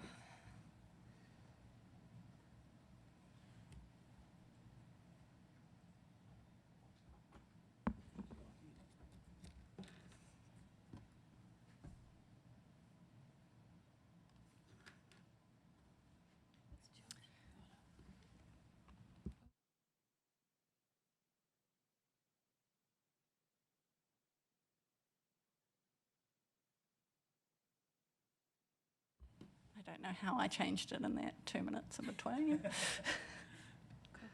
Thank you. There we go. Oh, we jumped ahead. All right. So today we're just going to give you a little reminder about this policy review and just an update on how some targeted engagement went that we did in March. So the Open Space Provision Policy is one of our documents that guides what we provide in terms of open space across the city. It's not the only one, so we've also got our action and investment plans which also guide this, but this policy helps us to set out what's provided as standard in our parks across the city. As part of the review, we're looking to update 4 existing policies into one overarching policy and give it a bit of a rename into the Open Space Provision Policy. So as I said, this policy is around what we provide in our parks and open spaces, so things like what you can expect in your neighbourhood reserve, what you can expect when you go to a bigger community park, what you can expect in your nature areas. So things like, will it have toilets, will it have shade, will it have a particular size playground, all that kind of thing. And there's a couple of reasons why we're looking at this. So the policies haven't been substantially reviewed for about a decade, and in that time we've obviously had a lot of change in urban form, and we've got Plan Change 33 increasing the expectation of intensification. We've got our changing climate, as we've heard. And we've also just heard from our community that the expectations of what we put on our park have changed. So people are expecting some of these things in terms of, you know, additional shade, amenity, different youth recreation activities. And we also just need to do a refresh of some of the policy detail as well. And so what we're looking to do through the review is to, you know, help support growth paying for growth by having a really clear level of service, to inform kind of our future greenfield plannings by knowing what we want, informing our long-term plan that we're starting to develop, and making sure we're producing something that's fit for purpose for our future community. And we also just have issues with the policy at the moment that it's not particularly specific, making it hard for our staff to make decisions. So, do you want to maybe go through? Yep. So you'll recall that we came before this committee in November last year with an issues and options paper which highlighted that we have reviewed what we've heard from the community through many engagements over many years, but that we still wanted to hear some more specific feedback from the community, particularly around the trade-offs between different experiences or different proximity expectations to different experiences. That stemmed from when we hear feedback through our engagements and people tell us what they want. Through that mechanism, we hadn't been able to temper back with the question of, if we've only got this much space or this much money, what's your preference and what's your reasonable expectation? So prior to that, we had reviewed all the, literature, examples from other councils and what we'd heard to understand what could reasonably be expected to be provided across our open space network. So following the meeting in November, we've undertaken targeted engagement with through a set of focus groups, as well as some stakeholder surveys and presentations with some of our stakeholder groups. So the purpose of today's paper is to provide an update on what we learnt through that engagement, and then later on this year we intend to come back to you with issues and options and an actual draft policy to take out for consultation. So just going into a little bit about what we heard. So we again heard that, you know, people value a varied and well-provided open space network, but particularly in those community focus groups, there was quite a willingness to travel to larger scale activities. There was a greater willingness to travel from those community focus groups relative to some of our stakeholders who kind of valued that close access, particularly maybe to the play and active recreation aspect. We didn't have a great reply from property developers, but the reply that we did get favoured a more case-by-case approach to larger scale experiences. And as we look to go out to the next stage of the policy, we'll make sure that we approach that group a little bit more carefully to make sure we get a bit more feedback.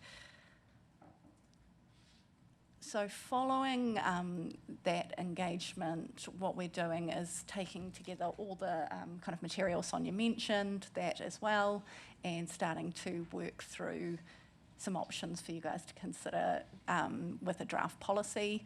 At the moment, we're scoping this in terms of an option that's kind of more immediate community needs focused. So it really pushes that willingness to travel to get to that range of experiences. And obviously that's, you know, good in a resource constrained environment. Option 2 looks to add in some additional components, which potentially reduces that travel time, but also delivers a little bit more on our strategic priorities and increased density and climate change. With both these options, we're running on the assumption that we're working within existing budgets, and so as part of that analysis, we'll point out the kind of relative costs of those options, but it does mean that if you are wanting to go with the kind of higher level option, you're looking at a more phased delivery of that and the you know, challenges that come with that. So yeah, that's from us. Happy to take any questions. Thank you for the report. It's the theory behind what I've seen in the last 2 or 3 weeks, having been at some of the open spaces and playgrounds we've opened. You certainly see how the community values what we're doing here, and this is the rules around it. So yeah, quite cool to see the connection. Any questions, anyone? Arthur, thank you. Will this draft open space policy include distinct cultural levels of service? You can think about like on urupas, or large gatherings, or access to marakai and stuff like that? So for the access to marakai, that came up as a theme throughout the focus groups and the engagement with stakeholders. In terms of the large groups, yes, we've heard that consistently, yes, needing to have those spaces, although there was a willingness to travel to them. In terms of urupa, that came through in the Tarangapu session we had. However, they are quite unique spaces, and so where we kind of landed was that whilst they do need to be looked after and cared for, it's not something that's necessarily a kind of standard provision. It's more of a, where they exist. And one of the other things that we're looking at in the review is where community spaces that aren't necessarily council owned fit into the open space network. So that's not just kind of Māori land, but also like schools and other community centres, and how we can maybe leverage off those partnerships with other, community open space facilities in order to provide, especially in intensification areas, or, areas that are already built up where land's at a real premium.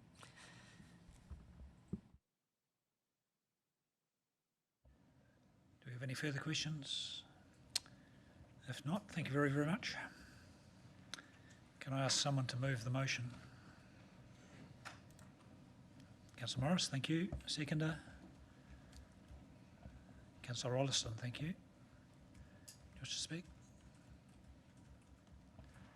Anyone wish to speak to the motion? I'll put the motion then. All those in favour? Against? Carried. Righto, we're now moving into public